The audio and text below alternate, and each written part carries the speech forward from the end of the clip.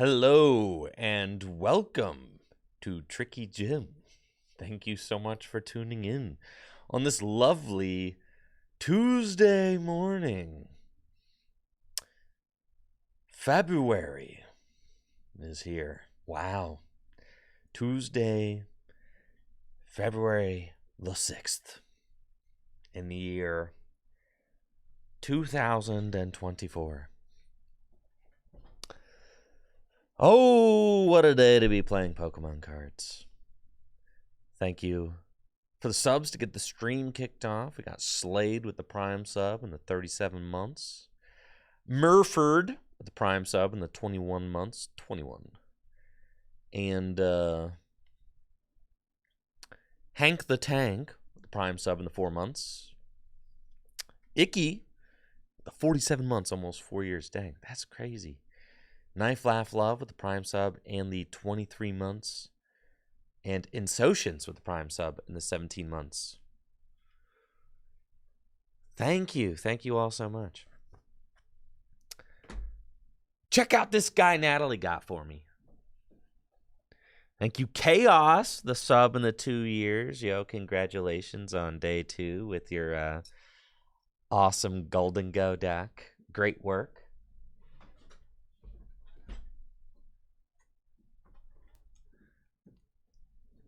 Isn't he just so handsome? Look at him. Man, this has got to be the best sitting cutie I've ever seen in my life.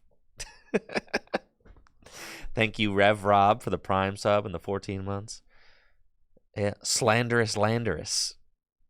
This is exactly what you want in a sitting cutie. Gotta say. He is perfect. Look at that determined expression. Yes. Oh, I love him so much. So, anyways, he's sitting back there on the skateboards for now.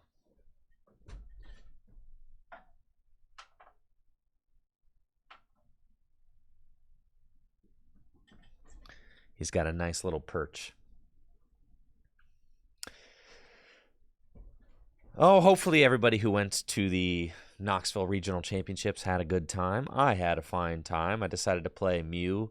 I should not have done that. It was a terrible day for Mew VMAX.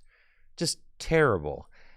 I had Roaring Moon sleeved up and submitted with Jesse and JW. Thank you, Moss705, for the Prime or for the Tier 1 sub in the 8 months. I had Moon sleeved up and the deck submitted with JW and Jesse, but got cold feet at the last second. Was like, I just want to play Mew, so I just played Mew instead. Thank you, Jack, for the 100 bits. Yeah, I know. I wanted to send Mew off on a high note, especially since I felt like I played well at Charlotte with Mew, but that I could have played a little bit better. I lost my winning into top 32 at Charlotte with Mew, which is the biggest regionals ever. I felt pretty solid about how I had played and the matchups, honestly. But then going into this event, and I wasn't even worried about Charizard. I was like, you know what? Charizard's like a good matchup for Mew. And I really think that. Like, it really is. I still have not lost to a Charizard deck in a best of 3 with Mew. And JW and I played 3 best of 3s with Mew versus Roaring Moon the night before the event. And I beat him in 1 and I lost in 2. But then I added Deoxys to my deck. And I felt like that actually gives you like a pretty serious win con versus Roaring Moon. Because if Roaring Moon goes for the turn 1 attack, they knock out one of your guys, and then you knock out their guy, then they knock out your Mew VMAX, then you Iono them to 1 and path them, and they might just not draw the game-winning cards, and you win, right? If they try to set up 2 attackers and just knock out 2 Mew VMAX, the Deoxys allows you to go Mew VMAX, Deoxys, Mew VMAX. So, like, you attack with the Mew VMAX for... If you're the one to... If Roaring Moon sits back and tries to force you to be the first one to take a knockout, you can go attack with Mew with a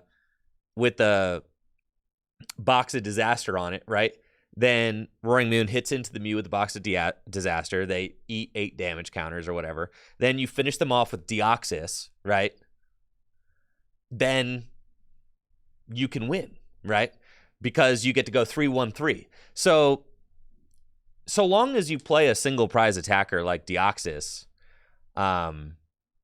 you can win the Roaring Moon matchup too, which I found out. So I just played the kind of I played the double turbo Mew with just the 2 fusion energies, the one Elisa Sparkle and the Deoxys. No, I'm talking about not Deoxys V-Star. I'm talking about the Deoxys that's Fusion Strike, Single Strike, and Rapid Strike. That one. Yeah. The one that does like 140. Yeah. It's actually good. But Roaring Moon and Charizard were not the problem with playing Mew this past weekend. That was not the problem whatsoever.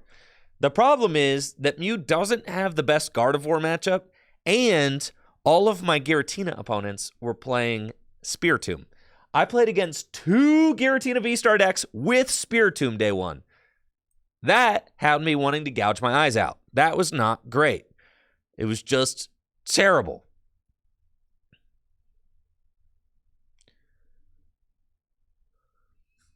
Absolutely terrible. Playing against a deck with Path is like one thing. That's fine. Playing against a deck like Tina with Path and Tomb, that was terrible. So I ended up going 5-3-1. It wasn't great, obviously. I'm very proud of my friends. JW and Jesse both did excellent. I mean, just they did great with Roaring Moon. I should have listened to them. I didn't. It was a humbling experience. It's fine. And I got to chat with Azul about it in the terminal, before we got our flight back. We had the same flight out of Knoxville, and he was like, "You never abandon the group deck, bro. You never abandon. You gotta stay committed, man." So that was funny. He got to chew me out a little bit about that, because obviously he and his group do a lot of testing and full commitment is like part of the deal. But they have also I feel like they've deviated before too, though. Okay, they've definitely deviated before. They've had people defect. It happens. I wanted to play Mew, man. I like Mew. Anyways, so I played against Snorlax Stall with a Spiritomb. Thank you, Blunter Bargains and Shady, for those subs. I appreciate it. Blunter Bargains with the 10 months. Shady with the 52 months. Yo, thank you.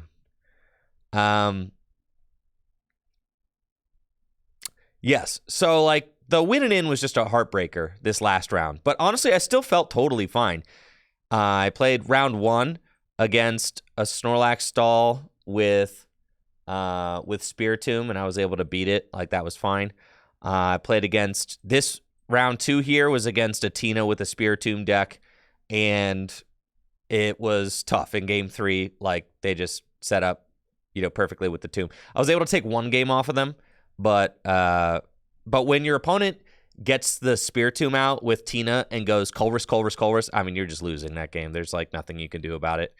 You got to hope that your opponent stumbles somewhere along the line, but if your opponent's just playing Colress, and they have Spiritomb out and you're playing Mew, it's just lights out. Scoop up your cards. It's not happening. I was able to redeem myself with a win against Giratina the next round. I mean, Giratina is a great matchup for Mew. It's one of the reasons why I like playing the deck. And as I said before, Charizard is also a great matchup for Mew, which I know does not seem intuitive, but it just is. And I explained that after Charlotte, talking about why Charizard is just a great matchup for Mew. You can just make their hand too small that they can't really do anything. And then, you plan for them to set up one Charizard, but you just make them hit into the Box of Disaster. You finish off the Charizard, you Iono them, and then it's just lights out. There's nothing they can do about it. I was able to beat back-to-back Tinas before going into the lunch break. After lunch break, I played against another Tina with a Spiritomb. That was miserable, but was able to come out of it with a tie, as my opponent was not able to seal the deal in Game 3. So, At this point, still doing fine. 3-1-1 after round 5. I played against 2 Tinas. Out of the 5 rounds that I played, 3 of my opponents had Spiritomb in their deck, which was tough to deal with. Yeah. So, first 5 rounds, 3 opponents had Tina. Not great. Or 3 opponents had Spiritomb. Not great. I still was able to, I went 1-1-1 versus the 3 decks with Spiritomb in it. Oh, round 4 was Guardy? That was you? Okay, thank you. Round 4 was Guardy. All right, I forgot what round that was. Or I forgot what this opponent had played. But yes, okay, round 4 was Guardy. That's right. And was able to squeak out a win there. Okay, so that wasn't a Tina. Yes, I was going to say, I didn't play against that many Tinas. All right, cool. That was Guardy. So, going into lunch break was 3-1-1. And, oh, that's right. I went in with Deoxys and started picking off your Ralts. Yes. Yo, Deoxys? I'm saying, Deoxys was kind of sick. 140. I mean, it's a good lead even against matchups like, this guy. It's just a good lead with the deck. If you could just go in with Photon Boost, you're doing 140.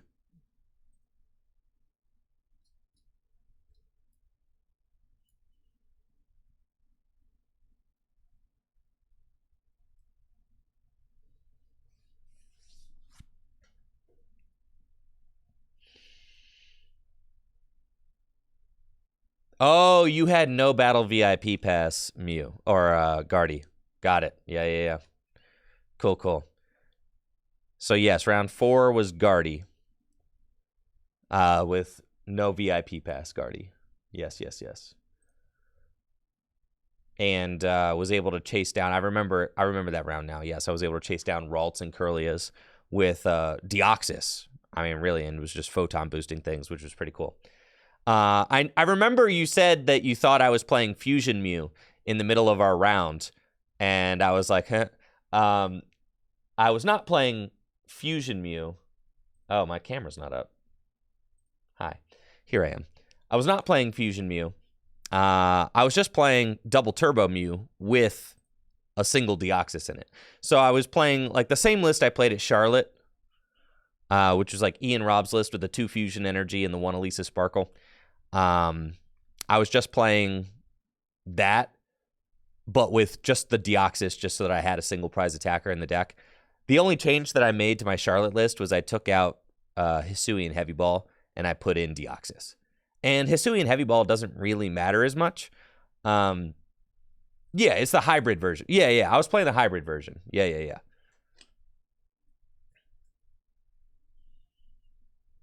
So I still don't consider that like a pure fusion build. I mean, it has 1 Elisa's, it has 2 Fusion Energy. The Fusion Energy are mostly there just to draw through Spiritomb, but including the Deoxys helped give like those Fusion Energy some other kind of utility throughout the tournament, which was nice. And against, my opponent in round 4, I was able to use the Deoxys to chase down Curlias and Ralts and really put a lot of pressure on while not offering up a multi-prize Pokemon in return.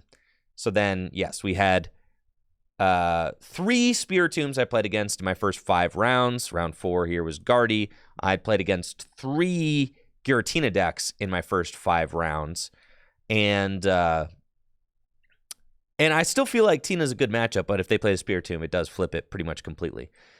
After the tie, so at this point, I had tied a Giratina with Spiritomb, and I lost to a Giratina with Spiritomb. Then in round 6, I played against Charizard and won. Lost a quick game 1 where I drew like crap, and then games 2 and 3, I executed the strategy that you're supposed to execute versus Charizard and just won. And then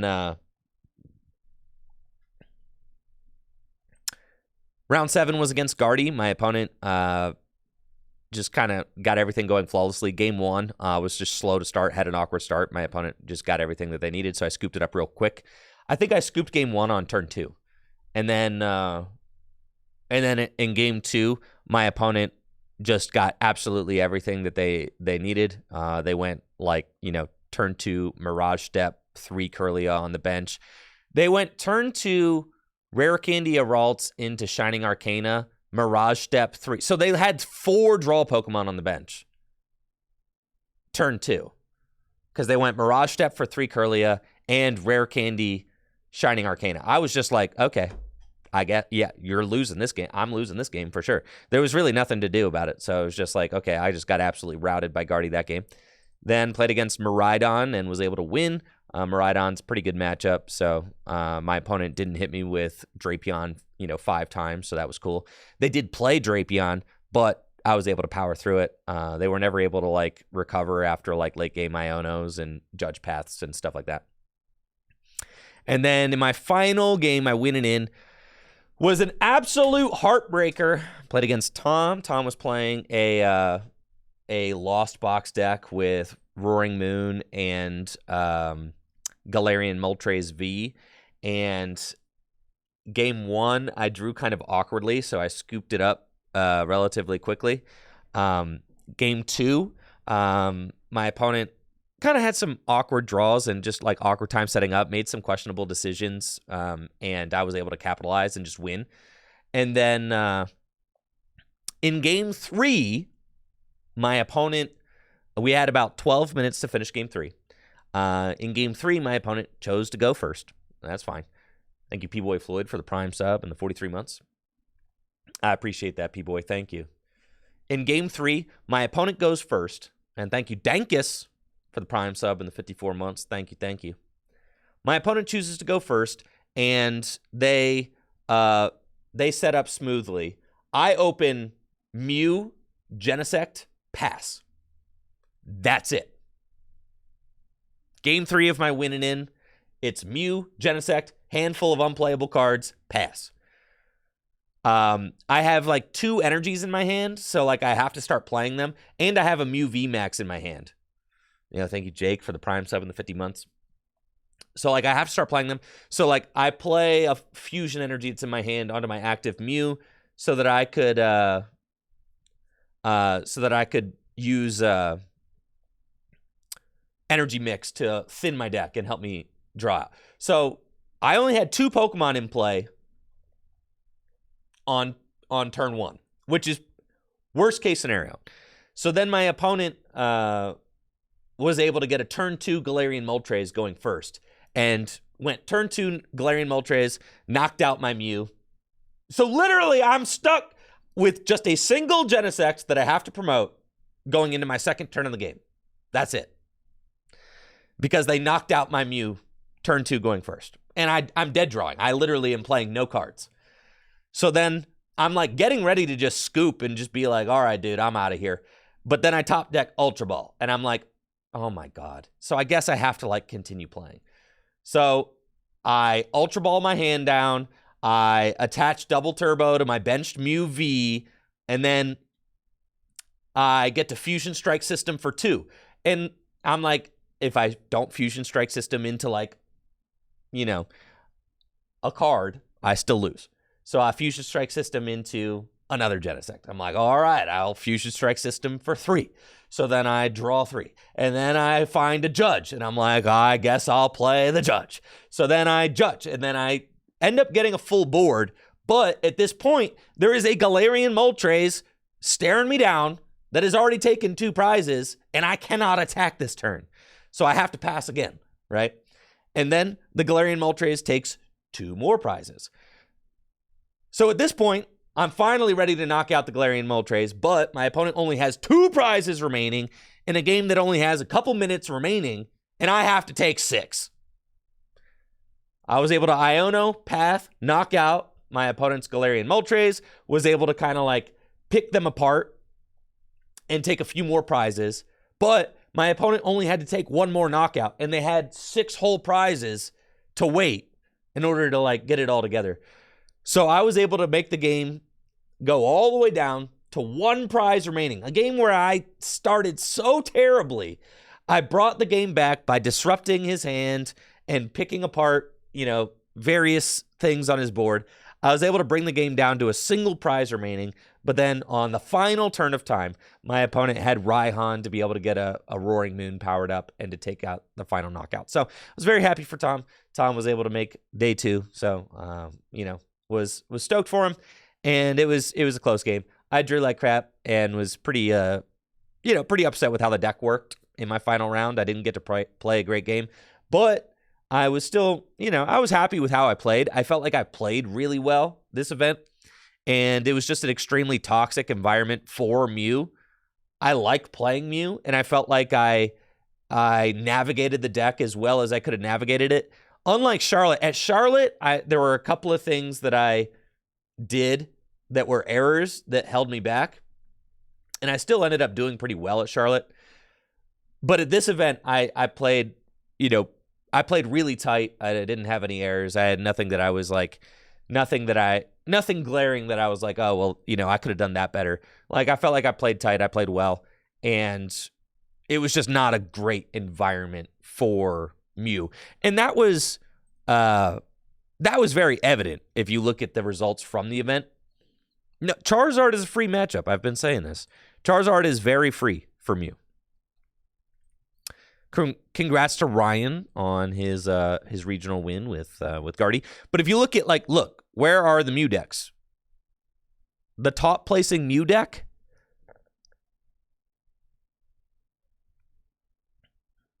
bro, I think is literally 50th place. It was just a terrible call for the event. I should not have played Mew. I should not. It was not a good call, but I just wanted to play it. I wanted to play it. So that's my fault. I should have just played Roaring Moon. Obviously, JW did great with it. Was testing with him leading up to the event. I wasn't confident in Roaring Moon's Guardy matchup. I wasn't confident in Roaring Moon's Charizard matchup. I wasn't confident in Roaring Moon's Lost Box matchup. I just felt like I had more control over the games that I played playing Mew than I would have playing Moon, but that was a big mistake. Jesse and JW both did well with Roaring Moon. Jesse finishing in top 32 and JW finishing 10th overall. So that was a very strong performance by them. Thank you, Market Dimly Litz, for the Prime sub in the 14 months. So I'm very happy for them, happy with how they did. And, I think I've learned my lesson. I got to just... listening to JW is hard, all right? It's difficult. It's difficult to admit that he's right, all right? It's difficult. The 50th place list was playing a Selgor. Holy smokes. I don't think that you actually need a Selgor. No, it wasn't. Yes, it was. Okay. Wow. Well, I don't think that you need a Selgor, but it's interesting.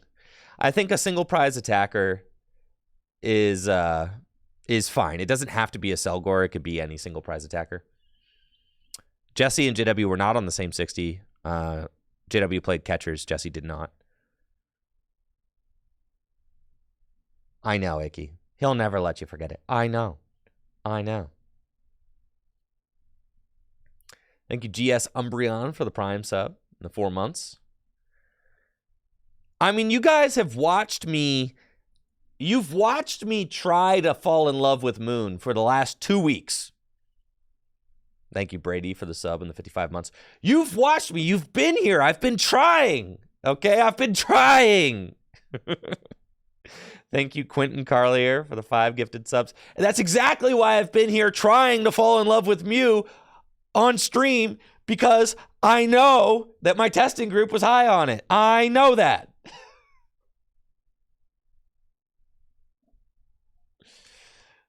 That's why I was sitting here trying. I was trying. It was not from lack of trying. I tried. I just couldn't convince myself that it's a good deck. I can't. It's like playing Miraidon without disruption. But even that's what Miraidon is now. And I think that the format's just changed to a point where it's like the aggro decks are just aggro decks. They're not that deep. It's just an aggro deck.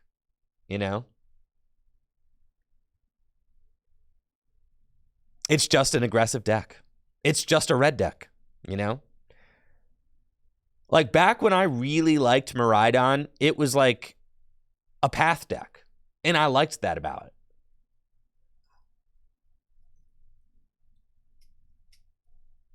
I liked that back when I loved Miraidon, it was like a Judge Path deck. Now I don't like the newer versions of Miraidon that are just like win faster. And that's what I was talking to Azul about it. I was like, I just don't really like the Roaring Moon deck, man. I really don't. It feels like it's just trying to win the trade and it has no backup plan. And he's like, yeah, man, that's the strategy. Just win faster. And when you put it like that, I guess so. So, yeah, just win faster, dude. That's just the strategy. Just win faster. And I don't love those strategies. The game has not been like that for 5 years. No, it hasn't. There are definitely decks that are not just win faster. There are a whole bunch of decks that are not win faster decks. Guardy is one of them. That's one of the reasons that I like Gardevoir as a deck. I mean, I've played Gardevoir to multiple major events. And it's funny to see the format come back full circle. And that's the reason I don't like the fusion version of Mew compared to the double turbo version, because the double turbo version has comeback potential. Whereas like the fusion version feels like a win faster deck.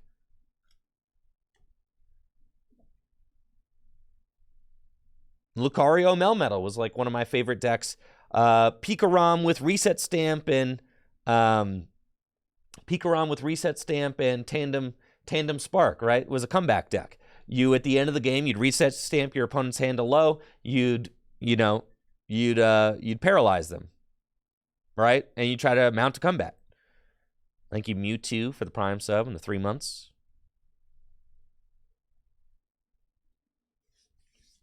But it's fine. I like double turbo Mew. I've had some of the, I like the way the deck plays. I like it a lot. I think it's really fun. So I'm not upset that I chose to play it. It just was a really bad weekend for it. And it just so happens that it was one of the last weekends for double turbo Mew as well, as the deck's going to be rotating out of standard format. I still was going to win it into day 2 with it. And despite, hitting some pretty hard counters, multiple decks with Spiritomb in it. Guardy's not a great matchup either, and I do think that it was just Guardy's regional. I mean, as evidenced by the fact that Gardevoir won.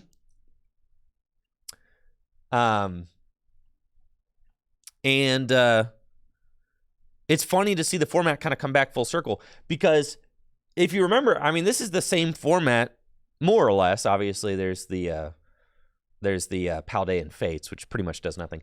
But it's basically the same format as LAIC, right?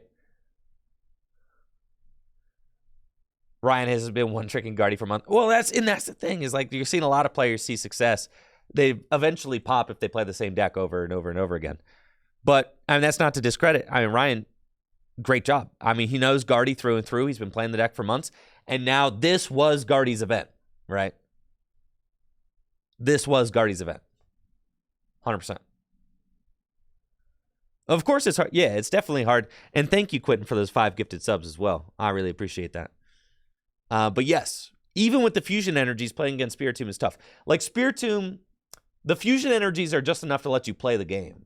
They're not, like, if it's going to be a close matchup, for instance, against Giratina, like if Giratina is playing Spiritomb, then they can buy themselves the extra like flexibility to be able to get to 10 in the loss zone and just like take key knockouts. Whereas like usually as the Mew player, you can kind of run them off the table, gust up their Tinas, knock them out before they can evolve, stuff like that. But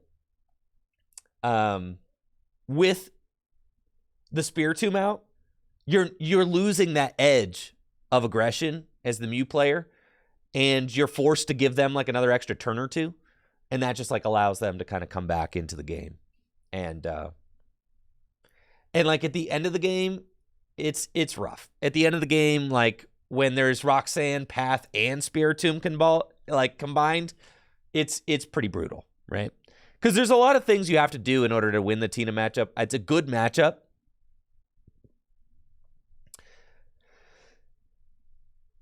Tina is a really good matchup for Mew, but with the Spiritomb, it flips it. It's slightly unfavorable for Mew if they play Spiritomb. It just kind of clunks up the Mew player just enough. But if you remember going into LAIC, I mean, I played Guardy at LAIC. So did almost everybody else. It was the most played deck at LAIC. Everybody had come to the conclusion that Gardevoir was kind of the BDIF at LAIC. So then what did we see? We saw the decks that did the best at LAIC were the decks that beat Gardevoir. Those decks were Entei Valiant and Miraidon with Iron Hands, right? There you go. So those two decks were the decks that rose to the top. And then we started seeing a format kind of dominated by, Miraidon hands and stuff like that, and then decks that beat Miraidon hands. So then we saw Charizard really assert its dominance because Charizard keeps Miraidon in check, right? That's what Miraidon has a terrible Charizard matchup. So that was like the kind of give and take there. It was like Miraidon had its time, but Charizard destroys Miraidon. And it was only a matter of time, and then we started getting into like Tina, right? Tina kind of was like this deck that could compete with everything. It could beat Charizard decks. It could beat Miraidon decks. It could beat Gardevoir decks. I mean, Tina is kind of like the blanket cure-all to the format. Tina can beat everything. It also can be a pile. That's the give and take of Tina, right? And now that you started seeing decks that could beat Tina and Charizard, like Roaring Moon, come into the fray, that's when Guardy shows back up. Just as soon as people start thinking Roaring Moon is a decent deck and Roaring Moon hates out all the Miraidon, right? That's when Gardevoir is going to come back and win. Because Roaring Moon is not a good deck. There, I said it again. I'm just kidding. Roaring Moon is very good at doing one thing, and that's beating multi-prize decks, okay? And so long as the format is in a situation where that's all you have to do is race down multi-prize decks, Roaring Moon is going to be pretty good about that. Is going to be pretty good at that. But when you introduce decks like Gardevoir into the equation, which many people consider to be the BDIF in LAIC, right? Before people started directly countering it, it's like, I mean, if Guardy is a highly played, highly represented deck, Roaring Moon will suffer because of that. Because Roaring Moon has an abysmal Gardevoir matchup. And that was one of the things that originally kind of led me to write off Roaring Moon as a deck, was that it couldn't really keep up with Gardevoir. But I think that it can at least hang enough that it probably will continue to be, a very played and represented deck into the Vancouver Regional Championships before rotation. Thank you, Ruben, for the Prime 7, 31 months.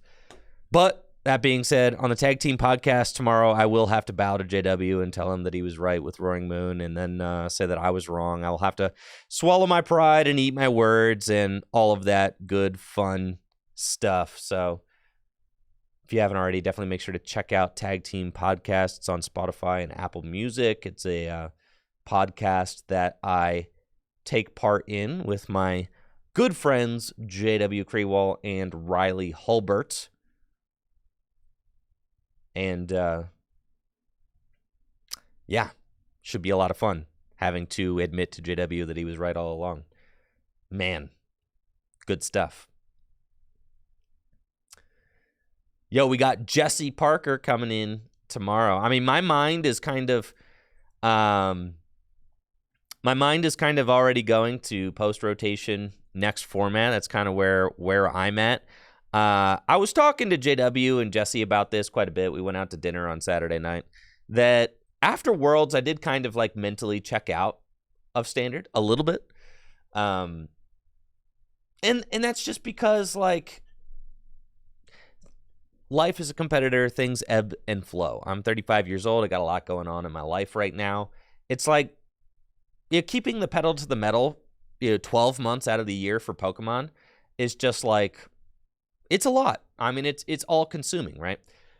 And as someone who's been playing the game for a decade, for like 10 years, it's just like, okay, I had like a I had a year that I went like really hard on, and really, I mean, like, look at all these events. Like, my God, the 2022-2023 season, like, dude, I just was like, I was at so many different championships. I was, grinding my butt off. And then, like, after Worlds, like top 32 in Worlds, I was like, I felt a sense of like accomplishment and like, you know what? It was a really good season. And I felt some closure on that. But the thing is that the next season starts before the last season even ends. It's a ride that never ends. And there's no getting off. It's just like, I had already attended a League Cup for the 2024 season before the World Championships even started. So it's just like, it's like, when do I take a mental break, right? When do I get off the ride? So, I'm a 35-year-old man. I got a lot of other stuff going on in my life. And it was like, I was really proud of how this season worked out. But I had kind of like mentally checked out of like, I didn't want to test. I didn't want to grind. I didn't want to like put myself through the mental stress that I had put myself through in the previous season again, because I had just done all that. And I was like, well, when do I get to like take a break? So I continued going to events in the first half of the season, but I wasn't mentally investing myself in them as much. And I think that kind of showed. So at this point right now, like, I'm not mentally chasing the World's invite. I'm not. And it's just like, because I'm just not on that grind set this year.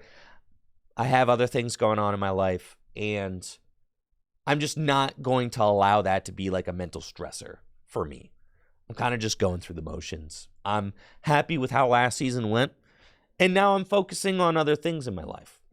I'm still attending events, and I was talking to like JW and Jesse about it. Like, I don't want to just go through the motions though. So I think for the back half of the season, I've kind of taken my mental break now. It was about 6 months where, I was kind of just going, but not really grinding. I think for the back half of the season with rotation and stuff, I am going to reinvest myself into trying to perform, at the best that I can for the post-rotation format, because it's got me genuinely excited, right? Yeah, it's got me genuinely excited again. And that's like all I was really waiting for. I was just kind of waiting for myself to be genuinely excited. Like forcing yourself to hop on TCGLive and like grind out games when you really don't want to. Yeah, that's something that makes you want to spoon your eyes out. So like, I didn't really want to do that. So I wasn't, I was just kind of going through it. But I am excited about post-rotation, and I'm ready to invest myself into trying again. I got all my paper decks built, and I am going to be doing some tabletop testing with Jesse tomorrow. Jesse's going to come through, and I'm going to get to show him who's boss by destroying him with all my fun new post-rotation decks. That's going to be awesome. So I'm really excited about that.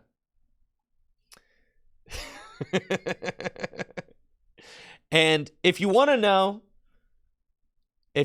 something that I'm guilty of,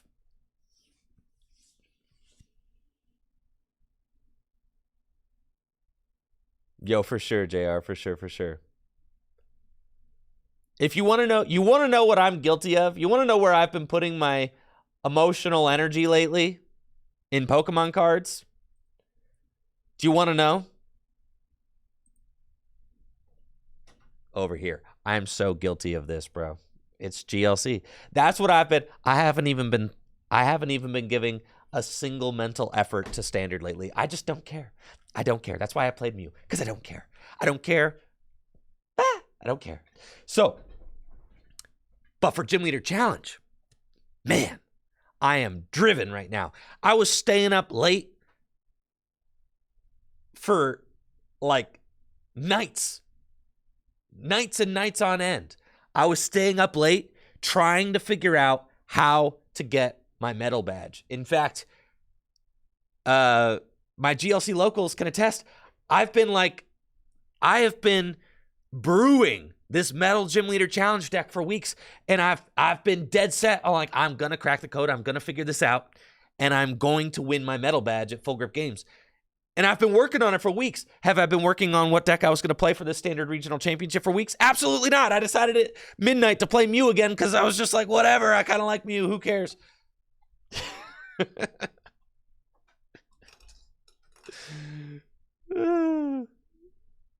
But this Gym Leader Challenge badge, man, I worked my butt off for this. And I'm really excited about earning my Metal Gym Leader Challenge badge. Now, I see a buddy of mine, Ben Morse, has created his own website, which is really cool, which I'm going to show off here. Oh, hi, Ben Morse in chat right now. Let's check this out. This is not my card. This is Ben Morse's card. But he's got his own league standings here. And as you can see, the Full Grip Games GLC league standings, you can see everybody that's got their badges and all of that, which is super cool. And for those of you that have no idea what I'm talking about right now, Full Grip Games has a Thursday league, like a weekly Gym Leader Challenge league, where it's a Swiss tournament every Thursday, usually 4 or 5 rounds. Last week's was 5 rounds. We had 18 players. And the winner of each event wins a badge for the type that they played with, but you cannot earn duplicate badges. So once I earned my Darkness badge, which was the first badge I earned, you can't earn a second Darkness badge, right? You get your Darkness badge, that's it. Just like in the video games, you earn your Cascade badge. There is no second Cascade badge. You get the Cascade badge, that's it, right? So, so this is the Gym Leader Challenge season, and the season lasts 1 year. Right? It restarts in the middle of July, which coincides with Gym Leader Challenge's birthday. And the goal is to try and win all 10 badges, because there are 10 different types that are supported in the Pokémon TCG. So this is what's been consuming my mental. As far as Pokemon cards go, I'm having more fun doing this, because this is the first year I've done this. I've tried to qualify for Worlds like, I don't know, 10 times. Like I've been chasing the Worlds invite, and I've gone to Worlds and I've placed at Worlds, and I've had fun doing that. But to me, like, the Worlds grind is a grind that never ends. Right now, this is what I'm passionate about. This is what I'm having fun doing, just with like the local homies, and this has been so much fun, like trying to brew different decks every week and like trying to come up with different strategies to play and trying out different funny decks that, like, this has been a lot of fun. And, this is what's like driving my passion in the Pokemon TCG right now. It's just what I'm having the most fun doing. Thank you, Sarcasm, for the Prime sub and the 8 months. Appreciate it. And it's just different, Like I said, it's just different than qualifying for Worlds. And qualifying for Worlds is like super rewarding and fun in its own way. It's just I've been doing it for a long time. And, and it's like, and it's a grind that never stops. So like at this point, I'm kind of like mentally just not as dialed in to that grind right now, because like I just am interested in different things. So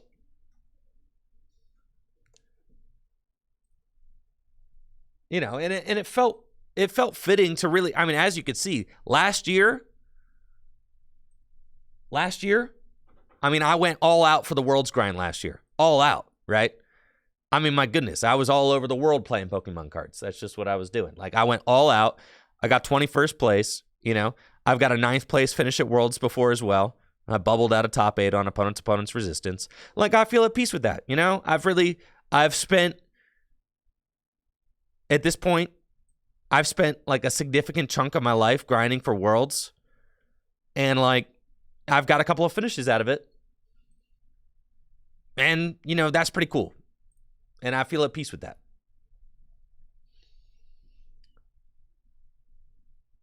Yes, and part of that is because of, that's where, you know, part of the reason I grinded so hard last year is because of the fact that Worlds was going to be in Japan. And that felt like, you know, this is like the climactic year. World's going to be in Japan. I haven't been to Japan since I was a kid. You know, this is the time to go. This is going to be the experience. And, you know, this is going to be the thing I was chasing all along. And like, Worlds being in Hawaii is great. I went to Hawaii for my honeymoon. I don't really care if I go. You know, I went to Hawaii 2 years ago for my honeymoon. It was great. I had a great time. I'm really excited for people that are excited. But like for me, I just like, you know, I might not go to Hawaii this year. And that's okay. You know, and it is what it is. And that's not to say that I won't like, you know, come rearing back and like really want to, you know, go for another sweaty year one year. It's just this year ain't that year for me. I'm focusing on other things. Like this Metal Gym Leader Challenge deck. And I cannot tell you how rewarding it was for me to brew up this deck, to practice with it, you know, for weeks. I mean, really, I was working on this deck for weeks, and it is just very unique and different, and it's got a lot of funny stuff going on. I mean, like, look at this metal deck. Like, this metal deck, dude, let me tell you about this metal deck.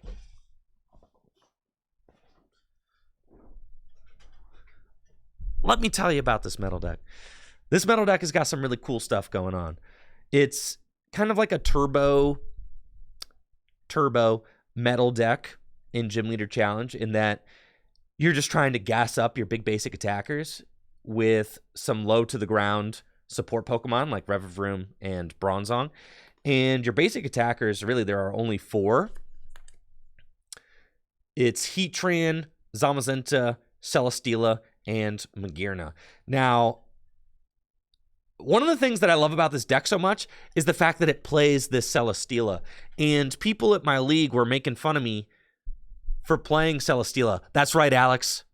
You were making fun of me for playing Celesteela. And guess what? I beat you with Celesteela at league last Thursday. All right. Using Celesteela. Now, Celesteela, and this is what I love about Gym Leader Challenge, dude. I was able to make this deck out of my own brain and use my own cool combination of cards. And like, it was super rewarding. God, it was so much fun. But Celesteela's got this Moonraker attack. Moonraker does 160 damage, but it costs a metal and 4 colorless energy, unless the total of both players' remaining prize cards is exactly 6, in which case you can use it for just 1 metal energy. That doesn't happen a lot. Most of the time, you're using Moonraker for 5. Sometimes you can use Moonraker for 1, but most of the time, it's Moonraker for 5. So, the reason why Celesteela is worth it, though, is because all of your attackers are freaking huge, right? Zamazenta has the Metal Shield ability, which makes it take 30 less damage from the opponent's attacks, and it has 130 hit points. So effectively 160 hit points. Heatran's got 140 hit points. Iron Hammer does 160 if it's got a fire attached to it. Retaliate does 220 damage if one of your Pokemon was knocked out the last turn. And Celesteela can do 160 for 5. They're all extremely fat. And then you put cards like Bravery Charm on them, and Celesteela with a Bravery Charm on it, that's a basic Pokemon with 190 HP. Right? And most Gym Leader Challenge decks are only playing one are only playing one Field Blower. So when you play this deck, you just kind of, you sparingly put your tool cards out. Like you put one Bravery Charm out at a time, one Cape of Toughness out at a time, force your opponent to use their Field Blower on the one, then you just throw down all the other tools, right? Which then makes it very difficult to win against this deck because there are a lot of tools that make your guys huge. And I really like Celesteela having 190 hit points with the cape or with the Bravery Charm on it, because there are a lot of decks that can hit up to like 180, but aren't hitting 190. I mean, 180 is like there's definitely like a cutoff at 180. Not a lot of cards are hitting 190 damage. There are not a lot of cards hitting 180 damage, but there are some, like Tinkaton and Psychic. But 190 is like that extra step further. There's just like even fewer cards that can hit 190 damage to knock out a charmed Heatran or a charmed Celesteela. So your guys are just really big. And at first, I had Celesteela, I had Cobalion in the deck, which is like a revenge attacker. But as I started kind of getting into the, figuring the deck out, it's really just like a Heatran Zamazenta deck, but Celesteela is just like the third attacking option. And it's a very expensive attacker, but the reason it works in this deck is because this deck is already playing Guzma and Hala, right? And since you're playing Guzma and Hala, you want to play special energy, so I'm playing the shield energy, and I'm playing a double colorless energy, and this deck also plays Mela. So Mela can accelerate a fire energy from your discard pile into play, and Heatran loves Mela because it can allow you to power up Iron Hammer to do 160 damage. If you Mela and then use Bronzong's Metal Links to accelerate a metal energy from the discard pile, you can power up Iron Hammer in one turn. Zamazenta also likes Mela because you can Mela for that colorless energy requirement in Retaliate, use Metal Links, and then attach from hand, and you've got to Retaliate. Magearna likes Mela, right? Its wind-up cannon costs a colorless and a metal energy. And then Celesteela also loves Mela because Celesteela doesn't care what energy it has attached to it so long as it has just one metal energy attached. So you can Mela to Celesteela at any point in the game and just kind of stow extra energy on Celesteela and then build up for Moonrakers. And when you've got a 190 hit point Pokemon that's just firing off Moonraker turn after turn, that's 160 damage. I mean, it's knocking out like almost everything. And then you're pretty much not getting knocked out in return. So being able to just kind of Mela to Celesteela is really nice. Celesteela just loves kind of holding energy for later in the game when it's time for Celesteela to attack. Similarly, Raihan allows you to get those, Pokemon powered up in just a single turn. Now, something that I had kind of figured out while playing this deck, originally I was only playing Max Elixir and Metal Saucer to help get extra energy into play. But I found that really you want even more options to get energy into play, especially if you prize Bronzong, or if your opponent knocks Bronzong out. And that's when Turbo Patch and Energy Sticker really came into the equation. And it started out as a little bit of a meme. I was like, all right, well, what if I play Turbo Patch, Energy Sticker, and Metal Saucer, and Max Elixir? And it turns out with all four of these cards in the deck, you really have no problem getting your huge attackers powered up over and over and over again. And it's like, it's not like you need Turbo Patch to hit in every matchup. It's not like you need Max Elixir to hit in every matchup. But between playing Max Elixir, Turbo Patch, and Energy Sticker, odds are you're going to hit one or two, throughout the game. And those one or two extra energy attachments throughout the game can really make a difference. So it's really just a numbers game at this point. It's not like I'm just playing just the one Turbo Patch and I hit it 50% of the time. It's like I'm playing these three cards that all have the opportunity to accelerate extra energy, and it's just a numbers game. If I throw them enough, like, they will get enough energy into play in order to win games. And yes, against JD, I did hit all three. Sometimes you're just gutted like that. So you miss all the shots you don't take. If I'm not playing these cards, I don't have the opportunity to hit them. So there you go. I mean, in my regional championship finals when I won my regional championship in 2015, I was playing Super Scoop Up in my deck. I was playing 3 copies of Super Scoop Up, which was a largely disrespected card at the time. But then in my top 4 match, I hit 2 out of 3 and won my top 4 match because of it. And it's like, yeah, it's a numbers game. You play it enough, you'll hit some, and it'll allow you to win games that you otherwise shouldn't have won. So, it is what it do. Coin flip cards are broken. I mean, and we just saw JW just finished 10th place at the Knoxville Regional Championship playing what? Pokemon Catcher, right? A coin flip card. That, it's a numbers game. You play enough Pokemon Catchers, you're going to hit some heads. Those heads can win you games that you otherwise shouldn't have won. It's the same exact ideology, right? It's the same exact thing. Another interesting thing about this deck that is pretty unique is I'm playing a copy of Bill's Analysis, which is a funny card. Very early Gym Leader Challenge lists were playing Bill's Analysis. Like, I was playing this card in week 1, week 2 GLC decks. I was playing Bill's Analysis because it's just an interesting card. In a singleton format, you get to look at the top 7 cards of your deck and pick 2 trainer cards and put them into your hand. But now with cards like Battle VIP Pass seeing play in decks, I felt like Bill's Analysis is like a second.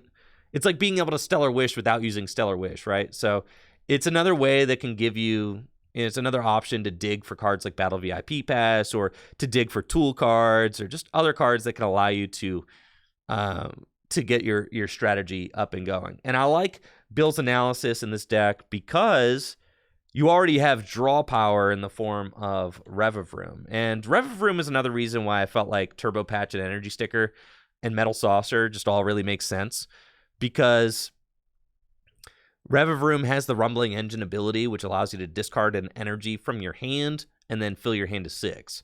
And Turbo Patch and Energy Sticker and Metal Saucer all just jive really well with that Rumbling Engine ability, because you're always discarding energy. So having multiple options in your deck to bring those energy back into play onto your attackers is just something that's really, really powerful. I mean, and the deck just has a lot of synergy. It all flows together really well. And I was really happy with how the deck performed at GLC League this past week. We had 18 players show up, so that was a 5-round tournament, and I was able to go 5-0. I beat a couple of grass decks. I beat JD's lightning deck. I beat Craig's water deck. And I had one more. I think I played against 2 or 3 grass decks. Grass was good. I mean, your guys, a lot of them resist grass, which is really insane. Zamazenta resisting grass with its Metal Shield ability. I mean, that's effectively it has 190 HP without a tool on it, which is just nuts. But yeah, it was a super fun tournament. I had a lot of really close games that just came down to the wire, and it was super rewarding kind of working on this list for weeks and getting it to a point where I was really happy with it, and then being able to win league and get my badge with it. It was just a really rewarding experience. Magearna is just a great opener. That's a good question. That's the reason we play Magearna and Jirachi. Magearna's overhaul attack, I overhauled a couple of times throughout the event. Overhaul is a really good opening. I mean, just shuffle draw 6. But Wind-Up Cannon is also useful.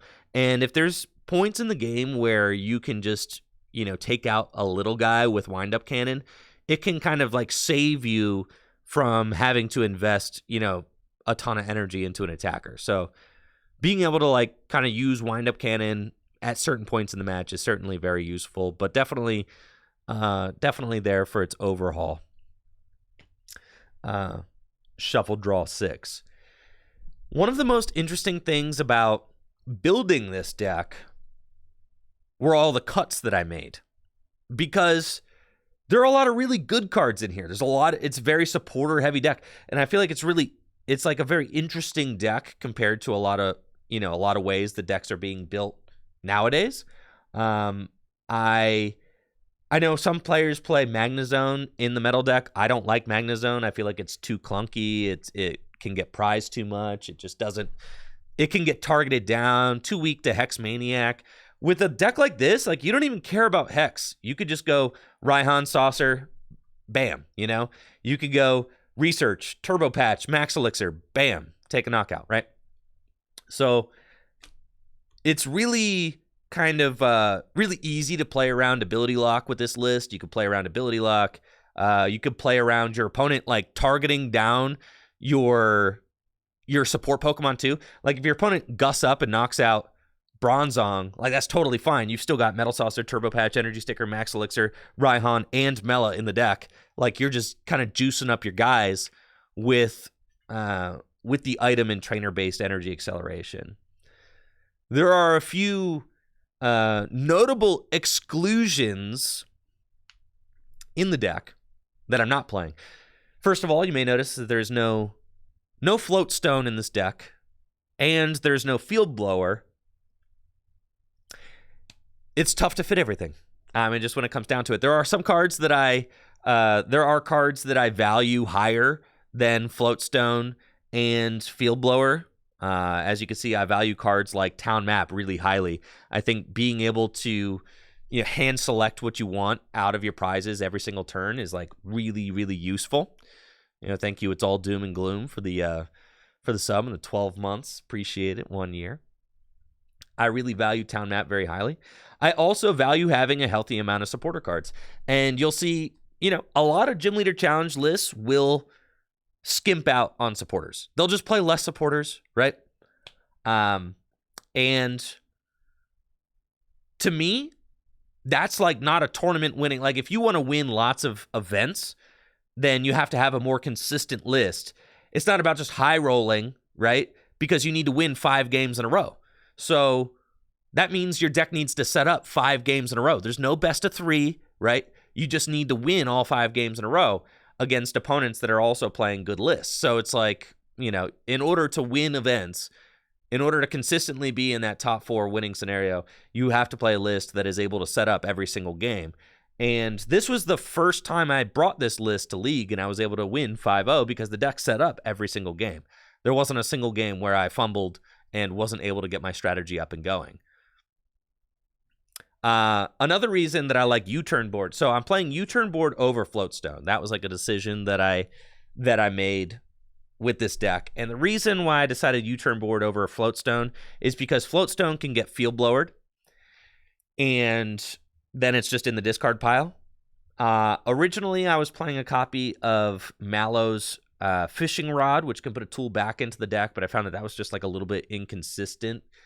But U-turn board, just being able to always put that card on Jirachi or Magearna. Now, obviously, Jirachi will put itself to sleep with its Stellar Wish ability, but it doesn't matter because all you need is just to have a free retreating Pokemon at all costs so that you can use cards like Max Elixir, like Energy Sticker, like Metal Saucer, like Bronzong. You need to have a pivot every single turn, right? So that's why U-turn board is the pivot card of choice, because guaranteed U-turn board will be around unless your opponent Fabas it or Lost Vacuums it, right? If they Field Blower, it comes back to your hand. You can put it right back down on Magearna, and you can retreat with Magearna turn after turn. You can also put it on Jirachi and just decide not to use Stellar Wish, right? And just use it to retreat turn after turn. And it's not going to go away like a Floatstone would. Now, obviously, I'm playing a Skateboard because this card allows you to retreat with Jirachi even if Jirachi's asleep. So obviously, we play the Escape Board. The Escape Board pretty much has to be in the deck. But after a certain point, after setting up, you don't really need to use Stellar Wish anymore because you can just use Rumbling Engine to like draw a whole bunch of cards. Like once you're set up, Stellar Wish isn't as useful as it is in the early turns of the game. Stellar Wish is really just, kind of a setup card. And then once you get to a certain point, Stellar Wish is less useful as you're going to be able to draw through most of your deck with Rumbling Engine. So No floatstone, no field blower. Now, I saw somebody in the chat said no field blower in a luxurious cape meta is a bold decision. I make the argument that it's not a bold decision because Zamazenta does 220 damage.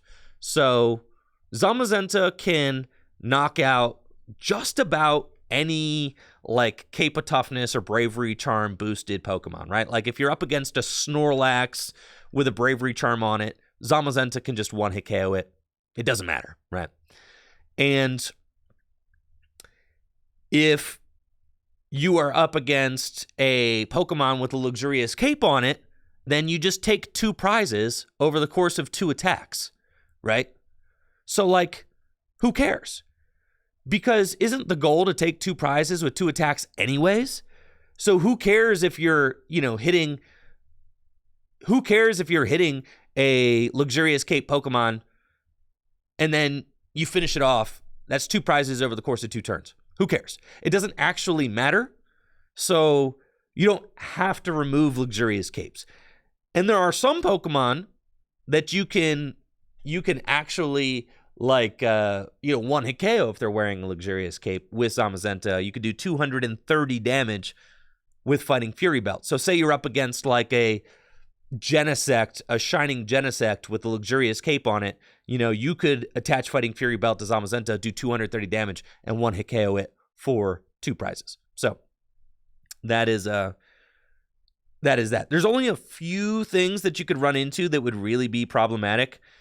Like if you happen to be up against like a Torterra, not even Torterra with a pot helmet, that's 190, minus 30, 220 still gets the job done, right? So it's like, it doesn't really matter. Now, obviously, that's a meta call. It's a meta call, right?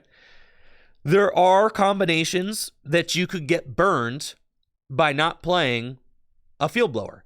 But with any Gym Leader Challenge deck, you are only preparing your 60-card list for the expected meta that you are going to play against at any given tournament. So it doesn't have to be, like, your Gym Leader Challenge list doesn't have to be able to beat every single deck that you might play against. As you can see here, there is no Metal Frying Pan. There is no Coating Metal energy. There's no Weakness Guard energy. If I were expecting to play against a lot of fire decks, then I might include those cards. But I was making the meta call that I would not be playing against those decks, and therefore didn't include those cards. Hex Maniacs is an incredible card. You definitely have to play that card. Sorry, Morris. Yeah, Hex Maniac's insane. Now, let me talk to you about why you don't need to play healing cards. I actually think that healing cards are kind of bad. I know that's going to be, people are going to not like that I said that because people like healing their Pokemon. But let me explain to you why healing cards are bad in GLC. Let me explain. Let me explain. All right. Healing cards like Penny, don't need it. Okay. Those are called win more cards. And the reason that those cards are win more cards is because Tank and Heal, Tank and Heal is just a bad card. No, it doesn't matter. Okay. Here's why it doesn't matter. Say you make your guys big, right? Say you make your guys really big, which is exactly what this deck does. Okay? You make your guys really big. You put the charms on them. You make them really big. All right? You make them huge. What's the point of making your opponents big? What's the point? So they don't get one-hit KO'd, right? It's so that they get two-hit KO'd instead. So your opponent has to, swing twice to knock them out. Now, pretty much all of these guys, they're taking one-hit KOs. I mean, on almost everything, right? Especially Zamazenta, 220. So the goal of this deck is to trade 2 for 1 with your opponent's Pokemon. That means that if your opponent has to swing twice into a Heatran and Heatran takes 2 knockouts, that means Heatran gets 2 prizes while only giving up 1 in return. So if your Pokemon in your deck are going 2 for 1, and that's the goal, right? Is to go 2 for 1. If your Pokemon are already going 2 for 1, then why do you need to heal them, right? You're already going 2 for 1. You're already going to win. So why do you need to heal them? You're already going, taking 2 prizes with Heatran, only giving up 1. Taking 2 prizes with Celesteela, only giving up 1. You know, at some point in the game, your opponent might be able to one-hit KO one of these guys, right? At some point in the game, your opponent might take a one-hit KO. That's fine. But say you have 2 attackers go 2 for 1, and then your opponent, 1 for 1's a couple of other guys. That's fine. Even if you 2 for 1 guy, and your opponent and everything else is 1 for 1, you still win that game. You still win. So what's the point of healing? Trying to make a 3 for 1? It doesn't matter. That's called a win more strategy. You're already going to win by going 2 for 1. You don't need to go 3 for 1. That's just like a wombo combo that doesn't need to be in your deck. Thank you, Jager, for the sub and the 47 months. Now, it might be cute to go 3 for 1. It might be cute. It might be funny. But when it comes to actually like winning games and mapping out prizes, like I think I consider that a little bit of a win more strategy. Now, there are some healing cards that I like in GLC. Like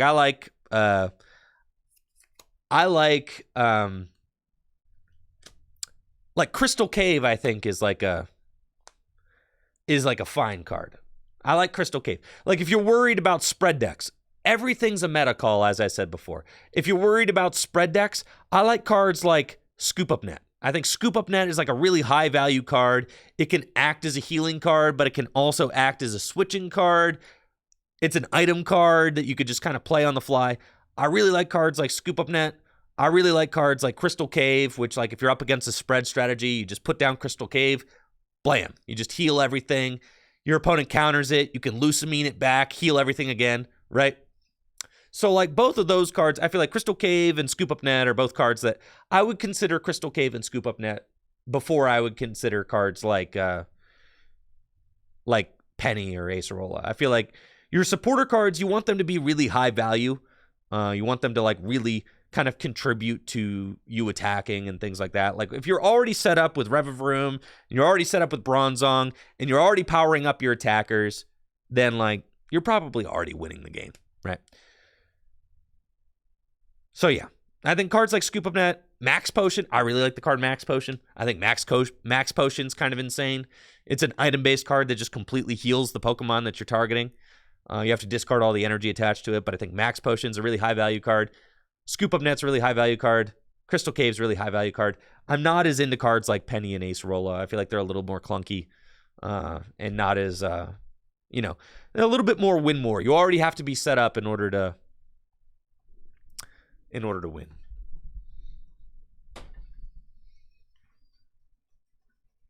So yes, I was very excited about Gym Leader Challenge at League this last Thursday. I've been putting a lot of mental effort into it, and things are finally going to start getting underway for the tournament hall that we are constructing here at Full Grip Games. I've been talking with Jameson about it. I'm going to have an entire stage downstairs with like lights, cameras, all that. I'm going to get to produce live events every week in the new tournament hall, which I'm extremely thrilled about. And I think, and we're also going to be, hosting big, multiple $1,000 tournaments, with hundreds of players, like 5Ks, 10Ks, stuff like that. Gym Leader Challenge tournaments as well, kind of like we were doing, right coming out of the pandemic. But one of the things that I'm most excited about is that one of the things that I'm most excited about is that I'll be producing weekly events also. And in my mind, kind of what I've been toying around with is the idea of producing like standard 1 week and then gym leader challenge the next week, and kind of oscillating between the two, so that it never gets too repetitive, right? So we'll do standard 1 week, and I'll do standard production, and then we'll on Wednesday nights, because we do standard on Wednesday nights. So we do standard on Wednesday night, and then produce Gym Leader Challenge on Thursday night the next week. That'll still give me the opportunity to play in Gym Leader Challenge every other week, which is fun. And it's gonna be a big thing. I mean, the stage that we're creating and all of that, like, my goal is to have it look just as good or better than the regional streams. That's my goal. Okay. Now, whether or not I can hit that, I mean, so there are some, obviously, the Pokemon Company has a lot more money and a lot more professionals than I do, okay? But I have one thing that they do not have. I do have one thing that they do not have. And that is that my setup is going to be a permanent setup. And that theirs, they have to pop up every weekend, right? So that is the one thing that I have. So I can put all of my effort and vision into making it the dopest stage thing possible. All right. Thank you, Brandon, for the tier 3 sub. And the 63 months. I appreciate you. Thank you. Alaskan Hero. Thank you. So that does make my job a little bit easier than theirs, because theirs, they have to pop up every weekend and in different places, right? Which is extremely difficult to do. So that is going to hold back a little bit of like what the stage can look like and how it can feel. So I think I can get closer than you might expect with the resources allotted to me by Full Grip, because Full Grip is all on board. Like, I've been talking with Jameson, like, basically whatever I need, like, Jameson's just gonna buy it. So that rocks, and I'm very, very excited about that.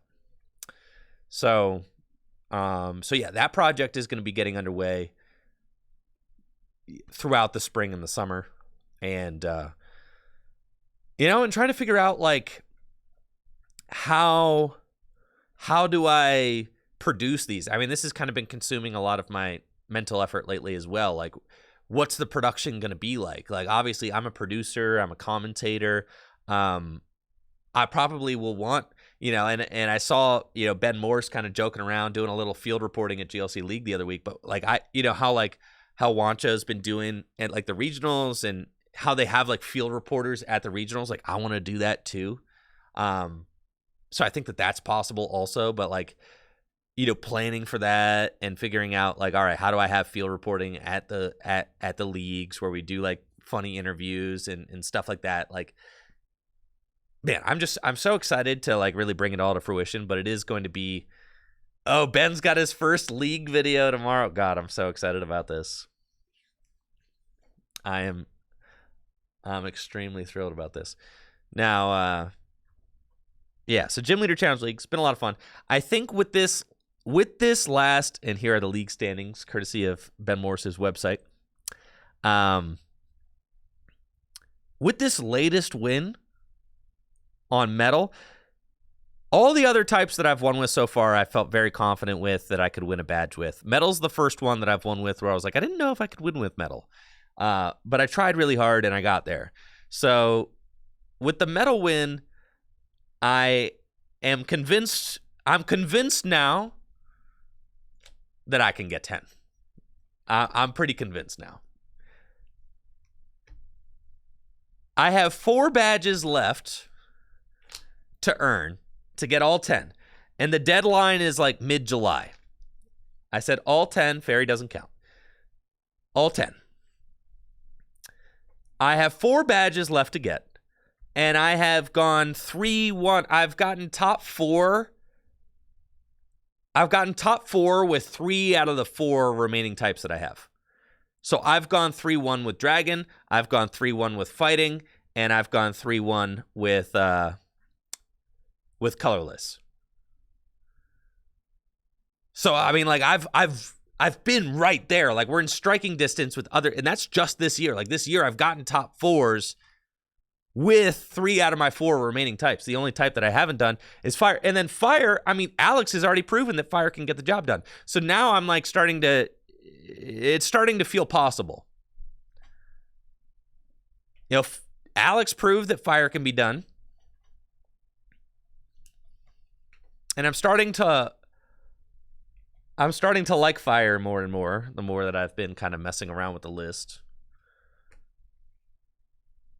But it is going to be a challenge.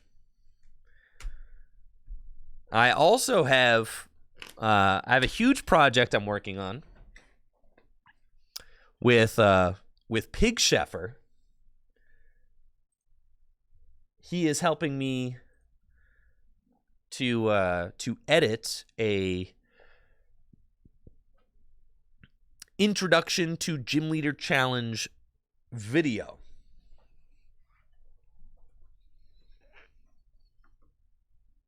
Oh. That's my skateboard, sorry. Do you guys want to see a little sample of what we've done so far? Do you want to see?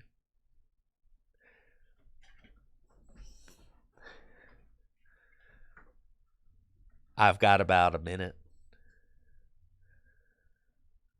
It's really cool. Yeah. It's really cool. I know. I'm so bad at spoiling things, but it's cool. I'm going to show you guys the spoilers. Give me a second to pull it up. Now, it's rough. All right? It's rough. It's called Roughed Draft, okay? But this is like the official intro to Gym Leader Challenge. I didn't see what Pig spoiled in sub chat, so that's funny. This is the official intro to Gym Leader Challenge video. The official, narrated by Ball Guy. Doesn't get any more official than this, folks. Narrated by the Ball Guy.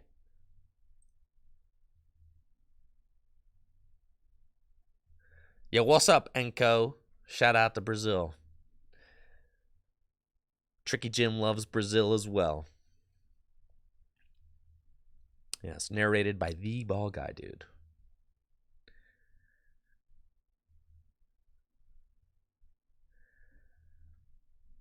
Let's go. Okay, I'll show you guys this.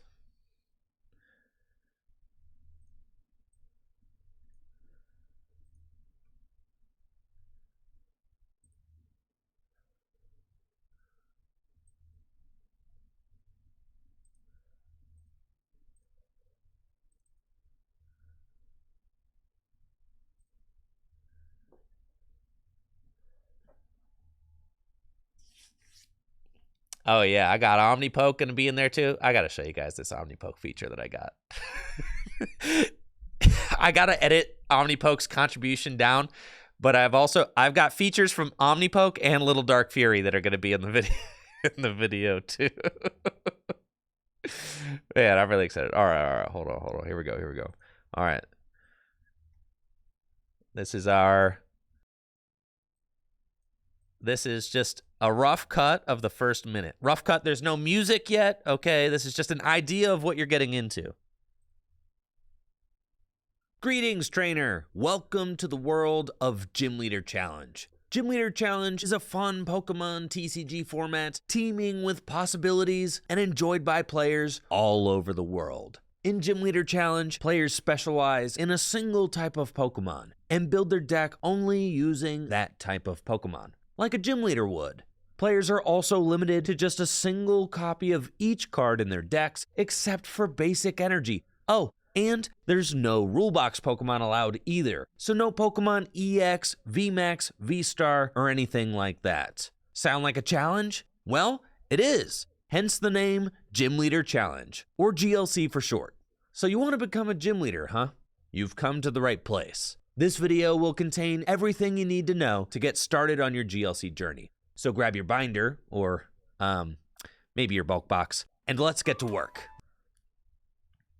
Oh yeah. Dude, how exciting is that? I'm so amped about that. He's doing such an incredible job with it. It's going to be so fun. It's going to be so fun. Yeah. It's like a 10-minute video. Let me see. Let me see. All right, I want to show you the Omnipoke thing. I want to show you the Omnipoke thing so bad. Hold on.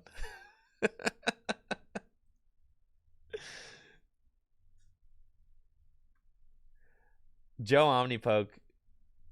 I know, I'm so terrible at spoiling, but it's fine. It's a reward of, it's part of the reward of watching the streams. All right, that you get a little spoilers.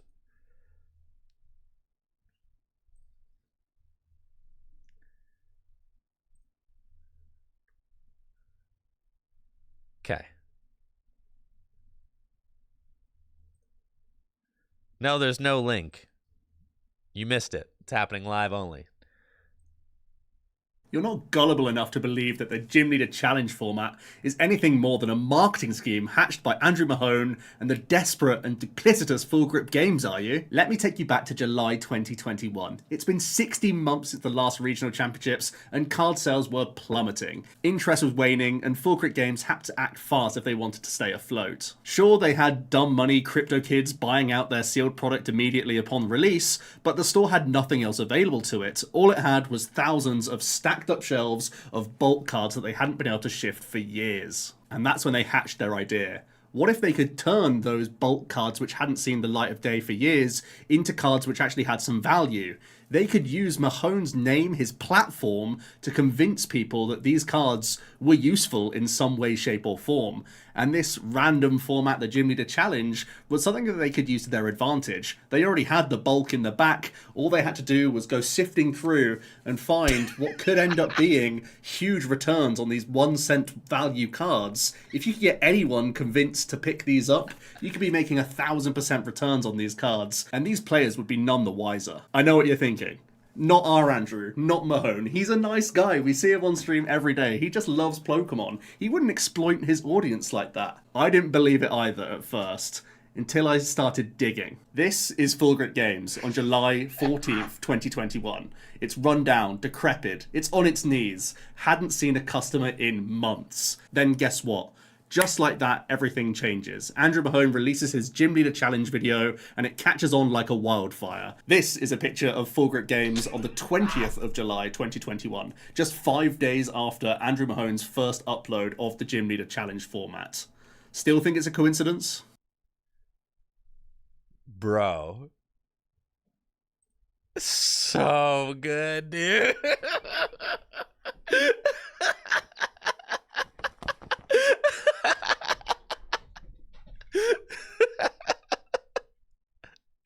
So good, dude.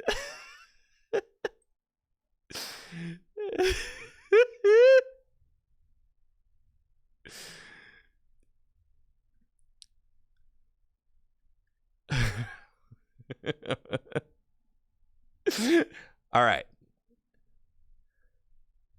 Now, the funny thing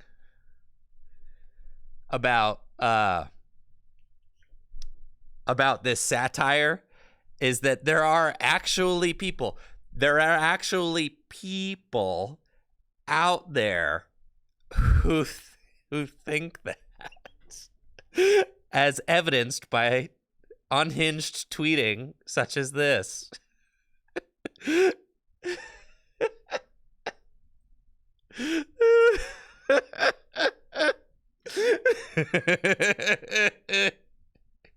Yes, bro. This is literally right here.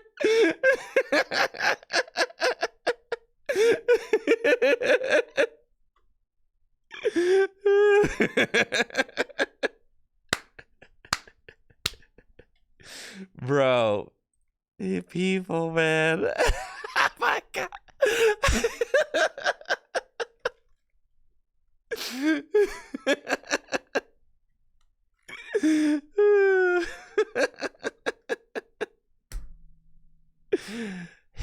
Absolutely hysterical, right? I know. That was just Joe's script. This happened after Joe sent me that, bro. Joe sent me that. I told Joe, I was like, yo, Joe, I need you to do me a satire on people thinking that GLC is a scam created by Big Card Store. And he did it. And then not 2 weeks later, bro, I see this on Twitter. Like, bro, you are, my dude, you are dense, brother. Dense.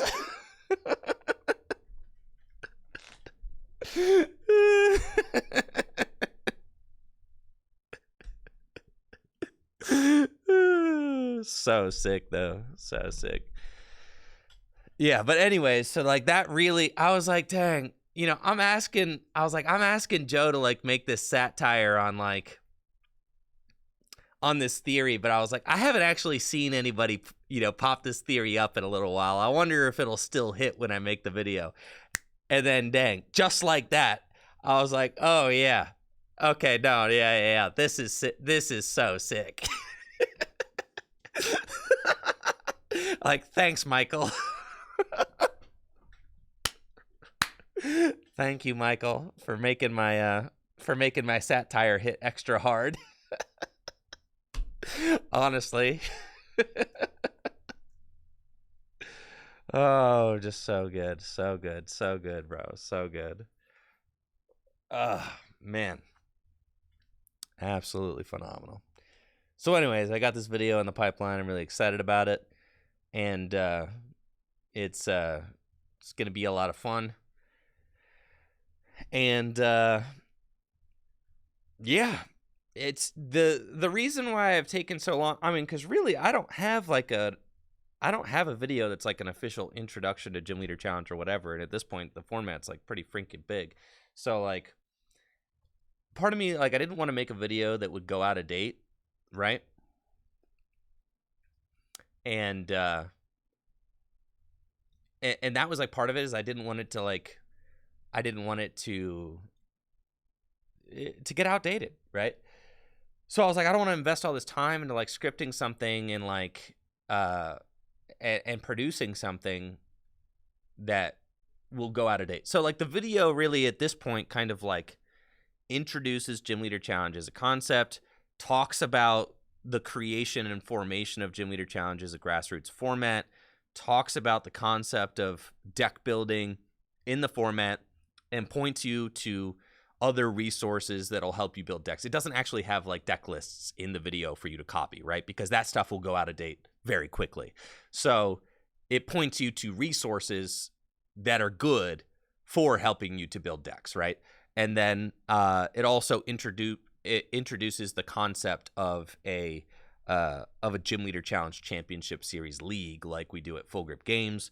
It talks about the badge system if you want to implement that, and so on and so forth. And it's kind of like a fun little landing page. So like if somebody just like is on YouTube and is like, what is Gym Leader Challenge? This should be the video that comes up and can help to like, you know, basically point people in the right direction. So that's just kind of what, you know, and it's been a fun project to work on. It's been really fun to work on. So I'm very excited about it. And it should be a good time. So what's next? Man, don't tell me we got to play Pokémon TCG Live. No, it'll be on YouTube. I'm going to release it on my YouTube channel for sure.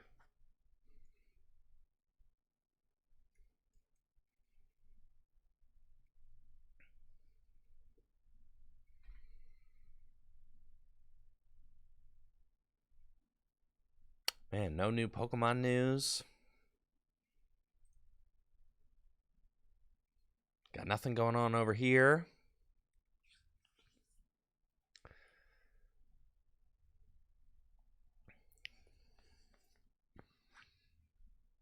Nothing? Nothing?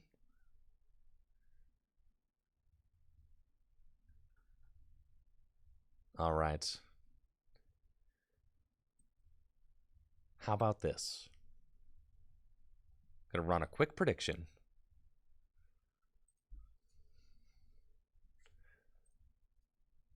Last week, I failed at my 5 kickflips.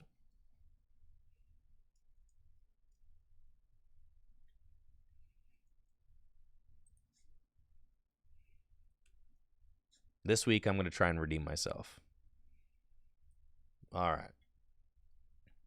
2 minutes on the clock. Can I land 3 out of 5 kickflips? And I got to take a quick bathroom break. When I get back, we will see if I was able to do so or not. So hang tight. I'll be right back. Thank you all so much for being here. And then we're going to try and land 3 out of 5 kickflips on my skateboard.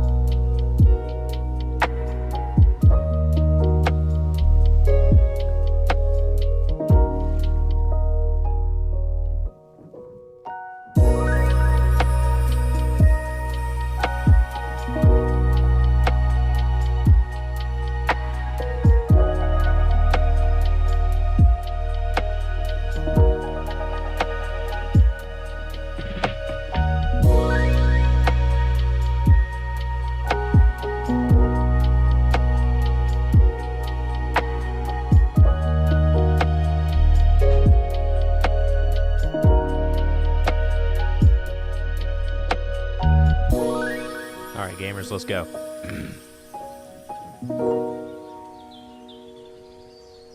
Kickflip time.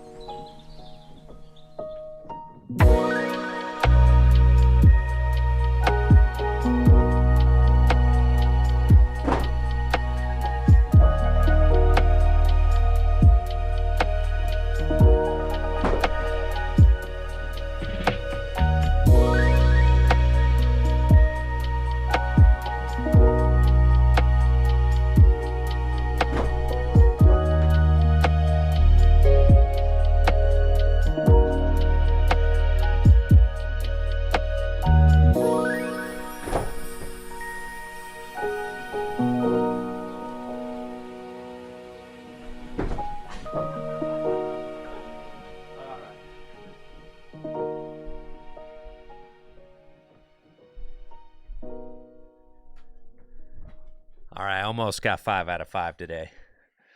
We got 4 out of 5.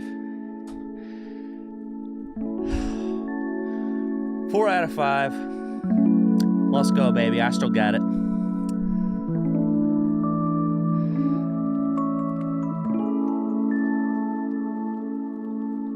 They weren't the prettiest, but you know what? They count. Let's go. Whew.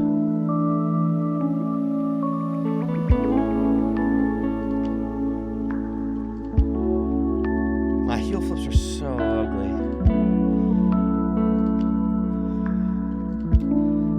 They're like hideous. Uglier than my kick flips, which are also ugly.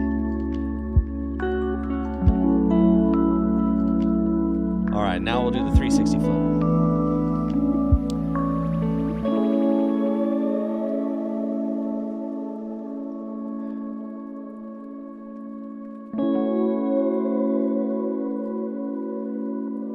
All right, 360 flip. Let's go, let's go, let's go. We on it.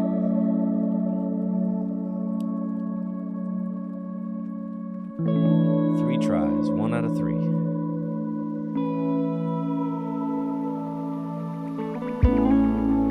Last time I landed on my 4th try, but usually I get it in 3 tries. It depends.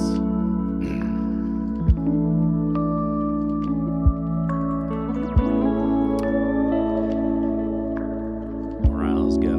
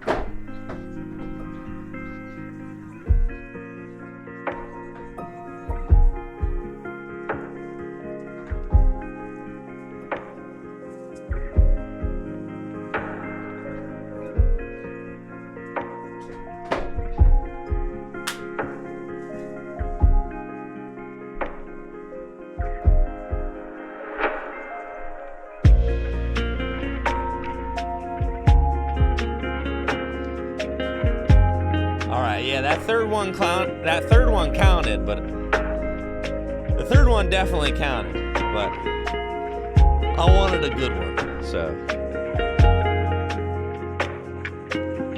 there we go. Let's go, baby. Still got it.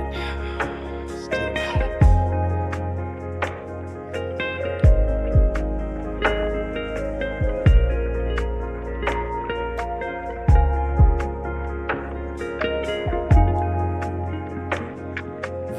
Varios are harder than 360 flips sometimes. It depends. Hard flip in 5 tries. Hard flip, stationary hard flip? What are you trying to do to me? You're trying to see a credit card live on stream, aren't you? You want to see me? You're trying to see a credit card right now.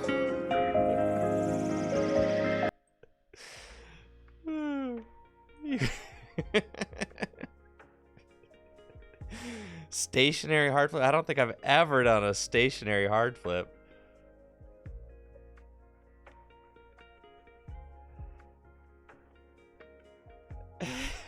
Take the camera, go finally. Let's see. My stationary bag of tricks. I probably could do a... I could probably do like a... I could do like a switch heel. That's another trick that I mess around doing stationary. Switch heels are fun. Double kickflips are the other one. All right, let's predict on double.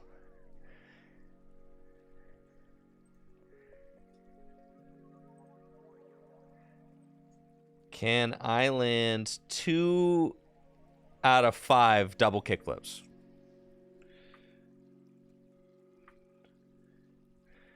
I actually don't know. I don't know if I can do this. So we'll see.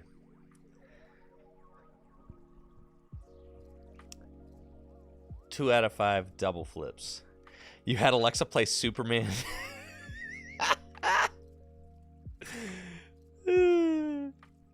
Do I ever go skate anymore? Listen, it's rough out here, all right? Especially in the winter. Man. In the winter, by the time I'm done at the office, it's dark outside. I kick it around on my mini ramp. I like doing stationary tricks on the carpet. I try to get out there when I can. I know, but it's been a little while. I'm not going to lie.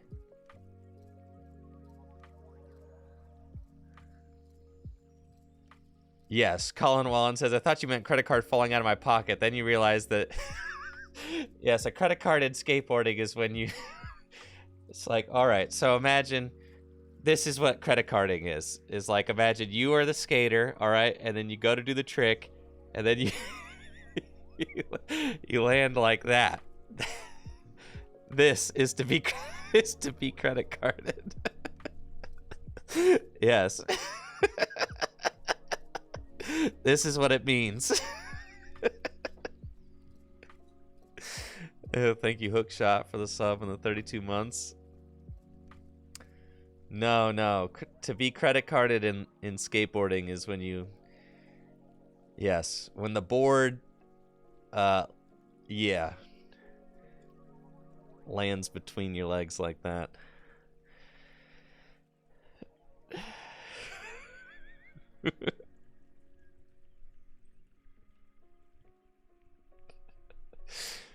Yeah, it's not what you want. If I was trying to do a hard flip stationary, we might get ourselves into something like that.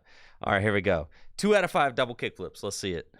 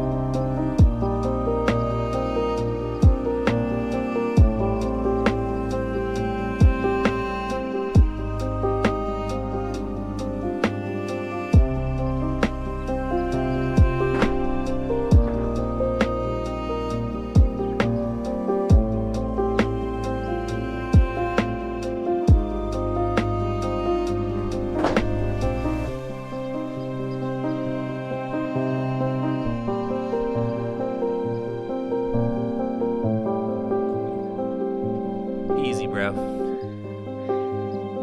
Easy. Still got double flips, no problem. That's crazy. That's crazy, bro. It's all the pants. I'm telling you, these Bailly pants, man, they do not lie.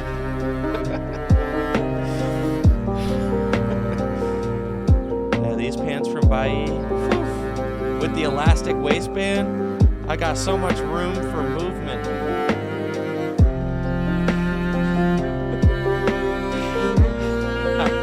I feel so flexible.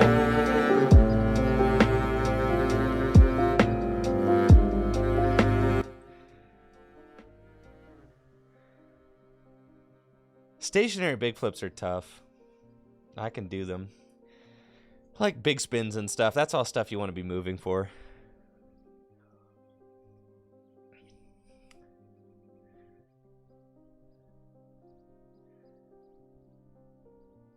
Back to Pokegear. My favorite flat ground trick to do, nollie big spins.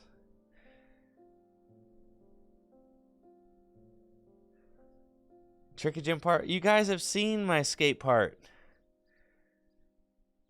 You've seen it.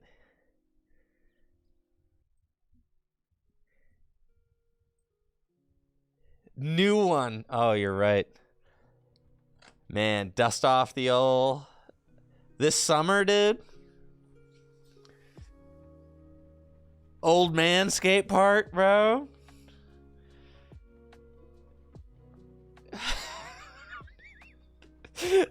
Have Natalie out there filming.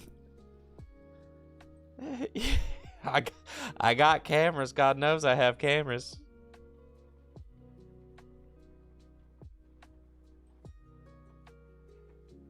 I don't get to play 1 hour of stretching, 20 minutes of skating, 12 beers. That's the thing. I follow pretty much exclusively skateboarding content on Instagram.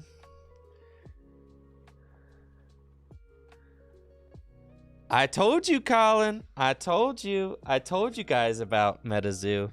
I know. MetaZoo just closed down. Of course. It was a quick cash grab.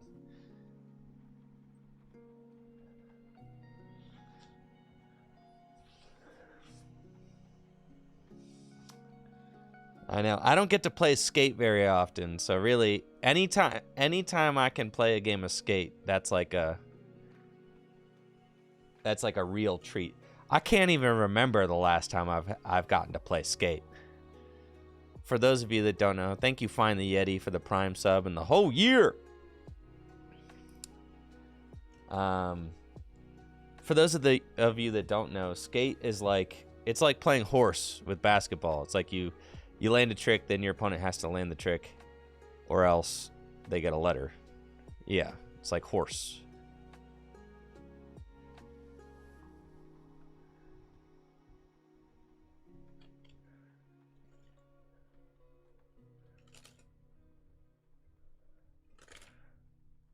Yes, but skate is a real treat anytime I get to play.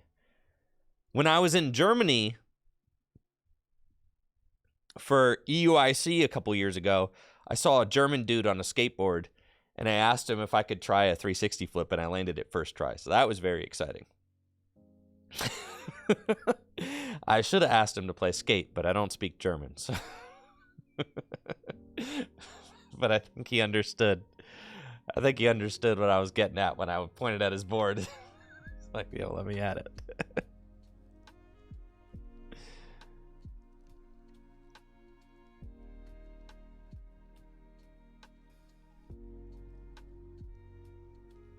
I know. I really I've talked about this pretty at length, but yeah. Really, everybody wants to make a trading card game. Of course they do. Everybody wants to make a trading card game. Why? Because if you can convince people to invest into the game, then you literally are printing money. That's why everybody wants to make a game. Everybody. But that doesn't mean you can, all right? There's a lot that goes into it. So it's yes, I have always maintained outside of Japan, because Japan is its own ecosystem, okay? They got their own tabletop gaming culture over there. Japan does. But internationally, and especially like in the US, the big three are Pokemon, Yu-Gi-Oh, and Magic the Gathering. And I firmly believe that something gigantic would have to happen for any other card game to break into those three.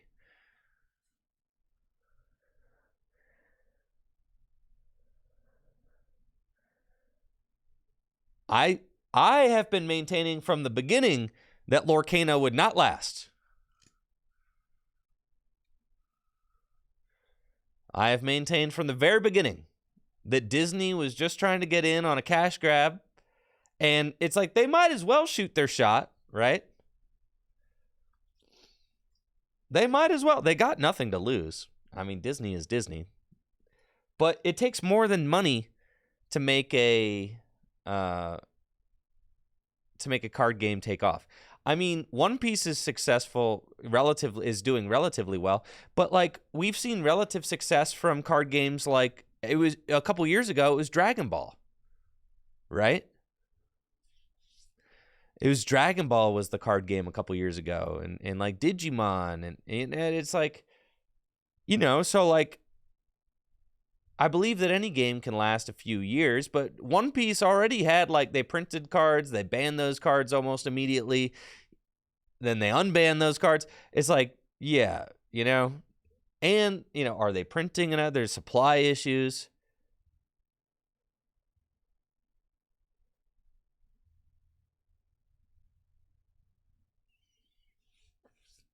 I maintain and have always maintained that it's just Yu-Gi-Oh, Magic, and Pokemon. And that the time for creating a card game is pretty much already, like, because you need, when a card game comes out, it can be like cryptocurrency or like GameStop stocks, right? It's like everybody hears its hype, so like the price of the cards increases as people like, are like all trying to get into it, right?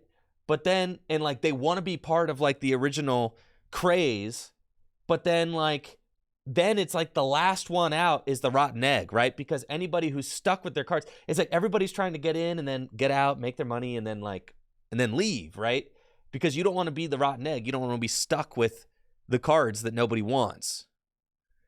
Whereas the only games that are actually like established and have like the only games that are actually established where the cards are kind of like stable enough are Pokemon, Yu-Gi-Oh, and Magic. Because those games have history, right? It's like investing. Like, what are you going to invest? Are you going to invest your money into an unproven new thing? Or are you going to invest your money into a proven thing that's got a long track record, right?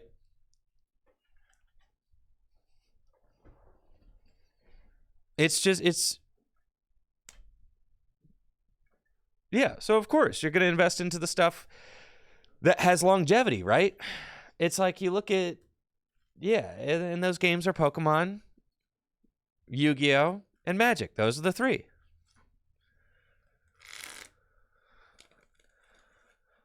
And that's the thing. People say stick around for a long time. Oh, this game was good for a while, but eventually they die. So like you've got the games that haven't died and show no sign of dying are Pokemon, Yu-Gi-Oh, and Magic. So it's like, but even you look at a game like Magic, and it's like a little bit concerning for Magic because their lack of support for IRL play.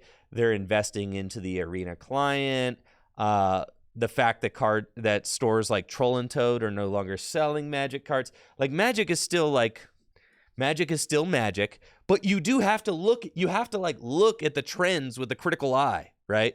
You have to, because it's just like stock markets or anything else. There's a lot of bad decisions being made with Magic the Gathering right now. A lot. With Pokemon cards, I mean, look, we got TCGLive. Like, yeah, I mean, that's not great. And it does affect, it affects the future of Pokemon cards 100%. But Pokemon is Pokemon. They've shown at this point that they can pretty much just white knuckle through anything.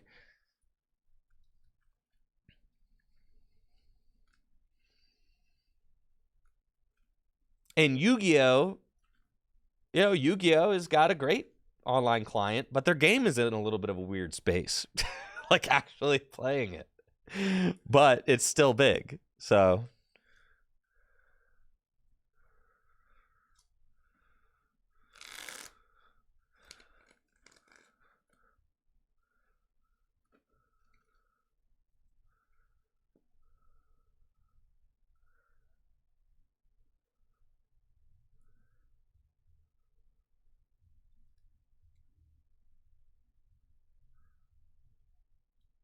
Were we talking about MetaZoo dying? Yes, that was one of the things that we were talking about. Yes. Gen Z and Gen Alpha, do they play Magic?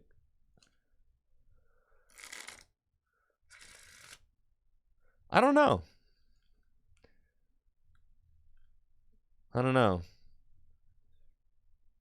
Not dialed in with them, so.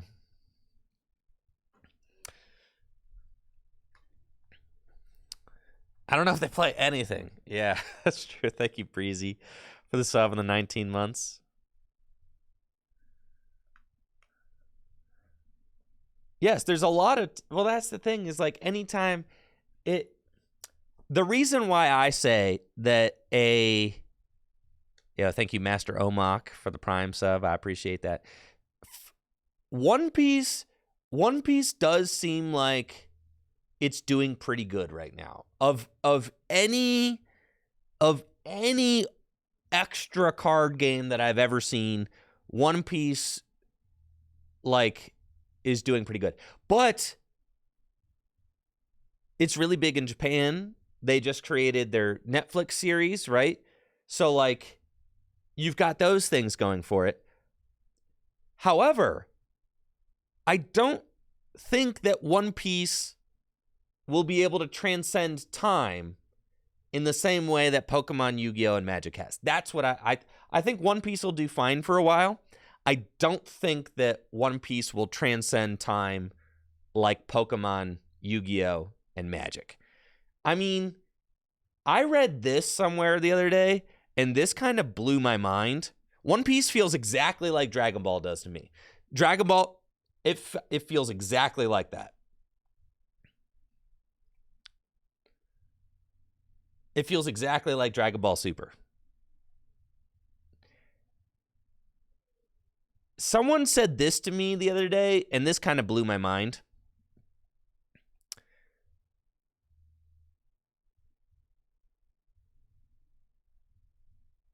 There has been more time elapsed, and I think this is true, right? There's been more time elapsed between black and white base set and now. Oh, yeah, this is true. Than there was between base set and black and white. Think about that for a little while. If you've been playing since black and white, that's going to mess you up. Because I have. Let me say that again for the people in the back. There has been more time elapsed between black and white base set and now than there was between base set and black and white.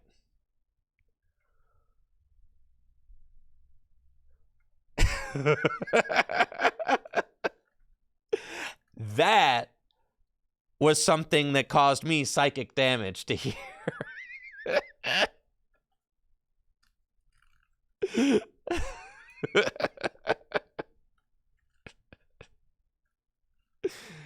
Yes.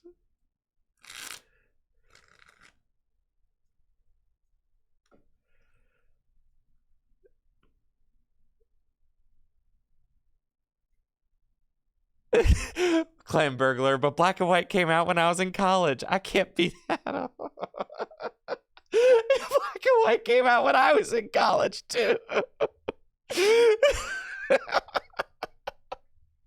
Black and white came out when I was in college, man. I know. I know, man.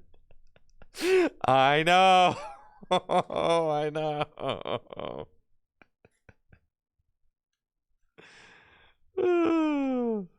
Yeah, not great. But I mean, that's a testament to like, I mean, think about Pokemon in like chunks of time like that, right? I mean, that's serious time. That's a serious amount of time. When we're talking about like the One Piece TCG, we're talking about like a couple of years. You know, you're talking about like one block in the TCG, in the Pokemon TCG, maybe, right? I mean, we're talking about like these games have history, and the history, and that's the thing that a new game cannot create. right? A new game that comes out cannot create history. And the history is part of what makes these games so special, right? And that's why I said, because everybody wants to be a card game with history. Everybody wants to have a card game that has a huge investment community and all of that. But in order to actually have those things, you have to have history. And you cannot create history overnight. You just cannot. But history is required in order to be a successful card game, right? In year 2024. That's my thesis.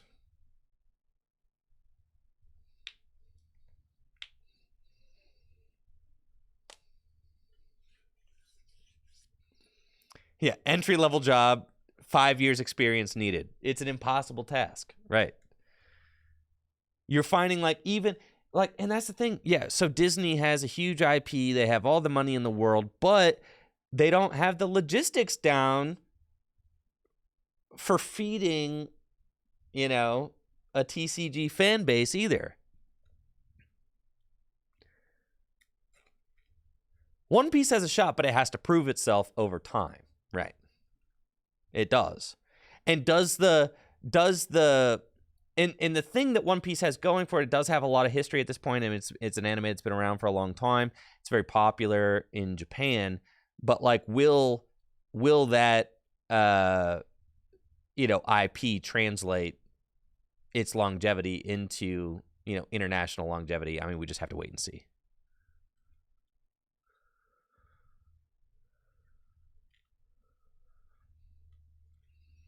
And this is exactly why the big three are the big three. Yes, 100%.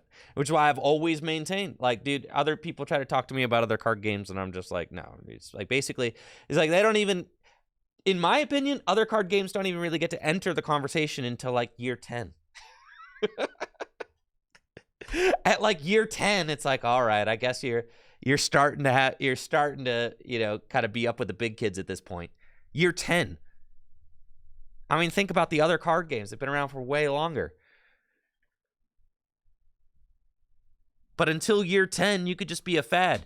Also, I mean, even if you think about the Pokemon trading card game, there was a point in time where Pokemon was unstable. There was a point early on in Pokemon's life where the future of the Pokemon TCG was very uncertain. When was Pokemon unstable? Well, I'm glad you asked. It was definitely unstable during the Neo and the Expedition eras. Then Nintendo kind of took over, or Creatures, I don't know, ownership switched, right? And then there was, I've heard stories of all the e-reader card Skyridge booster boxes being given out at the last World Championships or whatever. It wasn't World Championship, but the last big Wizards of the Coast era tournament. These Skyridge booster boxes were just being given out like candy because nobody wanted them. They weren't worth anything. Yeah, they gave out a pallet to the winner. Yes, exactly. Thank you, Pokin Noob, for the Prime sub in the 3 months. Yes. So, those boxes at the time were not worth anything. Yes. And then in 2006, 2007, Diamond and Pearl era, I mean, things were not big. Right. Yes, obviously those boxes are worth tons of money now. Yes.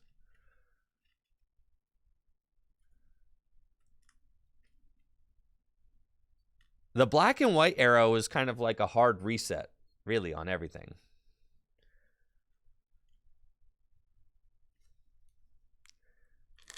And the game, I mean, if you kind of look at the trajectory since the black and white era, the game has become much more stable, and it has really grown since then. But there was definitely a period of time, I'd say between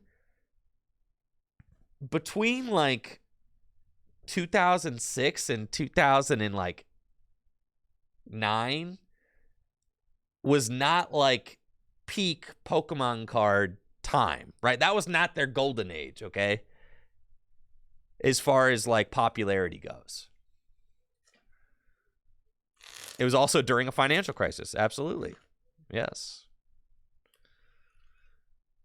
Well, right, because like Pokemon kind of had to like work its way through its identity as like a fad, right? Because everybody in the 90s, like the late 90s, early 2000s was like, oh, Pokemon's this fad thing, right? And it was a viral sensation. It was like this big fad. So then Pokemon kind of had to work its way through being identified as a fad and had to figure out how to come out on the other end as a stable franchise, right?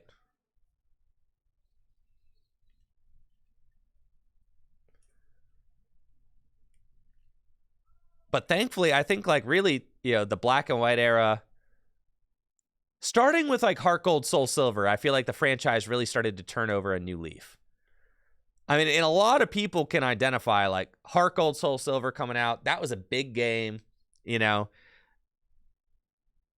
was a big game. The cards were sick, right? And then with black and white, they completely changed the design of cards, brought back Pokemon EX, and like that's like if you're looking for like when things really started to kind of like go on an upward trend again, I would say Heart Gold, Soul Silver really kind of kicked it all off.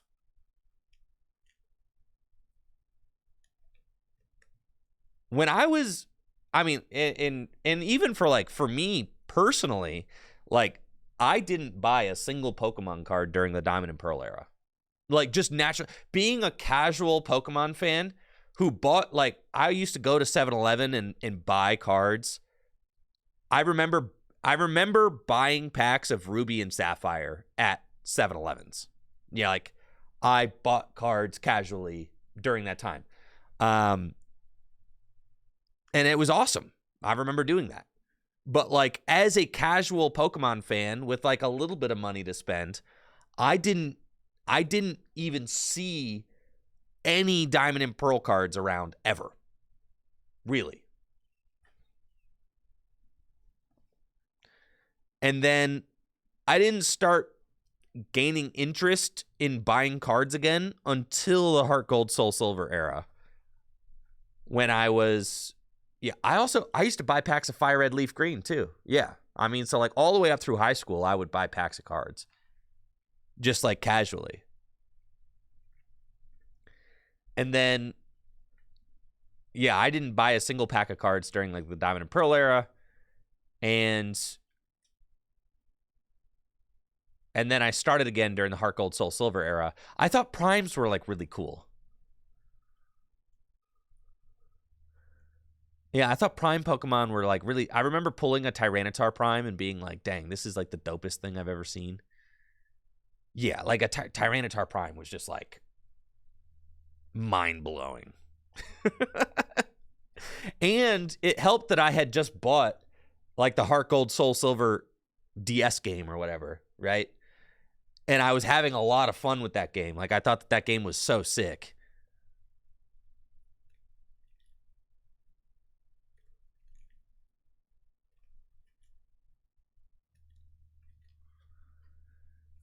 And then like the DS era, I feel like did really well by the Pokemon franchise. I mean, like that kind of run from Heart Gold, Soul Silver to like X and Y was like pretty solid, I think.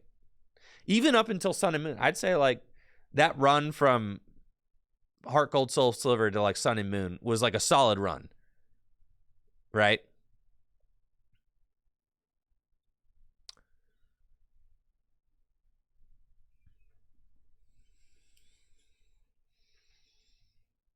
Now, I think that Pokemon was kind of able to get itself stable enough during that time that now it feels too big to fail. But I feel like I think that time between Heart Gold, Soul Silver, and Sun and Moon was like was successful enough, right? I mean, in the Nintendo DS was huge. It was a hugely successful system. The games were hugely successful, right? For the most part. Like they kind of went on a success streak long enough that they were able to get themselves into this ginormous position where they feel too big to fail now. But you know, you look at their modern games like, you know, Sword and Shield, Scarlet and Violet, like they can't keep doing this, right? You've built up a lot of good faith with your fans during the DS era. You built up a lot of good faith there. And I think that the card game is in a really good spot. And the card game's doing just fine. You know, obviously I can kind of like hunt and peck periods of time where I feel like the card game's been better or worse throughout the last decade, but by and large, the card game's doing well. And, you know, I still obviously have my critiques, but that's just all they are. There's critiques. Like, you know, I think the card game is you know, doing very well.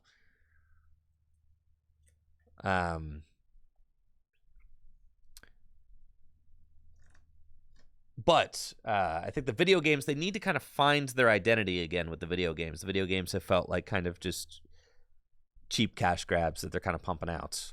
And they can't do that forever. That's the thing. They could do it for a while. They've built up enough of a fan base at this point that they could do it for a while. But they cannot do it forever. I think they will eventually have to address the quality concerns with the video games. For sure. They could do it for a little while. They can't do it forever.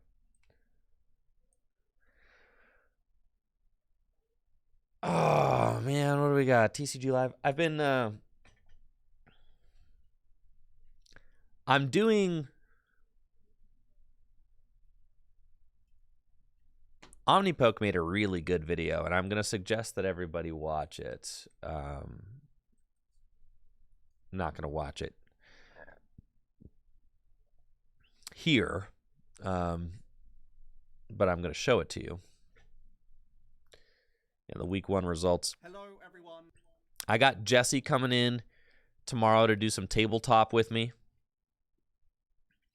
But I think that this chart is kind of like, it's really good to look at. That, you know, huge shout out to Omnipoke. He creates some amazing Pokemon TCG content. Also has been creating some awesome Gym Leader Challenge content lately. But he did like a huge breakdown of results from Japan so far. I'm going to get rid of these so you guys can actually see things.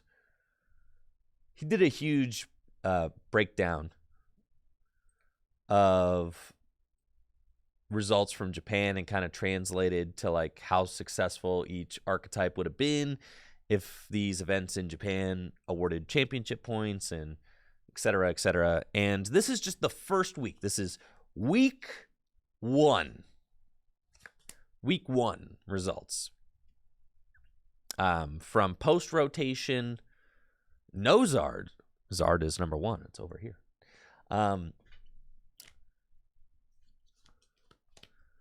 These are the results from week 1 of Japan's post-rotation format, including Cyber Judge and, I don't know, Wild Force? Yeah, Wild Force and Cyber Judge. And I think the results are pretty interesting. I've got Charizard EX built for sure. Charizard EX is just like a really stable archetype that just stays super powerful post-rotation. It gets even more powerful because of the fact that Path to the Peak is rotated. And that's just super good for it. And then you've got Chen-Pao EX with Prime Catcher. Chen-Pao EX kind of gets everything that it's wanted, right? I think that Prime Catcher kind of solves Chen Pao's gusting problem while still allowing it to play the Pokestop engine. I think the weirdest thing for me, and the thing that makes no sense, and the thing that I don't believe in, is Arceus. I guess I can kind of justify Arceus's doing well by the fact that it's just so consistent and it works, right? In week 1 of a new format, a lot of times all you have to do is just like play a deck that works, and you're going to beat everybody who's playing silly new decks that don't work. And that's the kind of position that I see Arceus fulfilling in the metagame. You can kind of tech it out to like be able to beat whatever you want it to beat. You could pair it with Giratina V-Star. You could pair it with, some people have been pairing it with Alolan Vulpix V-Star.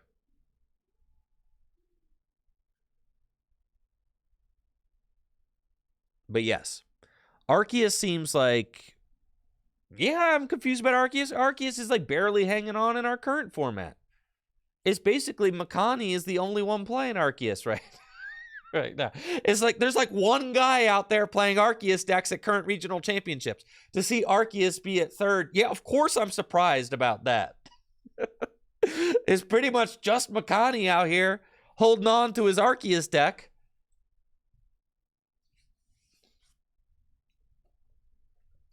So that was very surprising to me. Golden Go, I have always maintained that I thought Golden Go was pretty good. I did predict that Golden Go would top 8 LAIC when it first came out. It did not do that. It has not top 8. It has not top 8'd anything yet, but I think it will eventually get there. It will. Golden Go is just a little bit of a slow burner. I did think that Golden Go was originally pretty hype, but it didn't live up to expectations at first, but I think it is kind of slow and steady. Going to get there. Where's Tina? I think Tina is in the Comfy decks and in the Arceus decks. That's where Tina is. Yeah, Tina is both of those. You got Roaring Moon EX decks, which is still just, a very solid speedy deck. It's kind of like the aggressive 2-prize deck. You could chase down Chen Paos, you could chase down Charizards. You get Prime Catcher. You lose Galarian Moltres, but you just play it with Darkrai V-Star now, right? And Darkrai V-Star can allow you to bring back your Prime Catcher, which is really cool. Yeah, you can reuse your Prime Catcher. It's nuts. Great Tusk doing well. The Great Tusk deck, after playing it last week, Great Tusk is better than I thought it was going to be, but it still feels like if your opponent just plays well that they shouldn't lose to it. It's kind of my assessment of Great Tusk.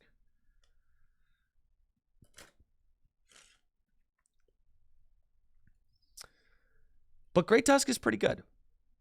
It's pretty good. I mean, the dude just has too much HP. Really, if you're up against like a Charizard deck and all your Great Tusks have like 200 HP, what are they going to do? Right? I mean, Charizard is not one-hit KOing the Tusk. And Tusk is never taking a prize. So each Great Tusk should get to mill about 8 cards. I mean, it's a lot, right? It could be stressful.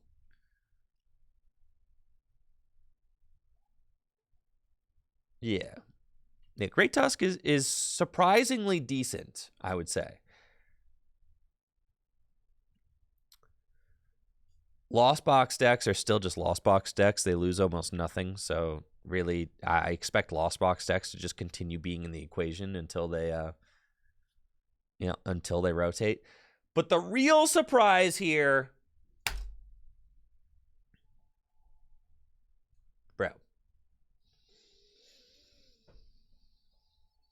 Well, should I go just change the title of my YouTube video right now? In Japan, these are essentially League Cups, so Should I change the title of my YouTube video? Dinobox. What if Dinobox is good? All right, I've played some games against Dinobox. It's not bad. About 10 a.m. It's not that bad. Double down.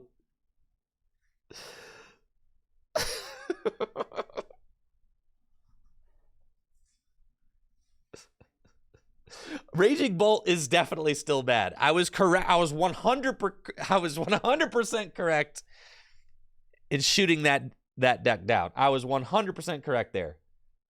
Yeah, Raging Bulk is still Raging Bulk, dude. 100%. Yeah, Raging Bulk is Raging Bulk. That was one take I had, and I was right on that.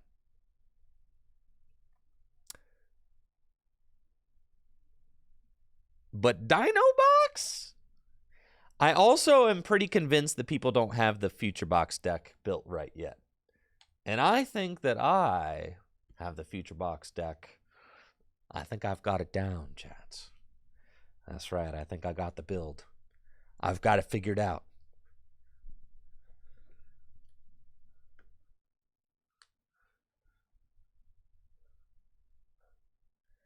I think I got Future Box figured out. I think Future Box is just, and Joe says this in his video, he just says it that he says that Future Box having a little bit of an identity crisis. And I agree. I think you do need 3 Iron Leaves. You're right, Robo. However, Future Box, I think, just beats Charizard with 3 Iron Leaves. But you have to play 3. That's kind of where I got to with the list last night. Natalie and I were playing games.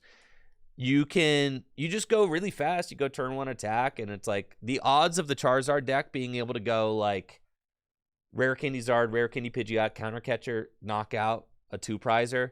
Like, they're usually not able to do all of that, especially if you're like judging them or something like that. So then if your opponent is forced to knock out your Miraidon, then you just win because you go leaves, leaves, leaves, and you just win. But I do think that after playing Future Box, I think that Squawkabilly is like 100% good in the deck. I think Mew EX is 100% good in the deck. You know, being, especially because your opponent's like gonna Iono you. You need to be able to draw into cards at the end of the game. It's just like it's a good thing to throw down. You don't have to you don't put the Mew down like turn 1. You put it down like in the mid to late game, turns 2 and 3.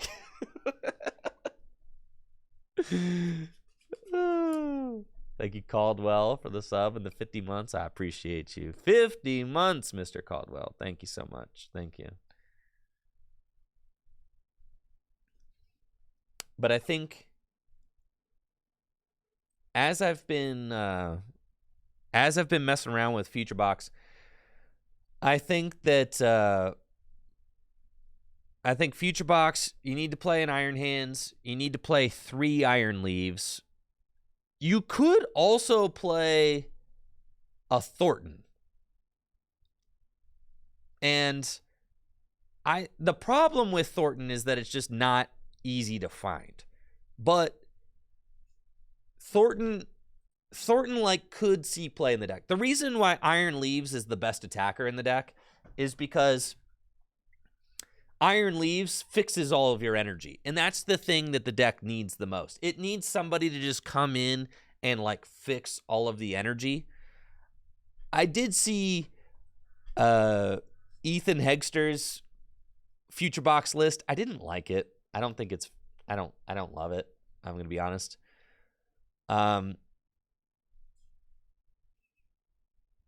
It plays like a lot of fire energy, which I think is just weird, but I get why he's doing it, right? He's playing the fire energy to try and pull off the moth play. Because he's kind of acknowledging that you need like some energy fixing. He is also playing the Squawk. So we're aligned on the fact that you need the Squawk. And we're aligned on the fact that I think my supporter lineup is 4 Research, 2 Iono, 2 Judge, 2 Arvin, 3 Boss. So we're almost aligned there. I'm playing 3 Nest Ball, 4 Radar. I don't like Energy Switch, but I understand it. I am also playing 3 Experience Shares, and I'm playing 4 Future Booster Energy Capsules. So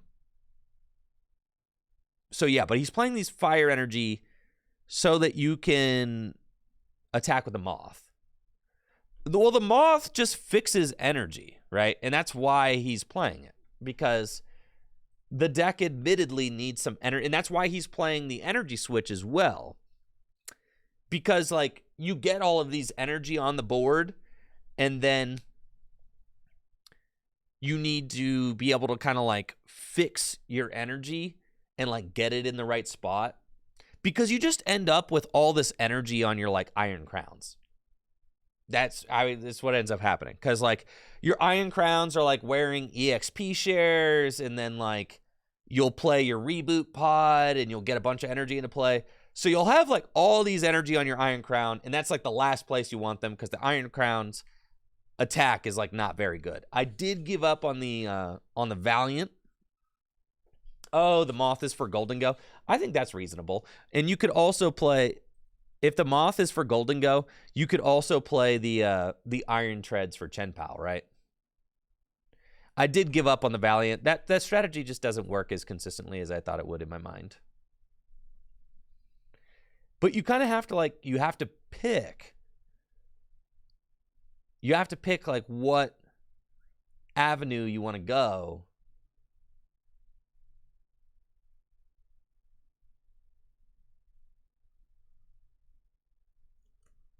Can't you just reach Golden Go with Leaves and 3 Crown? That's kind of what I was thinking. Yeah, you just go with Leaves. Right? I mean, Leaves can hit all the knockouts that you need to hit.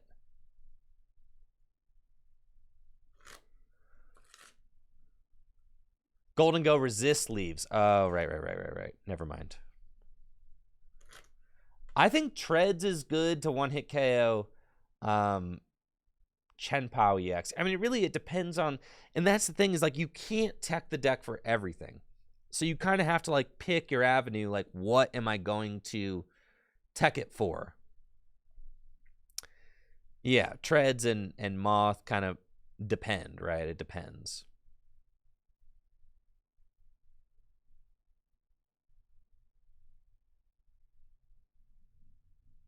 No, I've been cutting my Miraidon EX just because it's only good against Tina and Arceus. And, like, how popular are those decks really? And also, you can theoretically just do everything that you need to do with Miraidon EX with Leaves. You just need 5 buffs, which is a lot, but it's possible. So, like, yeah, you kind of have to just, well, you could play it as a one-of. You could. I'm excited to show you guys where I'm at with my Future Box deck tomorrow, because I do feel like it's in a pretty good spot. And it's got a good Charizard matchup. And I think that's like the first matchup you just have to, like, Miraidon's fine as a one-of, but it's not totally needed, if that makes sense. I mean, really, all of your other... I don't think 2 hands is necessary, but I guess it makes sense. I think you could just play, like, a Rod, or you could play a Thornton instead of the 2 hands. But the 2 hands also helps you to be able to, like, compete against the Dino Box decks, right? So, like, it's fine. Like, you don't have to play 2 hands. I think one, because you don't want to start it. I mean, you could retreat it, but I just don't think you need 2 hands. I think 1 hand is fine. But yeah, I think that the most important thing is to tech the deck for Charizard, because, I mean, as we could see from, like, Omnipoke's video, Charizard is, like, threat number 1. So you're just trying to figure out, like, how do I beat, like, the top decks that I plan on playing against with the Future Box deck. And I think that the Future Box deck has a lot of potential, but it needs to be kind of, like, boiled down to its pure essence. Like, what is the deck actually trying to do? I do think that the deck really wants to play Judge, because it's just a deck that is pretty low to the ground. Like, you don't actually need a whole lot to make the deck work. So I think you can you can like, you know, judging decks like Charizard is just really good, especially in the early turns of the game. Judging Lost Box can be really good. Judging pretty much anything can be really good. So I really like playing 2 Iono, 2 Judge, kind of exactly how the Miraidon decks were playing. Just 2 Iono, 2 Judge. 4 Iono, that supporter very quickly, and that's my problem with Iono in this deck, is that very quickly Iono can start giving your opponent more cards than it's giving you. So I don't know that you actually want to play 4 of them. Whereas like 2 is better because, and then Judge is like always a card that disrupts your opponent. I like 3 Baby Miraidon, but 2 is like the minimum. But I like 3 of them.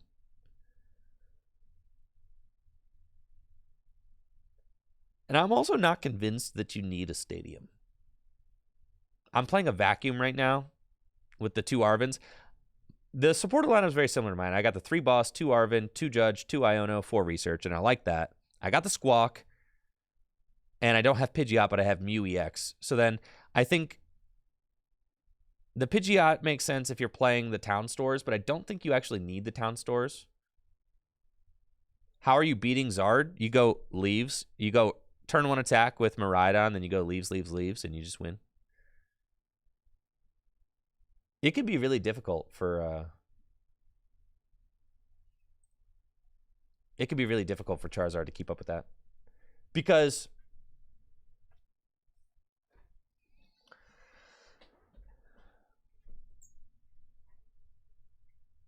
you're like I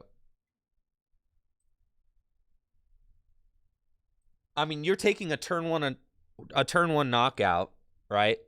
And then in order for your opponent to like win the prize trade, they have to go 2-4-6, which means they have to go Rare Candy Zard, you know, Counter Catcher knockout, and then they have to continue knocking out 2 prizes for the rest of the game, which is really hard for them to do, especially if you're playing cards like Judge and stuff like that. Now, that's not to say that they cannot do that. I mean, they can do it. They just have to draw really hot. And if Charizard stumbles anywhere along the line, like the future deck is way more consistent than Charizard because it's just a big basic deck. So it's faster, it's more consistent. So, and it can 1-hit KO Charizard with the Leaves. And the Leaves is like very easy to get going.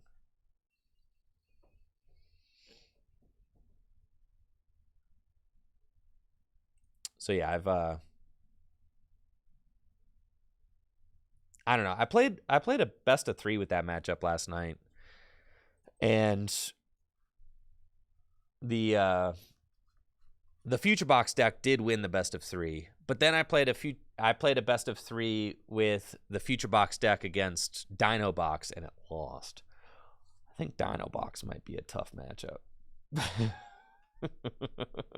Which I don't like to admit.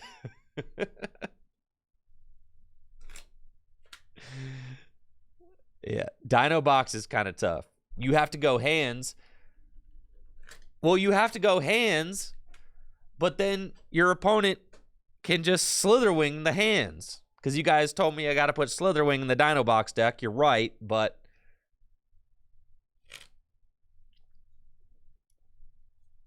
how do you charge up the second Leaves when the first one gets KO'd? You play 3 Experience Share, and you play the Turbo Pod. Or Reboot Pod. Reboot Pod accelerates like 6 energy into play.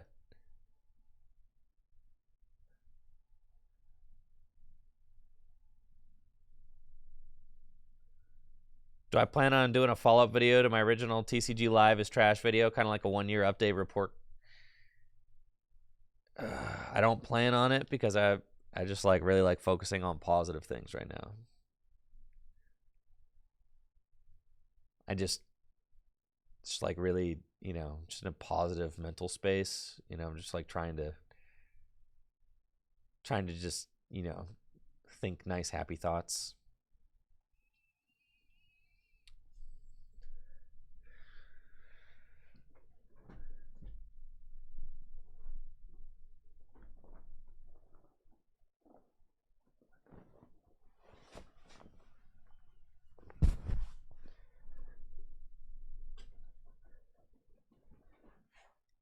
Yeah. What, do I need to make a video that just simply states that everything you experience visually on this client needs to be redone? Do I need to make a video saying that? Like, nah. Do I need to make another video just eviscerating the avatars? No. Do I need to make another video eviscerating the lack of alternate formats or anything else, or the fact that standard barely works? Like, no, I don't need to do that. Okay. Do I need to? No. No. We don't need to do that. We just don't need to do that. We don't need to do it. We don't need to do it. No. It's just not worth it. It's not worth it. It is what it is. It might not be great, but it's what we got. So deal with it. That's what they want us to do.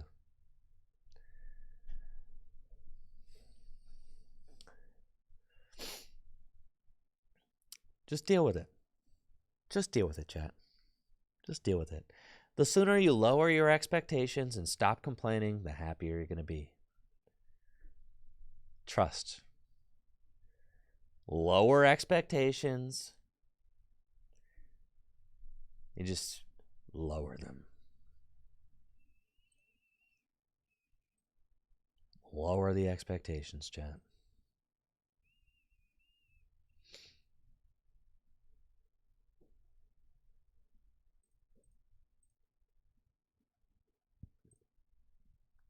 All right, what do Turbo Maridon decks look like these days?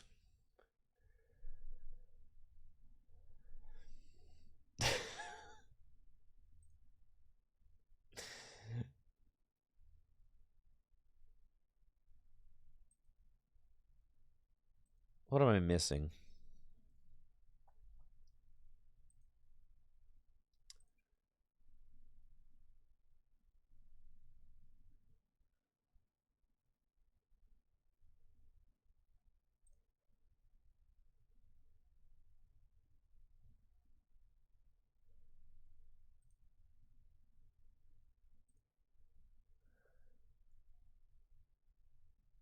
Three Peony.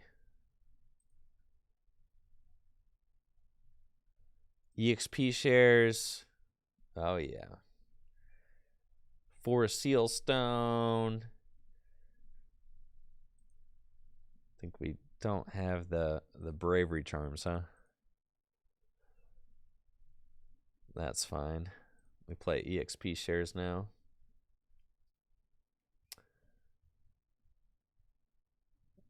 Three Peony. 3 Peony, 3 Research? That's wild.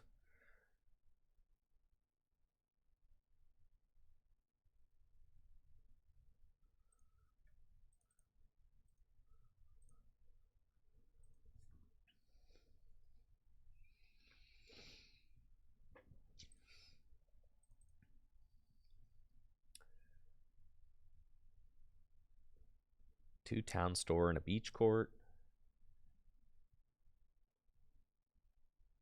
Who needs this Lost Vacuum? The card's Krungo.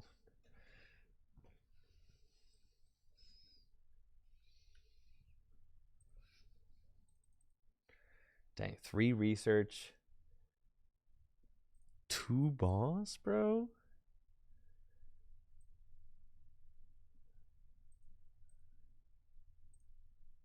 Two Raichu V?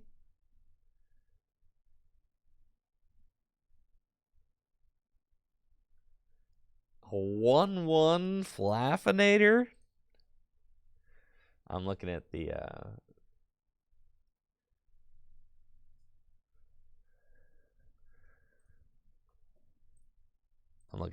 top 8 list from Charlotte.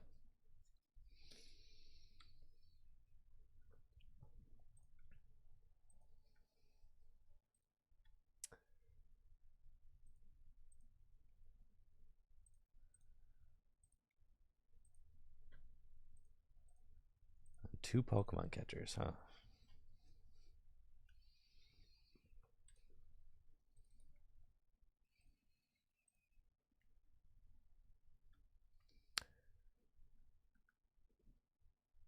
So you're saying this deck has a bad Roaring Moon matchup?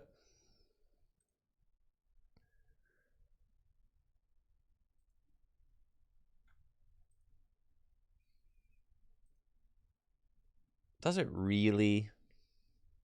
Really?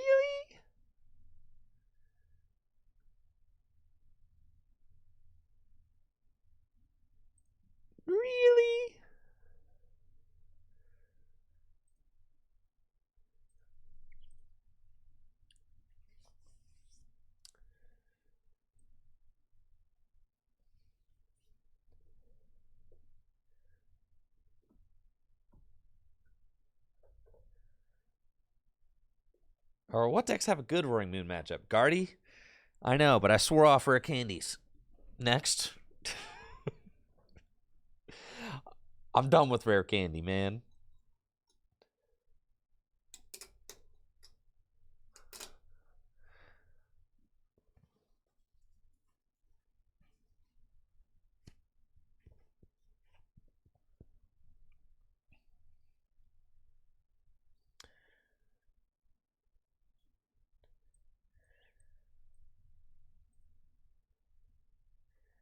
Zorobox with 2 Scavillain, huh? Oh, well, here's a moon. Well, let's see. We'll get to see right now.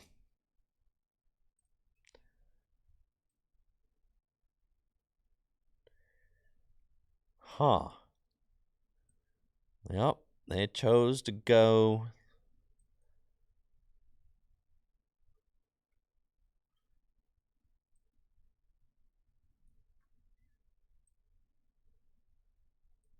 Second. Makes sense. Gonna need a Squawk, and I'm gonna need another single prizer. So that's fine.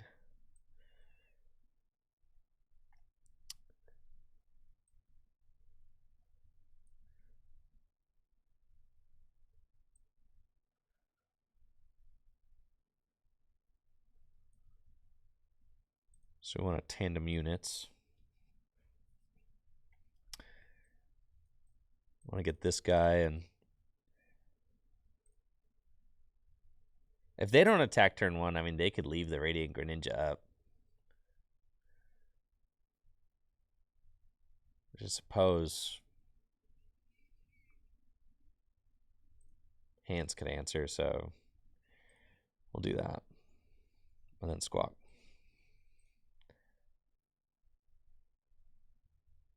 Man, this deck owns.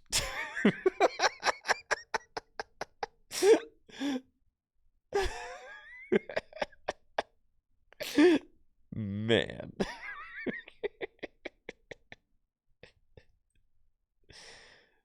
Oh, baby. Alrighty then. I'm going to retreat. The Zapdos is really good. Yep, got to retreat into this guy. And pass.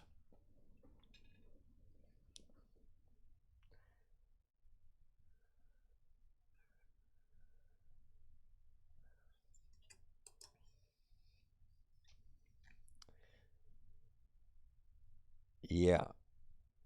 All right. Pokestop's good. Might need that. I guess I don't have... You kind of want to leave bench space for Mew, so maybe I should have tandem united just for the Zapdos, just to have 2 single prizers. You have to have 2 single prizers so that you can force them to take a single prize.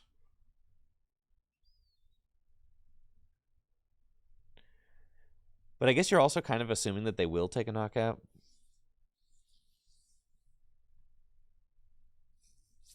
Yeah, so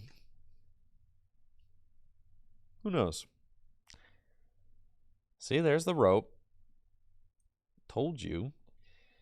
So that's why you gotta have your 2 single prizers out. Iona. Oh, thank God.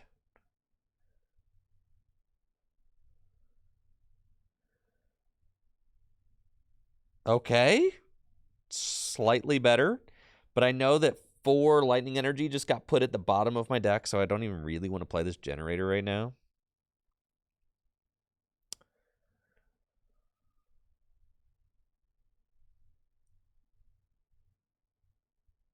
I'd rather have something, yeah.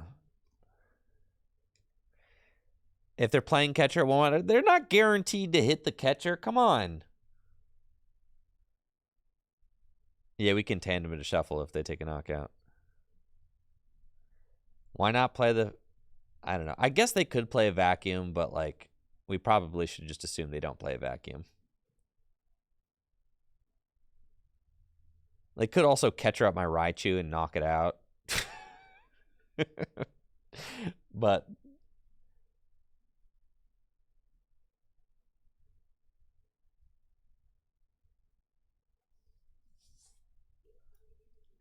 I'm not gonna lie. I thought I would, yeah. Roaring Moon decks. What they typically play one Iono, one Judge, but like mostly it's research. So I was thinking that maybe I wouldn't be punished by not putting the Force Seal Stone down, but.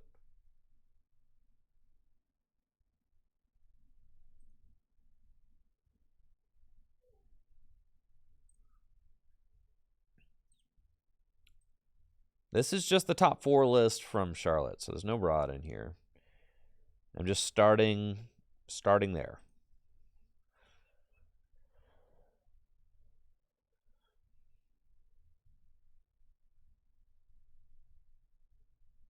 If they do knock out my Zapdos, that's not great. It's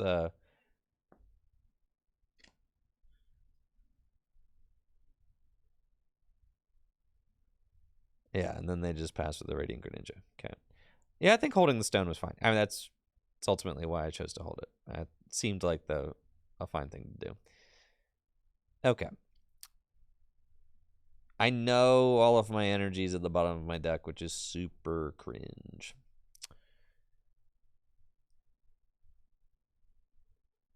Yeah, well, what are we going to do about it? No, I don't think we play the stop. I think we try to thin first, right? Yeah, let's just do that. Yep. I should have known that was coming. Okay, fine. I can't tandem. What, are you going to tandem with a full bench? All right.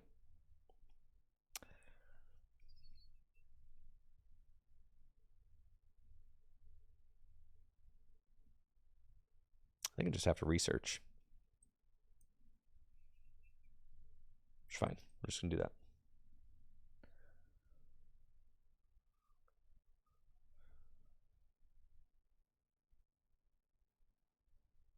Man. Oh, baby.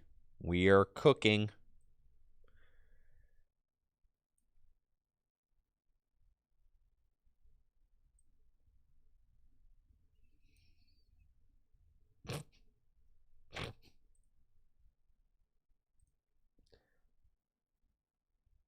Okay.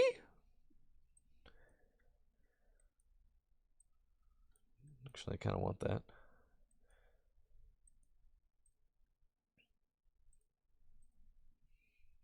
All right. Next turn, we got him right where we want him.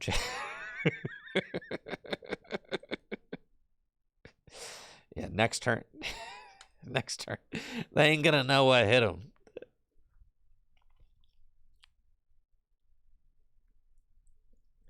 Yeah. Ain't no way they got Energy Switch Gust.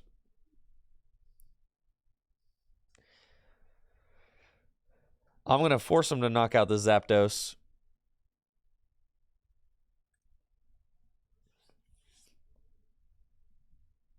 Well, there's the switch. They don't have boss, though. All right, they had a boss.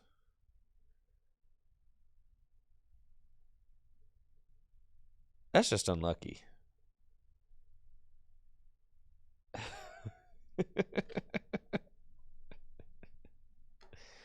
All right, so now what do we do?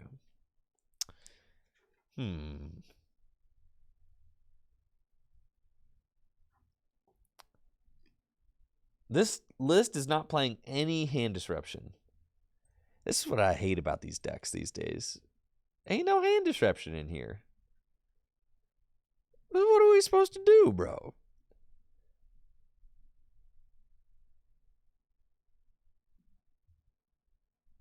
There's no hand disruption at all.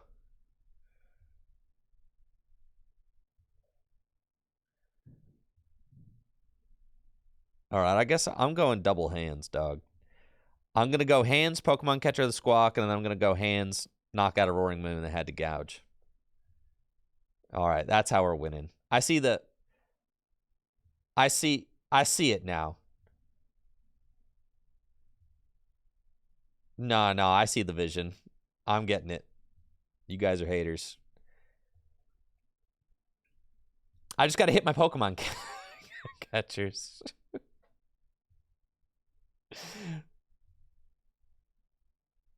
Yeah.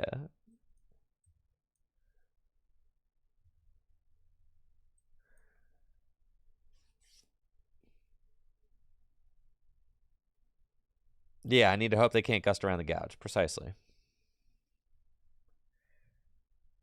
Oh, yeah. Let's go. All right. It's amazing, dude.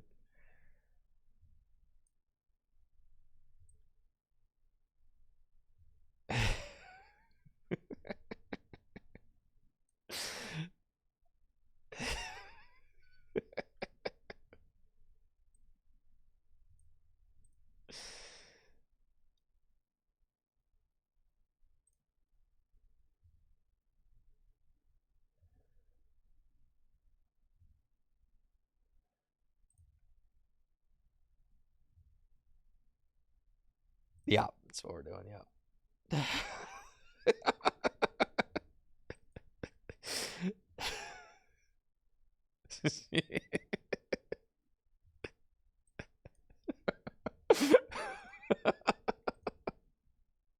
Uh-huh. Yeah, yeah, yeah, yeah. All right, we're almost there.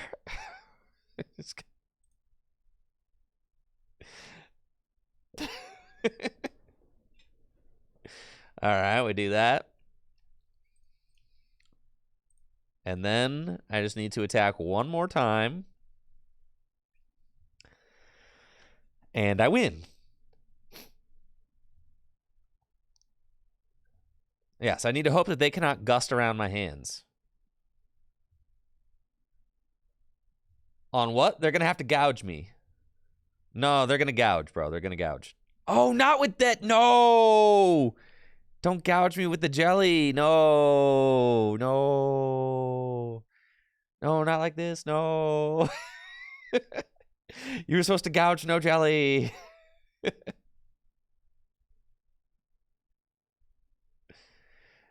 No, there's no weakness on Vultures. That thing's weak to grass.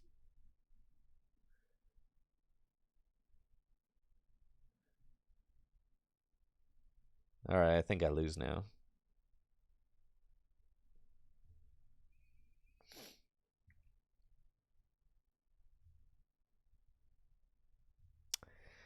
Well, not necessarily.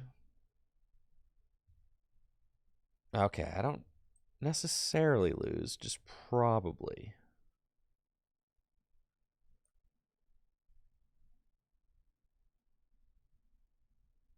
Yeah, you've got 150. That's way too many. Okay.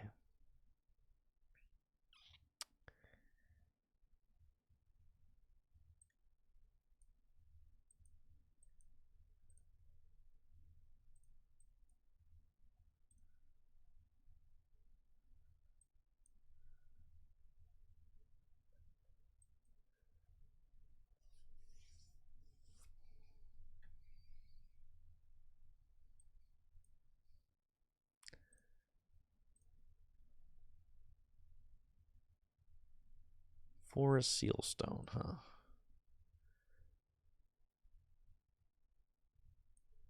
Yup.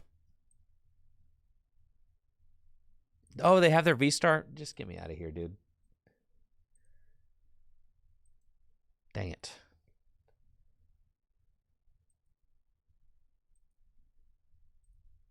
All right. Yeah, I don't know about you guys. I would not want to play that matchup, like, often.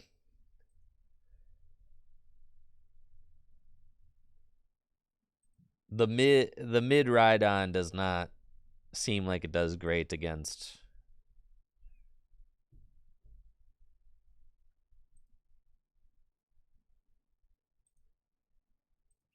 But Guardy has a great mid matchup. Roaring mid. You can just play Guardy.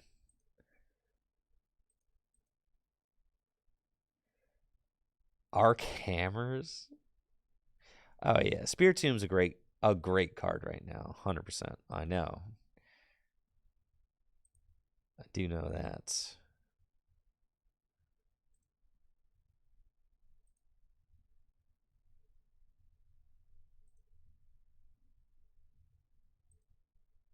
The Trode?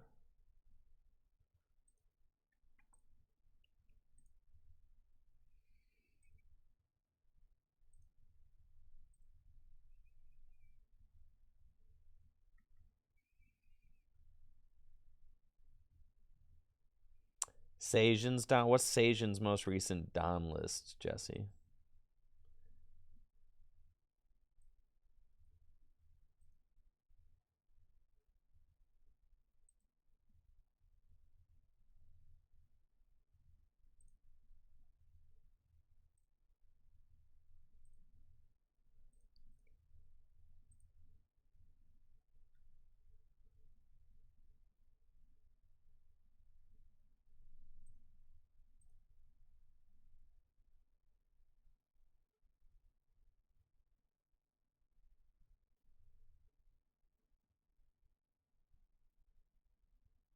Seems pretty sick.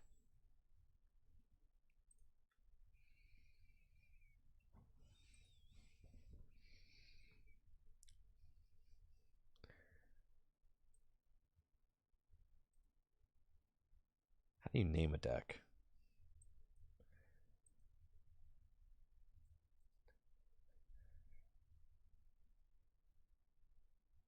Thank you, Wonder Boy, for the sub in the 4 months.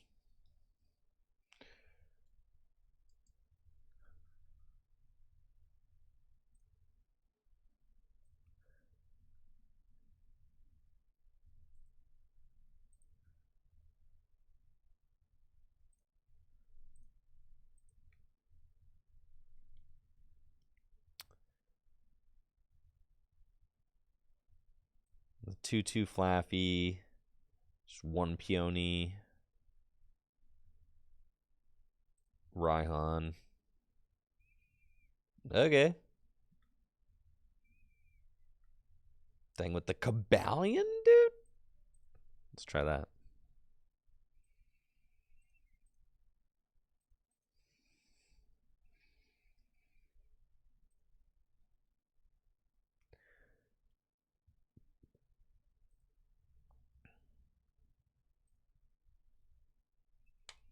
Alright, let's play Sajan's list.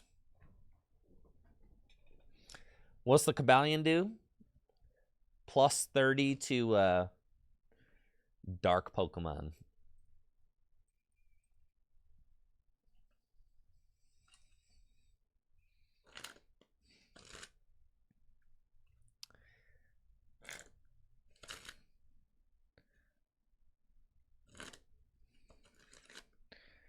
What about the Palkia deck? What about Turbo Palkia? I think Turbo Palkia is any good. Turbo Palkia seems fun. Miraidon stocks seem like they're down.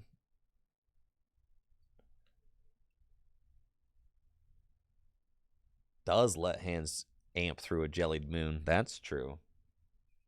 Didn't think about that.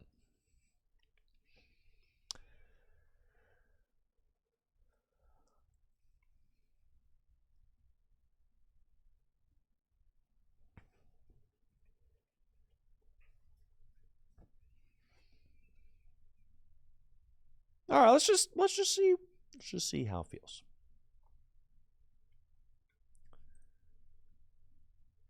Oh baby.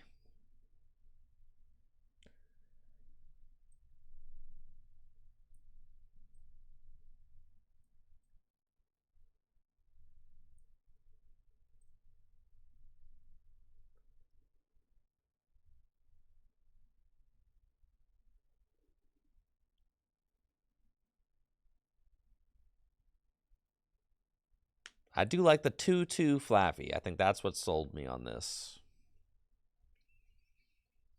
Flaffy is great.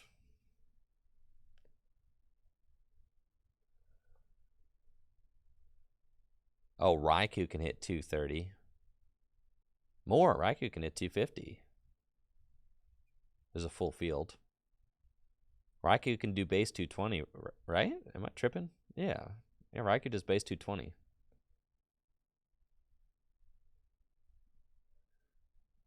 Looks like my opponent may be disconnected.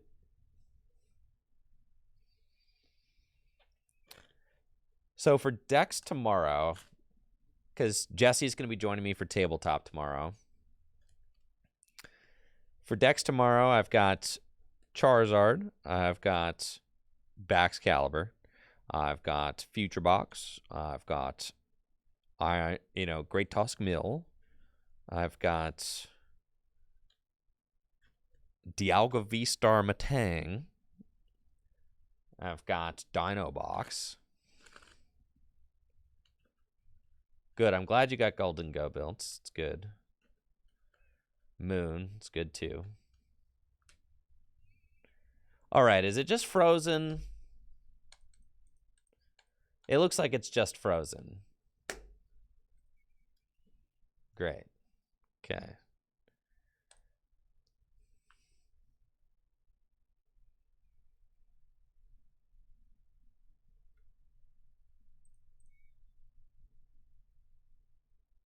Walking Wakeless? No, I don't have any Walking Wake. I don't have any other attackers in the Dialga Matang list right now because I'm just trying to get the deck to set up consistently. But I mean, you could play Zamazenta with the Retaliate. You could play Metagross. I honestly think the Metagross might be fine because then you don't have to like. One of the issues with playing alternative attackers, there's like not a lot of switch cards, so you have to be able to just kind of promote them.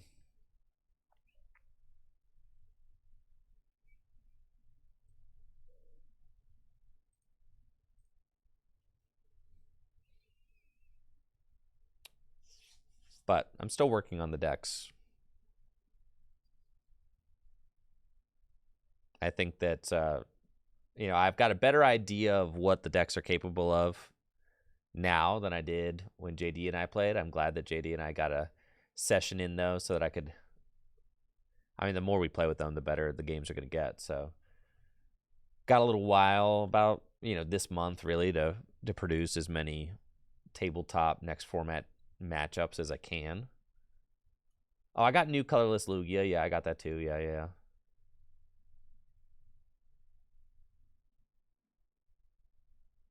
I think Banana Hat's just like a one of in Zarda Lost Box. I do think that, yeah.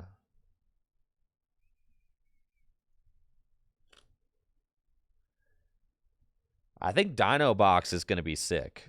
I actually think that Dino Box might even be like the first video that I make out of the new set. Dino Box is kind of, well, the deck is like very easy to build, is like the first thing. It really leaves nothing to the imagination. The deck just builds itself. It's like 4 of all the ancient cards. That's it, right? You think the game needs a restart? I just restarted it.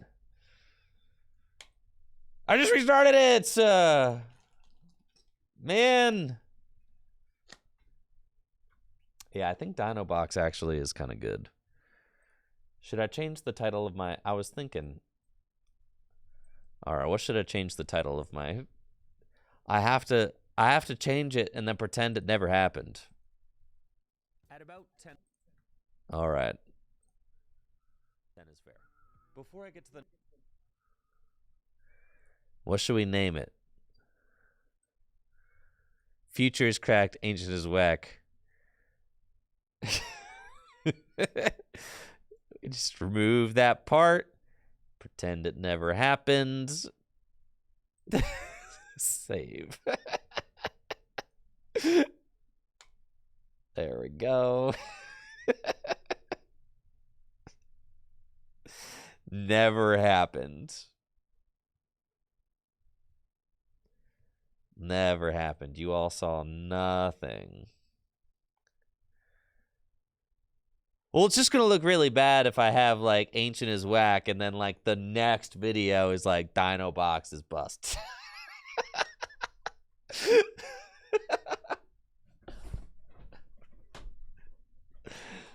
Yeah. I could add that clip to the beginning of the Dino Box video. That'd be pretty funny, huh?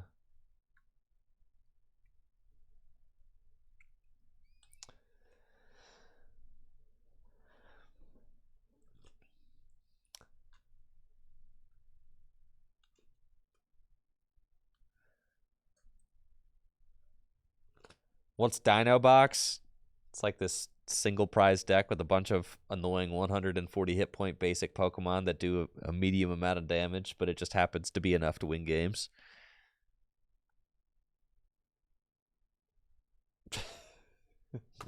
That's what it is.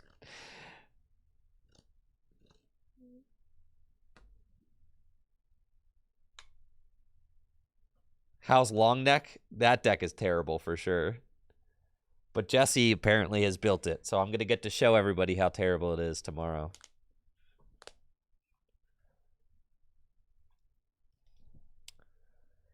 I was correct on that assertion. I feel confident. I was catching a lot of flack for that one. I do think that the Dino Box deck will end up being relatively mid. I don't really see it as like a regional championship winning deck, but I think it could be fine. I think it's a deck that could get some like top 32s and stuff. I don't know that I see it as like winner, but it could cop some top 32s for sure.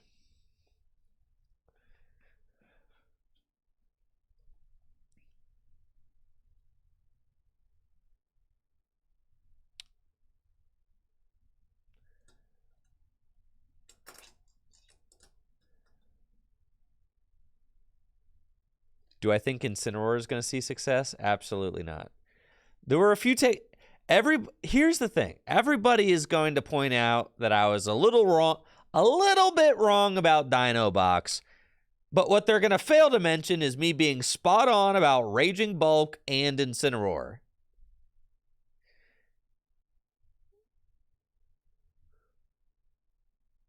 Why am I going second? Can I go first? Why are you making me go second? I don't want to go second.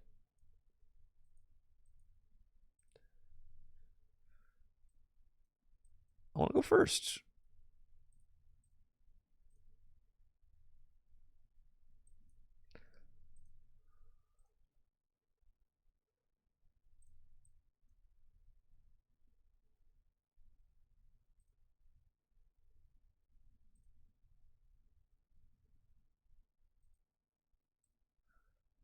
That's fine.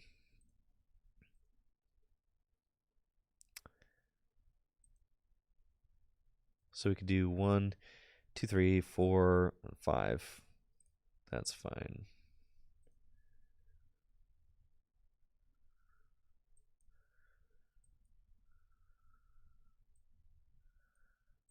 Caw. Don't bench hands, it's Moon. But what if they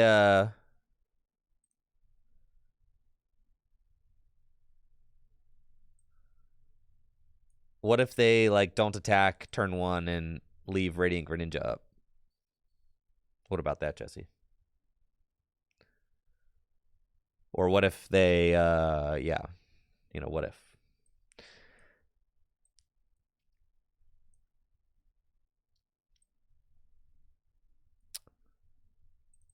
Yo.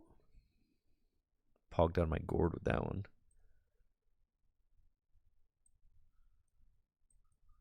Okay.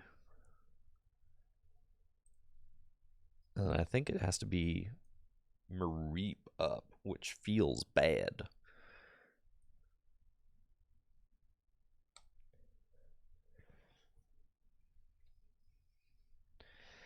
I think like no, I don't think I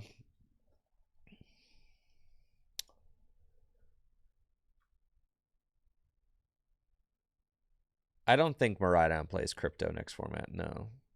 No, I think the idea of playing like Crypto into Generator, I think, is just kind of like, that's not real.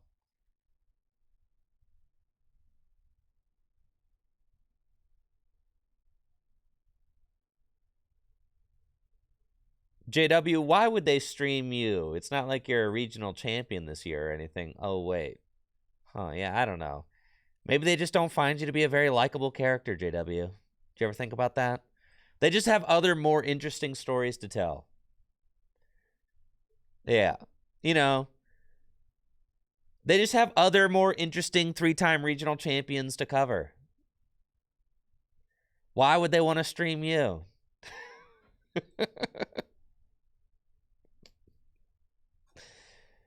Surely they're out there covering all the other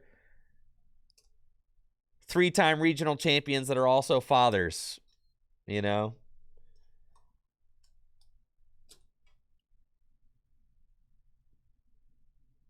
Yeah.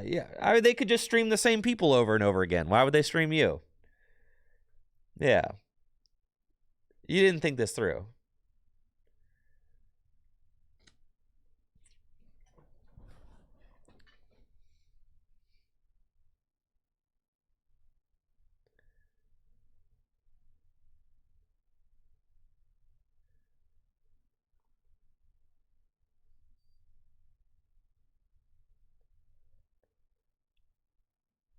All right, here's Mew. No Squawk, so maybe they prized it.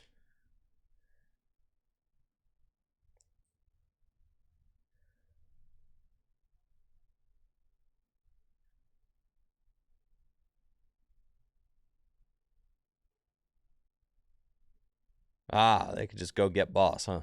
It's not great. It's going to sting a little bit. Yeah. You hate it when they get the turn 1 moon boss. You do not enjoy that. Yeah, they did have the nuts. Yeah, they did, huh? Not great. But at least I get to keep my sheep.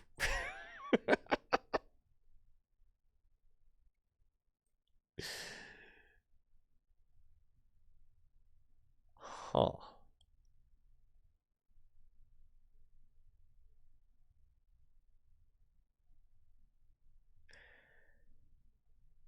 Yeah. Well, that's not going to be very conducive with winning.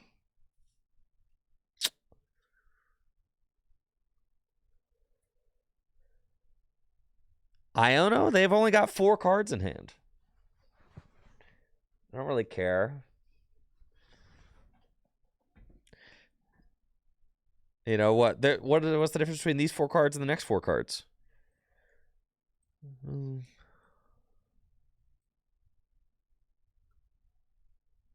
Attack with Mew? How do you expect me to do that?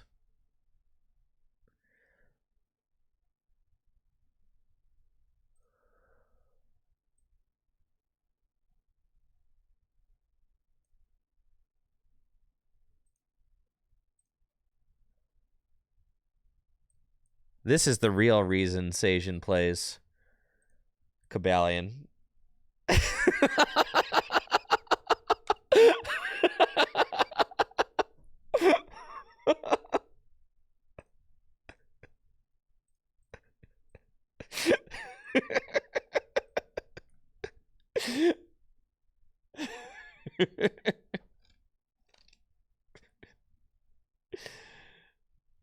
Yeah, no one saw that coming.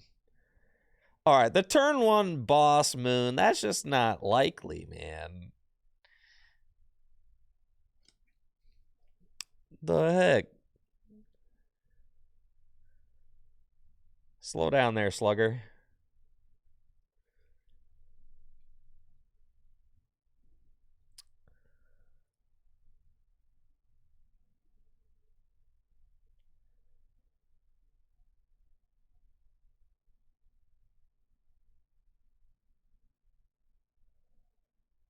Turn 1 catcher moon. JW, how many times did you get the turn 1 catcher moon attack? How many times? You told me that you were barely getting turn 1 attacks at the tournament. So now I'm curious, how is it that you can tell me in person that you were barely getting turn 1 attacks, and then online the next day I go turn 1 catcher attack every game? How is that? How are those things both happening?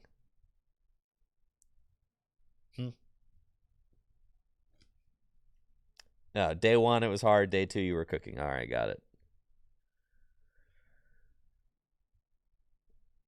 Got it. Started cooking, huh? Okay. I'm back in it, baby. I'm back in it.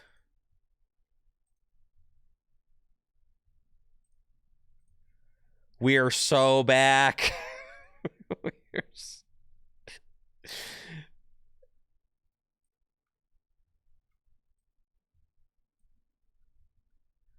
Give me a charm or something. We got one of them charms in here.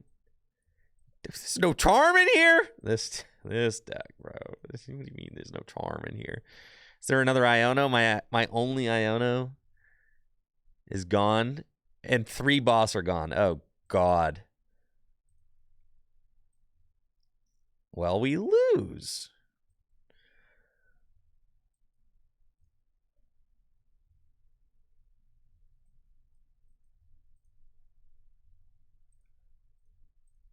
I guess I could, yeah, getting rid of the stadium does, like, slow them down marginally. Well, if I've got nothing left in the deck, so then I might as well.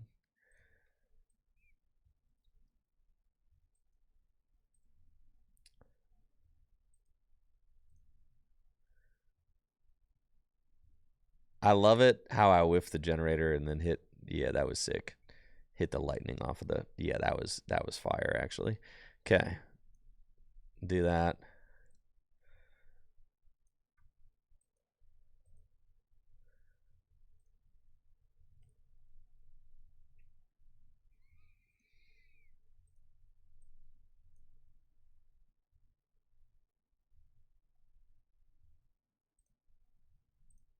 Sure.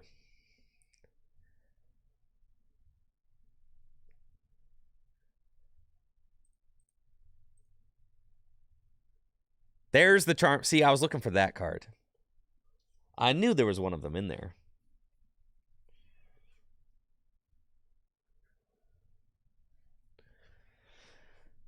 Could have arm pressed for 190. True. I feel like I'm getting checkmated here. Yep. And there's no hand disruption in this list. Yeah, the turbo lists are all just like... Did you just gouge me? Because you don't have the stadium. Holy smokes, dude.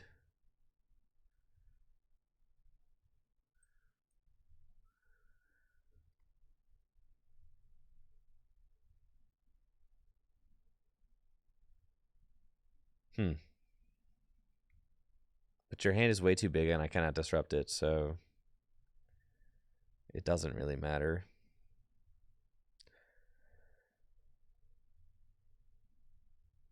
Yeah, it just doesn't matter. There's nothing really I could do about it.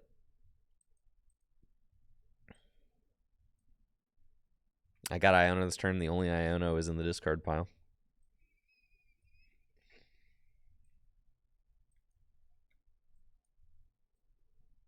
Yeah, the second Iono is gone. Ain't nothing in this deck. There's no bosses, no nothing.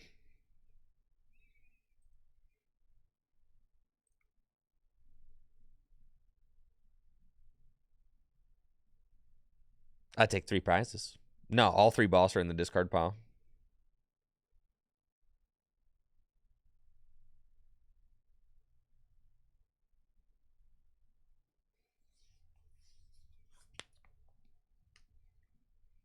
But apparently they don't have win, so that's kind of sick.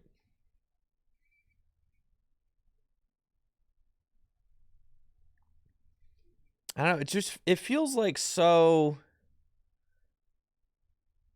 You're just like playing this deck that's got like no backup plan, right?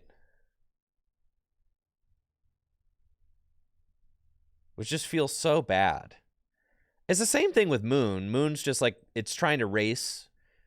It's trying to prize trade, but it's got no backup plan if it's losing the prize trade. Except Moon just beats Miraidon in a prize trade consistently. So that's why Miraidon's just got a bad Moon matchup.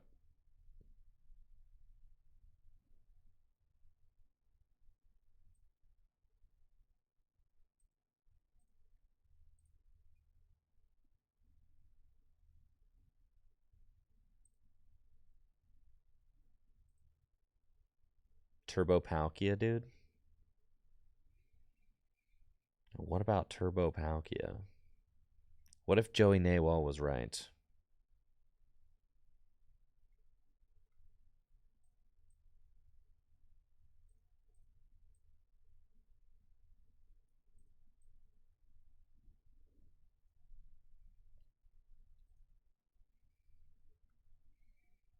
Yeah, you've got a good Guardy matchup. It's like, it's...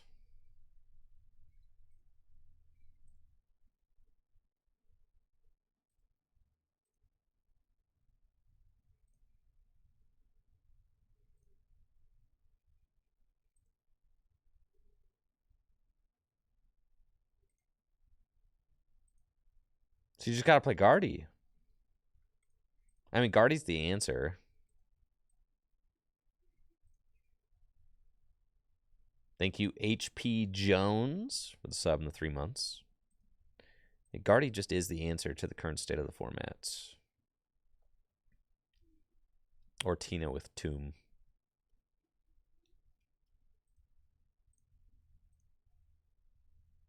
Because Guardy is what was like keeping Roaring Moon in check originally. Because Guardy was like hugely hyped at LAIC. And then I wasn't going to play Miraidon at LAIC because I thought Roaring Moon would be more popular, and Roaring Moon beats Miraidon, but Roaring Moon loses to Guardy, which is one of the reasons I thought Roaring Moon was just not a very good deck, because I considered Guardy to be a top 3 deck in the formats.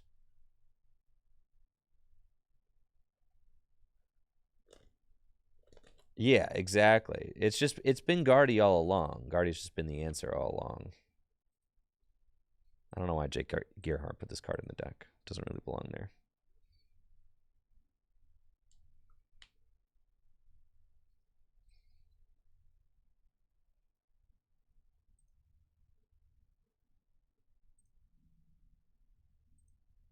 Dang, and then Guardy's really about to die?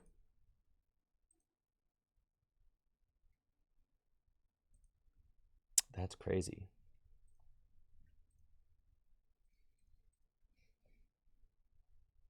Never to be seen again?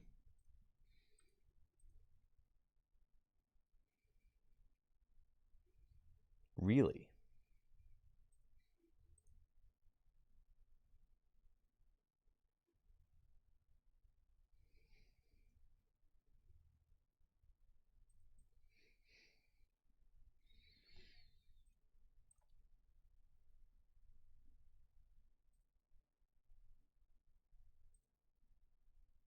I think it's Cresselia that's cut, right? Yeah.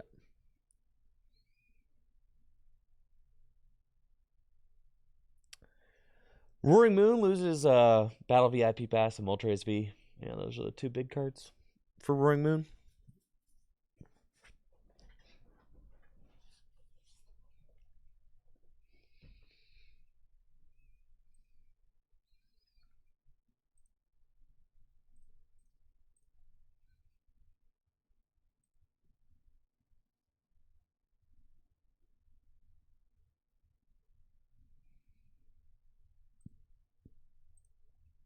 $59 cards.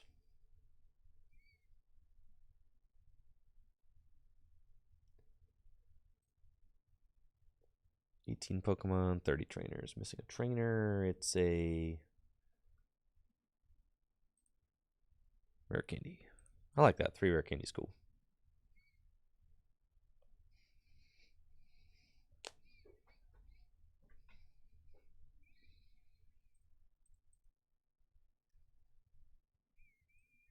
I think Guardy is just like the answer to a Moon format. Like if everybody's playing Moon, then you just have to play Guardy. That's why it won Knoxville, because Guardy's got a great Moon matchup. Just does that, or you could play like Tina with a Spiritomb in it.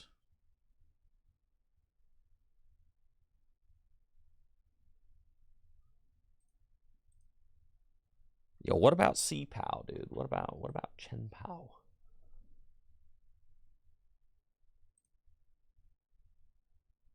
Jared Grimes still out here, the only Chen Pao soldier.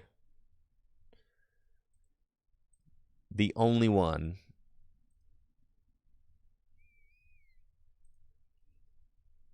I mean, Chen Pao apparently gets really good post-rotation. And Reagan's true.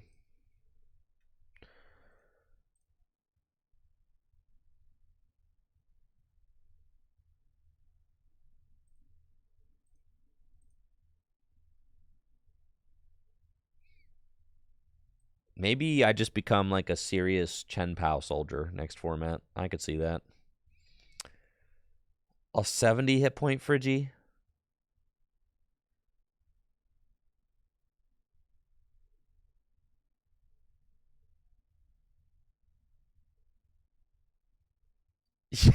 You cannot see that after how much trash talking I've done. Listen, me trash talking a deck does not exclude me from playing the deck, okay? I trash talk all my favorite decks.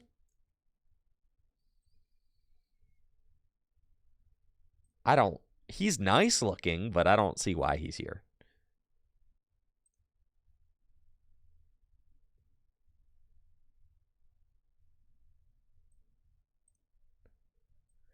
Well, I think C-Pow is kind of nuts next format with the I'd rather play C-Pow than Guardy right now, if I'm going to be completely honest. Crisis Punch stinks. What's the point of trying out a new card that you can only use in one turn? Like, we're going to play an entire game with Lost Tina just to try out.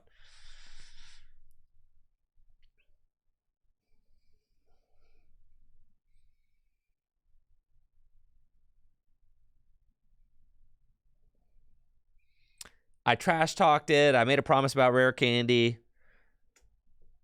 Yeah. We're so back. You choose to go first or second with C-Pow, guys.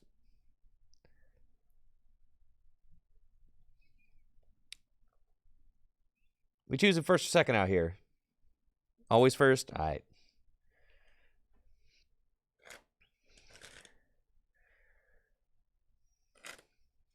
Oh, yeah, this deck's broken.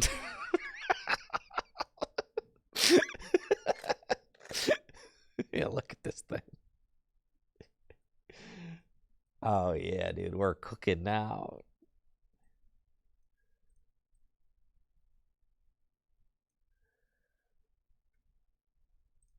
Oh, man, with the Pokestop, too. Shoo-wee.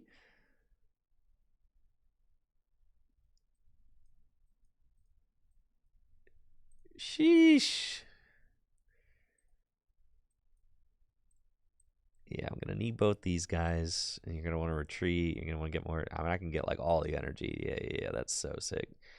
But what am I up against? If I'm up against Roaring Moon, we don't want to retreat into the guy.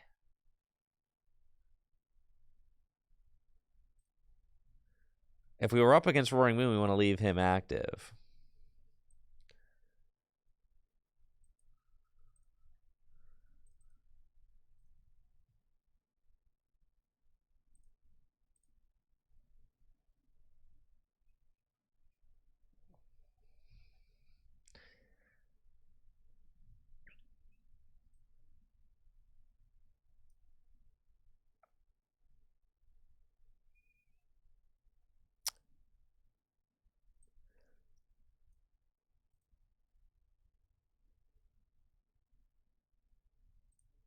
Yeah. Oh, yeah.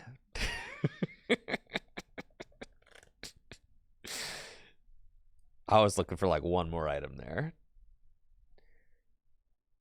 Yeah, you never actually want to put. Well, I was thinking like usually you retreat in the Chen Pao and then you Silver Choke, but then I realized things have changed since last I played Chen Pao, because usually you used to be able to promote the Chen Pao and not worry about it dying turn one, but things have changed drastically. Now you got to worry about this guy dying turn one, so you want to play it like. Yeah, I get it. I get it.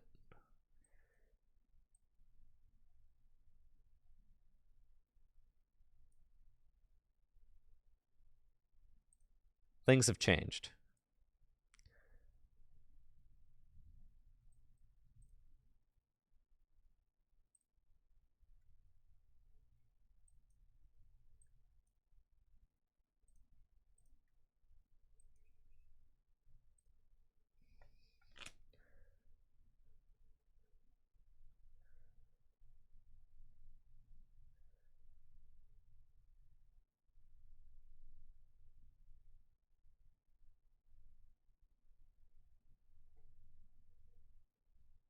Everything has changed. Yes, things have gotten way more aggressive. So I realized I just shouldn't have gotten the Chen Pao. That should have been another Frigibax. And I just like kind of chill like that turn one. And that is one of the coolest things about this deck is that you can play like a single prize deck. Yeah, see, it is Roaring Moon. You could play it like a single prize deck.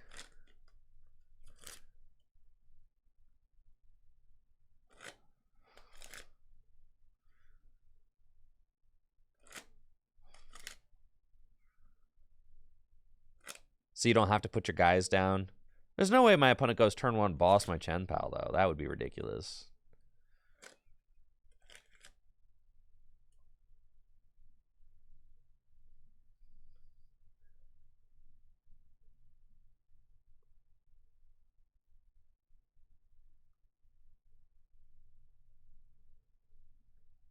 Chaos, how are you breaking from Dengo?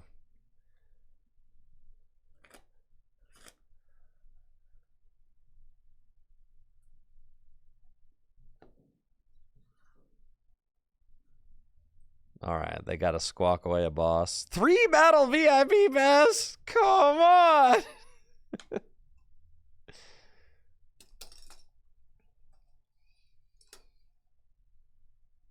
Not the cross switchers. Don't cross switcher me, dude. Come on.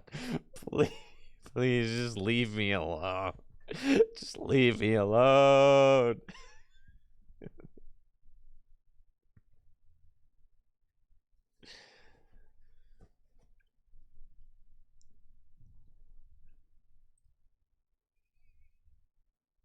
Ah, you got nothing. All right, we're so in there.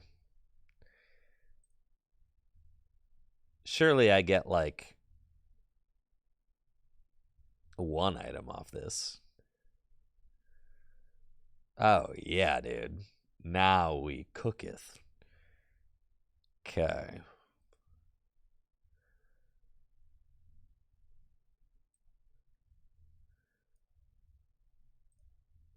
Already got decent amount of energy in the discard pile.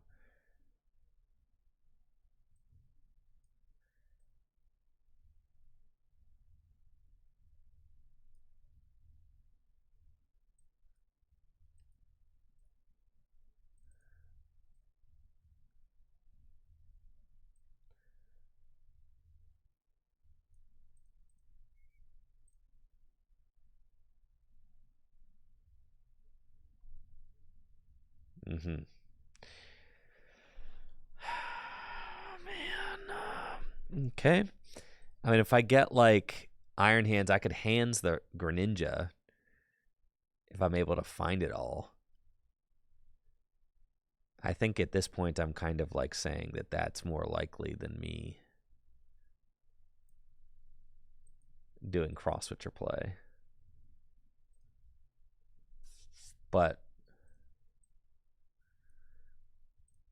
I don't have enough cards in hand to do it all right now.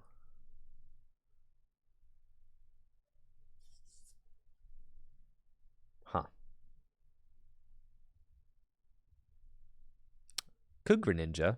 That's true. It's not a terrible play. Yeah, I don't have anything going on. I like that.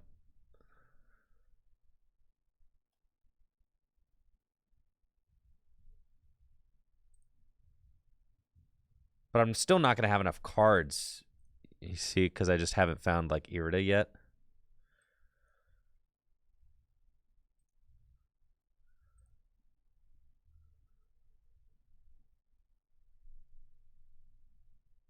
Dang, dude.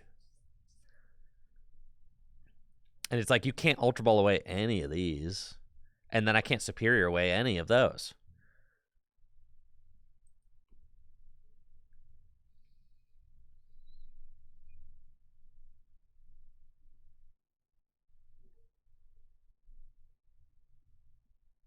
Not great. But this, I mean, this hand is way better for sure. This hand works. But I do just have to wait still.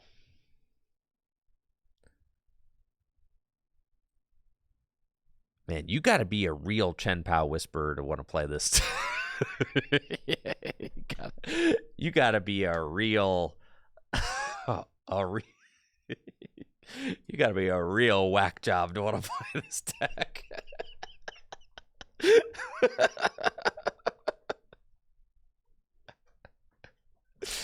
Man.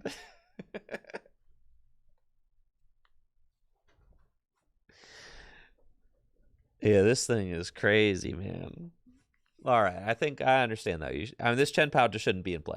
And if the Chen Pao wasn't in play, it'd be different. If I had like Manaphy here instead. If this was Manaphy, then I mean, we're just golden still.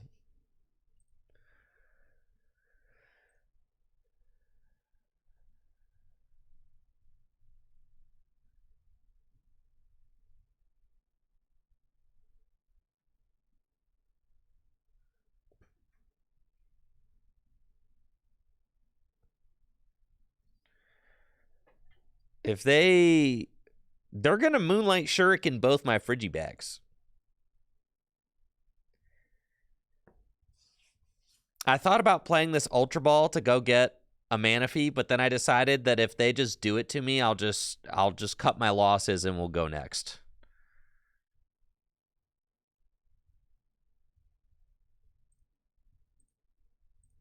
See? Cut my losses and go next. And I thought about it. I was like, I could play this Ultra Ball. Just not worth it, dude. All right. We got it. This time, we got it.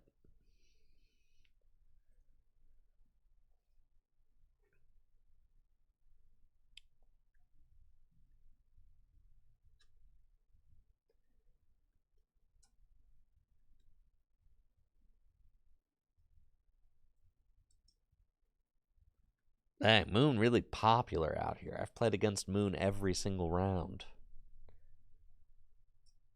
That's crazy. What do you think? You think I'll hit another one?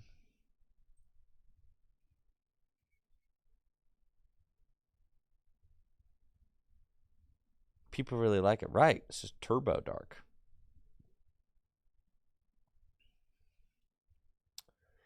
No, it doesn't matter if you're playing a grass deck or not, because Moon just one-hit KOs everything. So you don't. It doesn't have to be like a grass deck. You just need a single prize. Single prize decks are what do the best against Moon.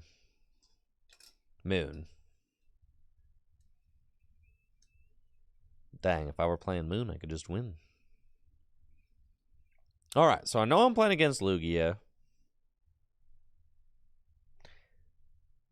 Let's try to do everything in a good order. How about that?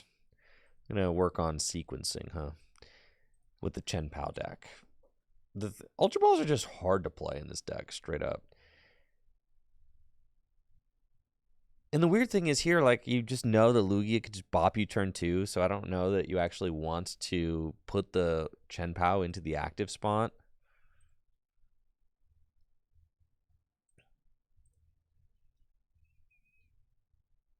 Like, you'd rather not. You'd rather find a Battle VIP pass, but, you know, it's rough out here sometimes. Great.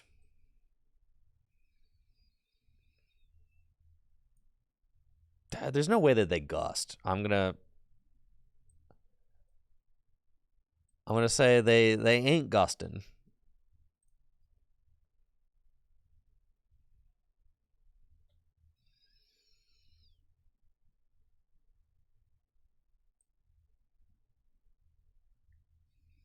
They might knock out my active, but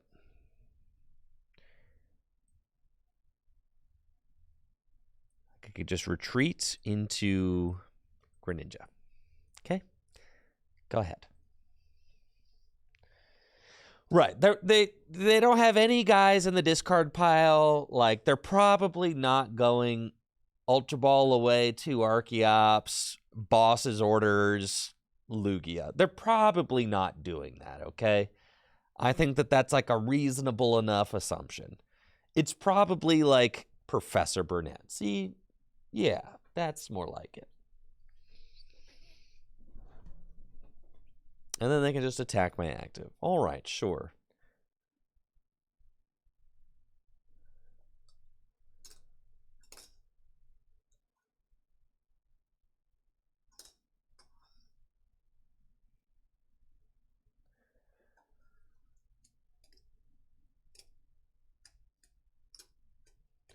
And I think the two decks that are best against Roaring Moon are just your Lost Box decks and your Gardevoir decks.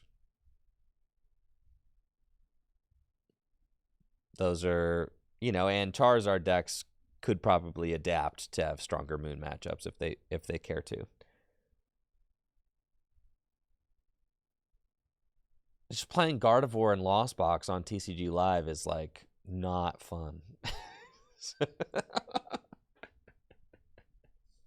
It's not fun. No, you got to do so many clicking and dragging and game actions and shuffles, and games take like 35 minutes apiece.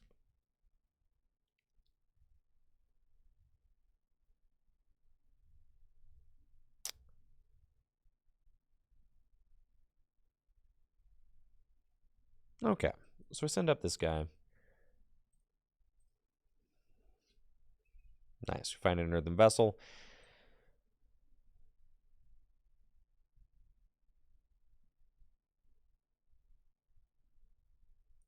It's fine. Earthen vessel away that.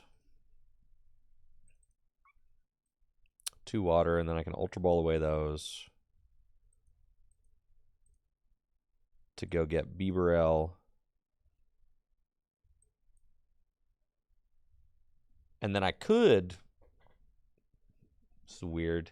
Do you Shivery Chill, get 2 more water, Ultra Ball those away, get Baxcalibur, and then Incisors for... But then you have 6 water in the discard pile, which is like an awkward number of water to have in the discard pile.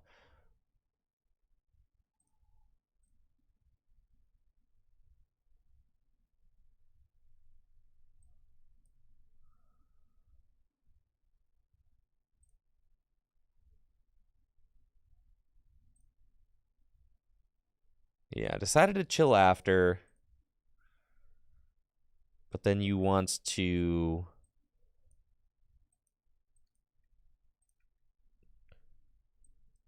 I like still don't have enough energy. Or enough cards to, like, even if I hit a superior here.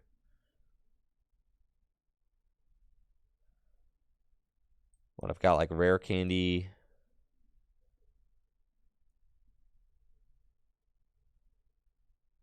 And I'm 1 card short? No, I have it just barely, right? Oh my god. Because it's 5 times 6 is 300. Yeah, I have it just barely. Good god.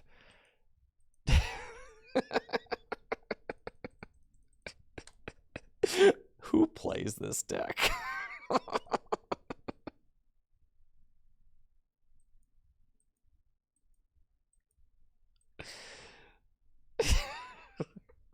Okay, man.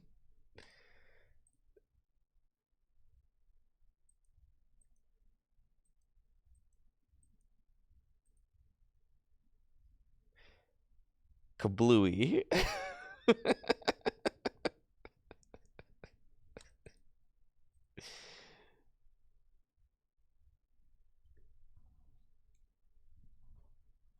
Zero card hand in Chen Pao means you played your turn perfectly. Yeah, all they have to do is like boss Bibarel.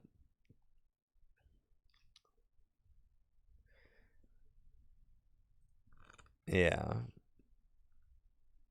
My goodness. And look how much is lost. We're down a Rod, a Cross Switcher, Superior. 7 energy in the discard pile.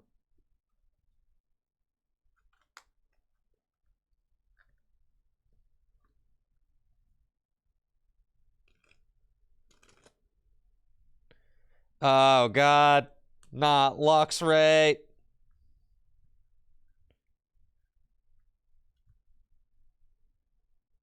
No. Luxray, reversal, boss my Baxcalibur.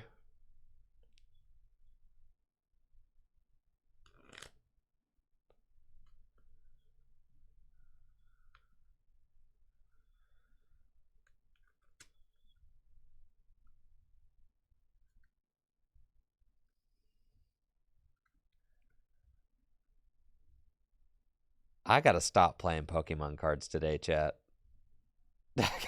I gotta scoop it up, man. I think I'm good. Unlike everything.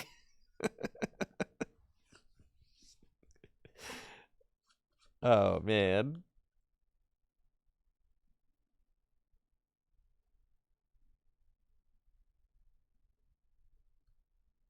Just everything is pain. I went through so much effort to set up that Baxcalibur, and then this. Bro.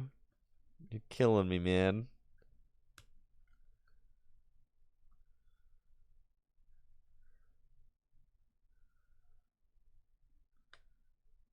Yeah, that's true. Buddy Poffin does let you reestablish better than VIP Pass. It's true. And collapsed. Okay, yeah, didn't need that Pokestop anyway. Yep. Thank you, Incomplete Pokedex, for the 52 months. Thank you. It's not great. Okay.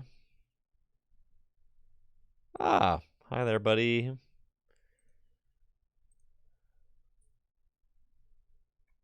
Wow. It's nice. Okay, get another one. Hey there.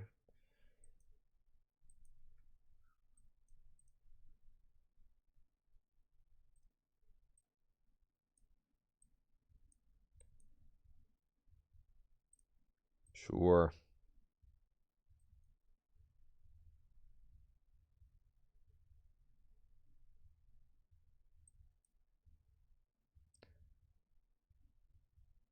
Okay.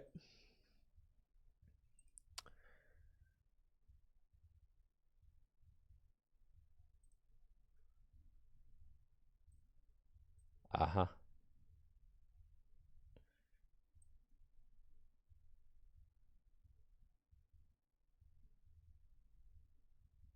Alrighty.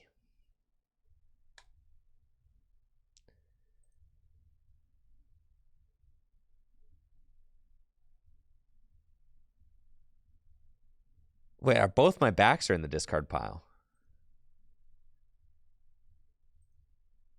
And I think my other rod is prized. So that's just game over.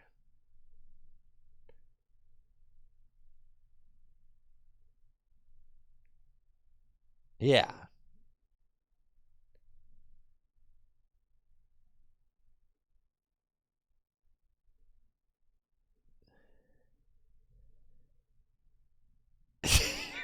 Okay, this looks right.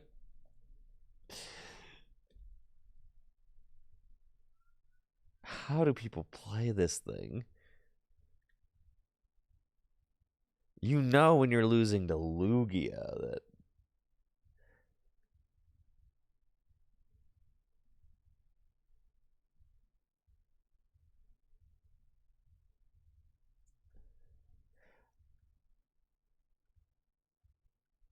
Yeah, I think my other rod is prized, right? We saw that my other rod was prized, right? So then both my Baxcalibur are just in the discard pile. There's no way to get them out. Yeah.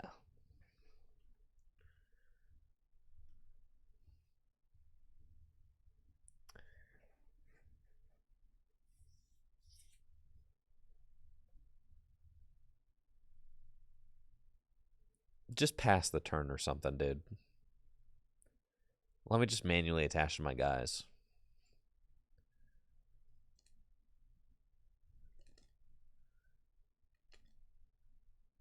No, I think I'm good on this game. I think this list is it's Jared Grimes' list. It only plays 2 backs.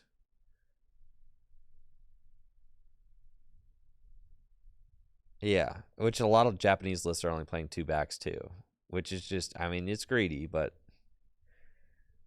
it is normal amounts of greed.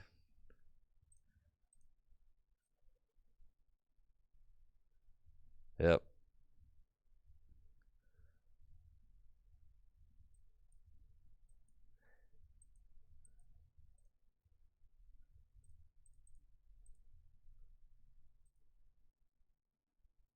Okay.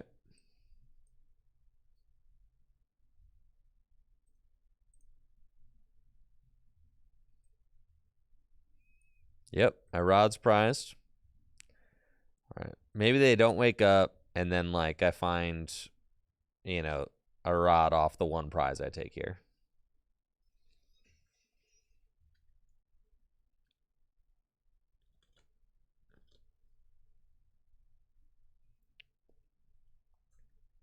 Perhaps. That's the third brunette they've played. Which is, like, a lot of brunette, really. Yeah, they ain't doing squat. All right. We're in there, folks. Let's go.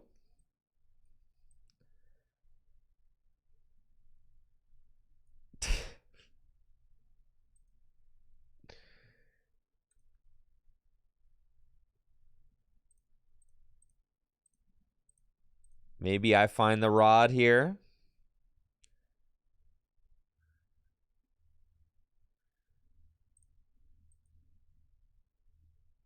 We did not find the rod. Okay. So that means that we cannot attack with max cal. Yeah, it's just not worth it, man. All right, I got to win one game today.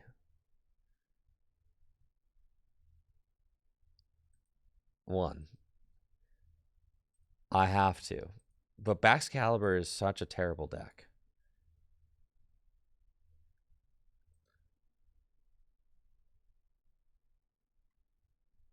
It's such a pile. All right, but it's going to deliver this time. No, it's delivering. It's delivering.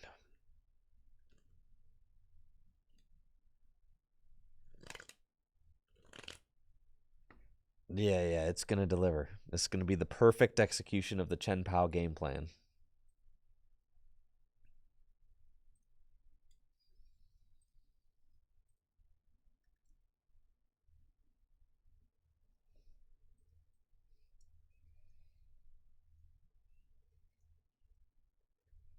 All right, will Chen Pao deliver?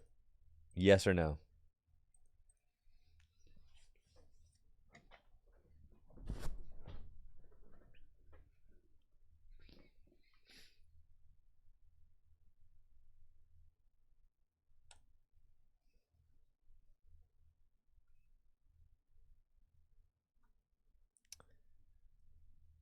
Holy smokes, dude. What are people doing with this thing? My goodness. How do they... How do people justify this? How?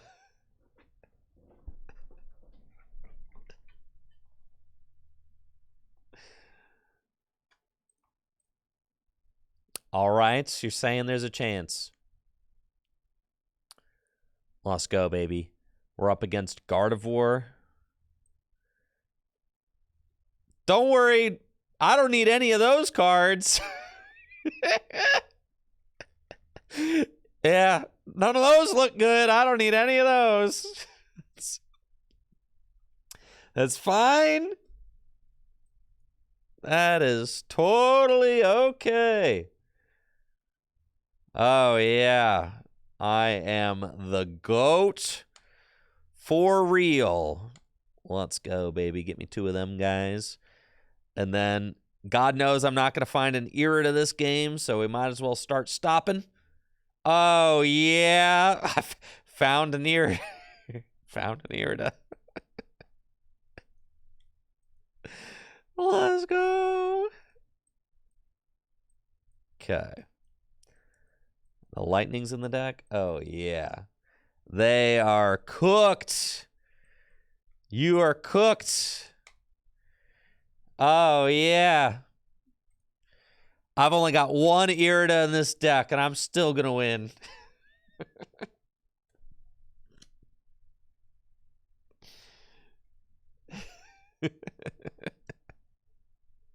I'm not going to play a single supporter. But my God, I'm going to beat Gardevoir. The best thing about the Gardevoir matchup is that they give you 3 turns to mess around and set up. They're not doing anything for the first 2 turns. It's great. It's exactly what Chen Pao needs. I know, I've got 2 Ultra Ball prized. Yeah. Miserable.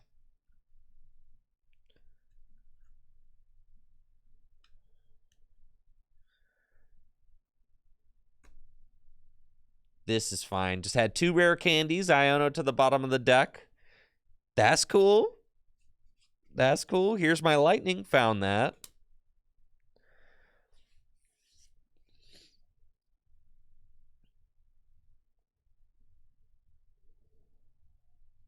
Uh-huh. I will admit to you guys, I've got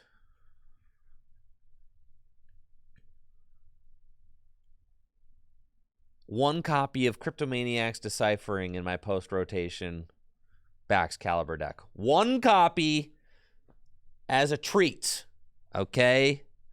One. It actually seems okay in there. Because you can stack the deck and then Pokestop into the cards you need. It's like, well, the deck is such a pile, it might as well play one. Yeah, it's like a 5th Irida. Kind of. It's not as good as Irida, but it's like a 5th Irida. It helps a little bit. Plus, you need to be able to stack the Prime Catcher canceling Cologne combo.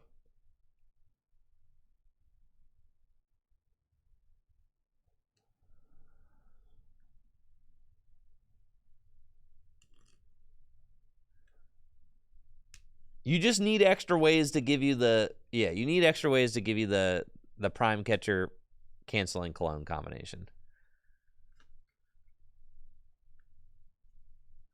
All right, let me hands you, dude. Come on, I need need a little. All right, I've got the Bax Calibers. I want to reorder my deck first because 2 rare candies are at the bottom. I just put them there.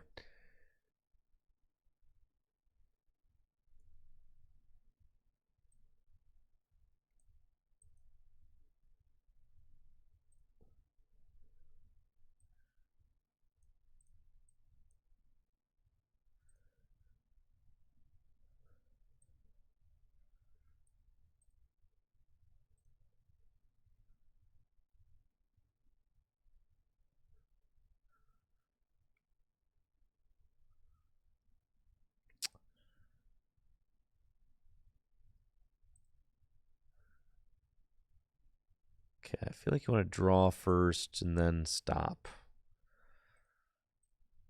But the only guarantee you have for the superior is if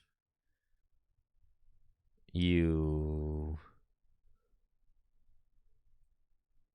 Or the only guarantee you have for the concealed cards is if you do... Yeah, that's fine. I'll attach there and incisors for 2. That's fine. Okay. Yo, we're so goated at this game, bro. Holy smokes, we've done it. Oh, my God. This deck is broken, chat. It's broken, chat. It's broken. It's Oh, yeah, it's on fire. Woo!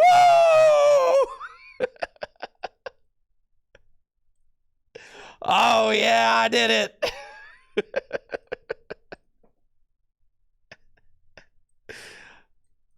Oh, baby, take that.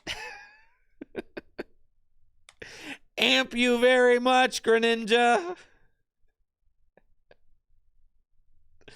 Guess what? I'm probably finding an Irida here. Ta-da!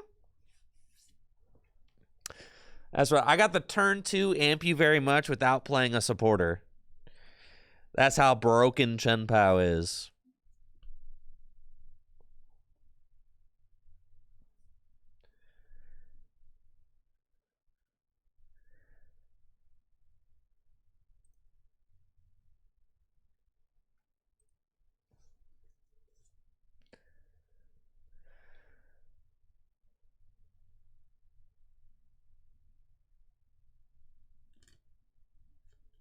Bro, if they knock out my Baxcalibur, then they're getting handsed to the face. Ain't no way.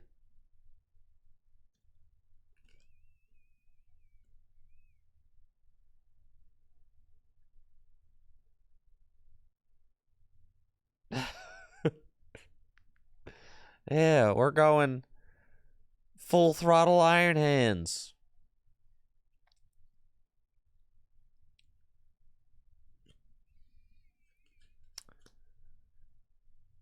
And that's the reason I didn't play the rod, is because I wanted to rod the hands back into the deck so I could do it again. You see? Here I Irida for rod, and I put the hands back into the deck. And then I nest ball for the for the hands, and then I destroy this carnivore. I'm gonna do it again. Yes.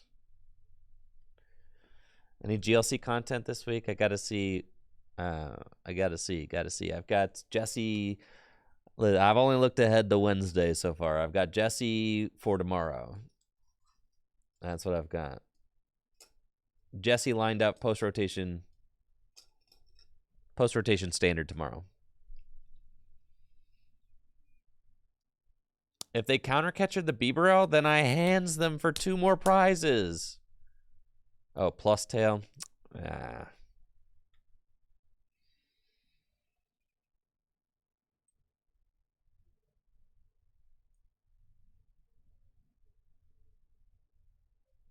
You get hands to the face. Hands to the face.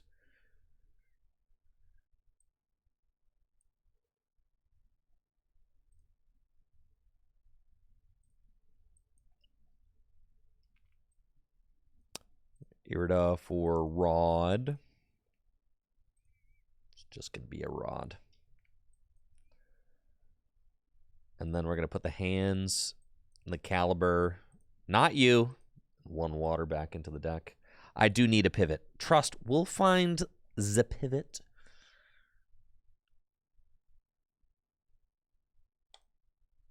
We'll find it. Oh, I should have kept that. Oh, my bad. I should have kept that. I was like, oh, I'm burning, but no, you keep it so that you can retrieval first, dump it, and then draw. Yeah, but it's fine. We still hit it.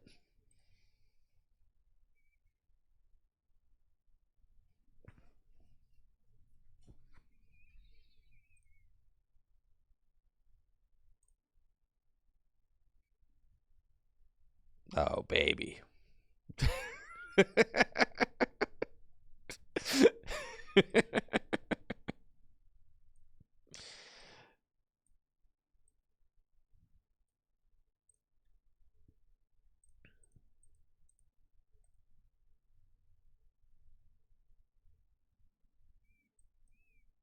We're amping the Manaphy. That's what we're doing.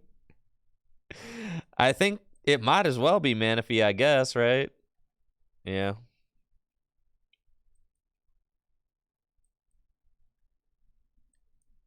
Sure.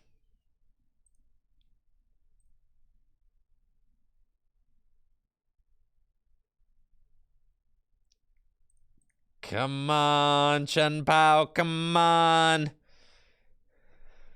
We're so close, Chen Pao. All right, what do we need to do? I've got 3 cross switchers in the discard pile. That's not great.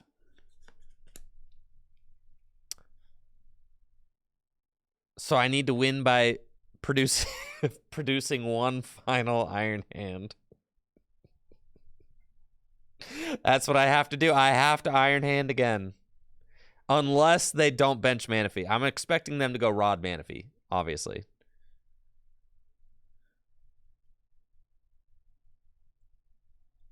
Well, okay. Well, they can't take 2 prizes, so who cares? I could just go Baxcalibur knockout. Yeah. No, we're chilling. Yeah. We just knock out the Gardevoir with like a Buster Tail.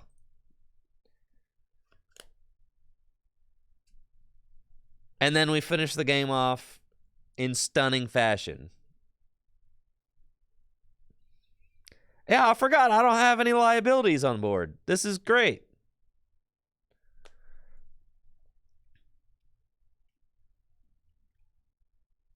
I figured that they played Arven for turn. They're definitely going to get the Manaphy back, right? I mean, they'd be silly not to.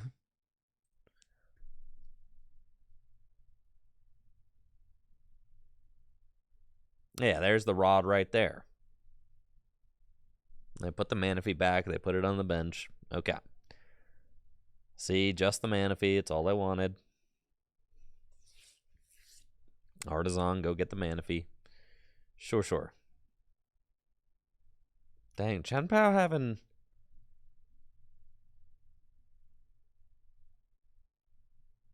Yeah, the best way to play Chen Pao is by not playing Chen Pao. That's so true.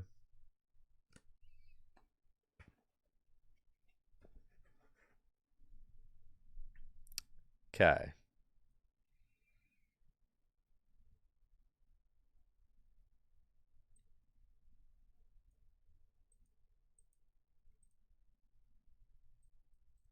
Okay, I've got 1 Chen Pao left in the deck.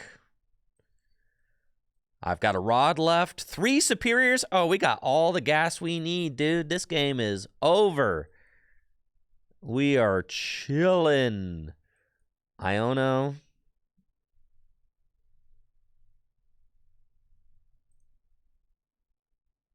Let's see, I don't have any other dudes in the deck. No. Okay. Incisors. Oh, baby. The double Beebs. Whew.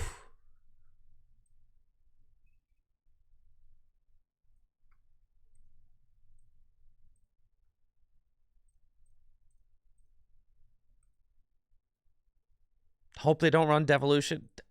Dude, if they run Devolution TM, come on. Come on. All right, that's just kind of a ridiculous board state, but we're chilling now.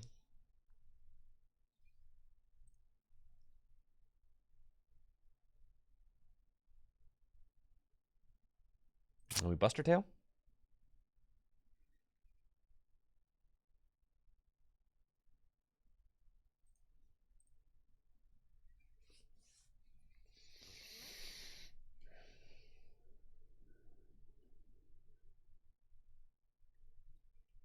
Now, I got to make sure I don't get stalled out. I don't think that I can, but I don't want to commit too many energy because they could go Wino Waters on the second backs. Because they could just go Gus Screamtail, I guess.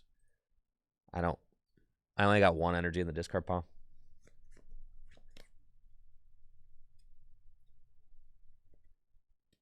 How did I have win? What are you talking about? In case of Devo, Guardy's not playing Devo.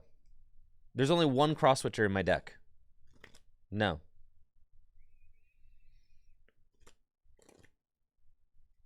And there's a Manaphy over there.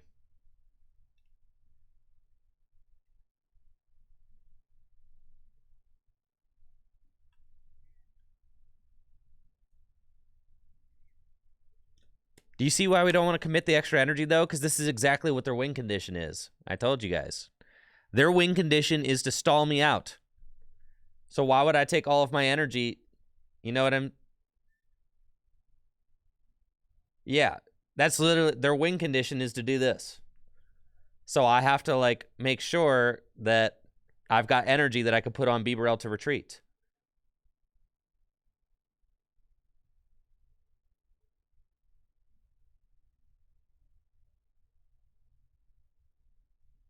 Yeah, they're going to go, like, probably knock out my second Bibarel here, right?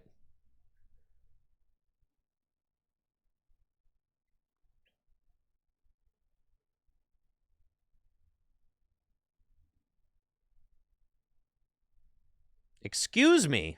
All right.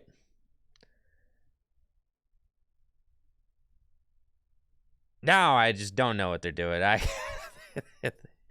think they got cold feet on the Screamtail. Why are there 2 Screamtail over there? Am I seeing double? What are these? Bro.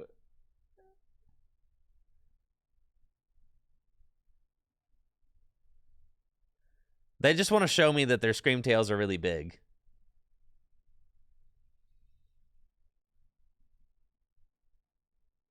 All right, now I just need my Chien-Pao.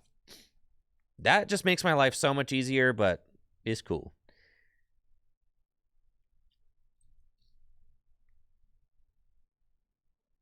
I guess maybe it doesn't make my life easier.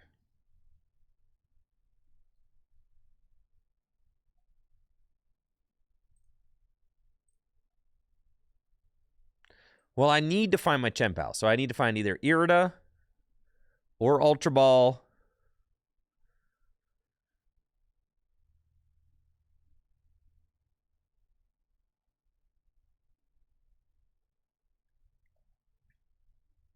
Okay.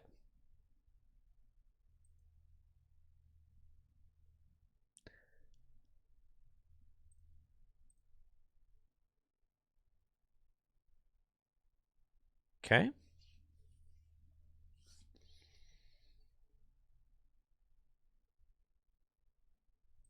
The Iono cannot win me the game, so we're abandoning that.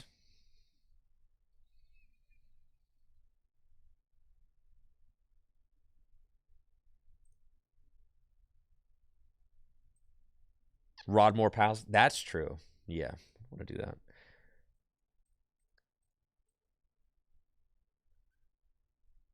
Yeah. Oh, I guess maybe you stop first, but I was thinking I'm going to conceal first. Yep. Right, because that's the way. So, like, yeah. I didn't want to. I don't know. I don't know which one of those is correct, but it's fine. Doesn't matter. Let's go, baby. Yeah, it should have been Stop Rod, Greninja. Yeah, I agree. My thought, the reason why I didn't want to go Stop Rod Greninja is because Irida was also a win out, right? But I guess, because I was like, I could Greninja into Irida, and I don't want to discard that. But it's fine. Chien-Pao, baby, let's go!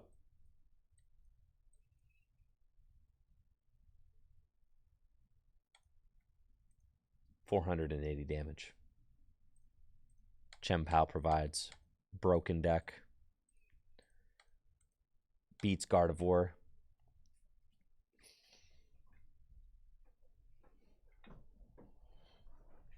Yeah, hitting Pow off the stop would have lowered the odds too. That's what I was thinking, Carrion. Yeah, I don't know. Right, so like, yeah, I don't know. Because there was always stop at the end that I could have played for Ultra Ball, I guess.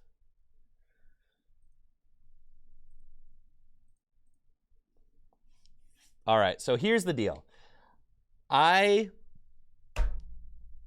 am going to raid Azul. But I need Azul to do me a favor. Because I'm doing... For those of you that were watching earlier in the stream, you saw I'm doing the Gym Leader Challenge video. And I have like a bunch of conspiracies that I'm going to have people tout in the Gym Leader Challenge video. I'm going to record. I need Azul to give me a nice conspiracy. I told Azul I want Azul to say on stream that I invented Gym Leader Challenge because I'm washed and creating my own format is the only way I can get these wins. Yeah. That's That's the conspiracy that I want him to say. So I'm going to ask him to do it live on stream right now. I'm going to see if he'll do it for me.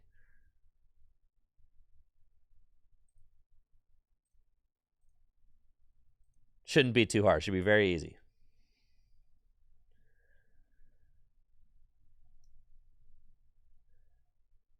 But you guys don't talk about it. Just be normal in the chat, okay? Because like if his chat's on the screen, the video cap's got to look clean. It's got to look nice, okay?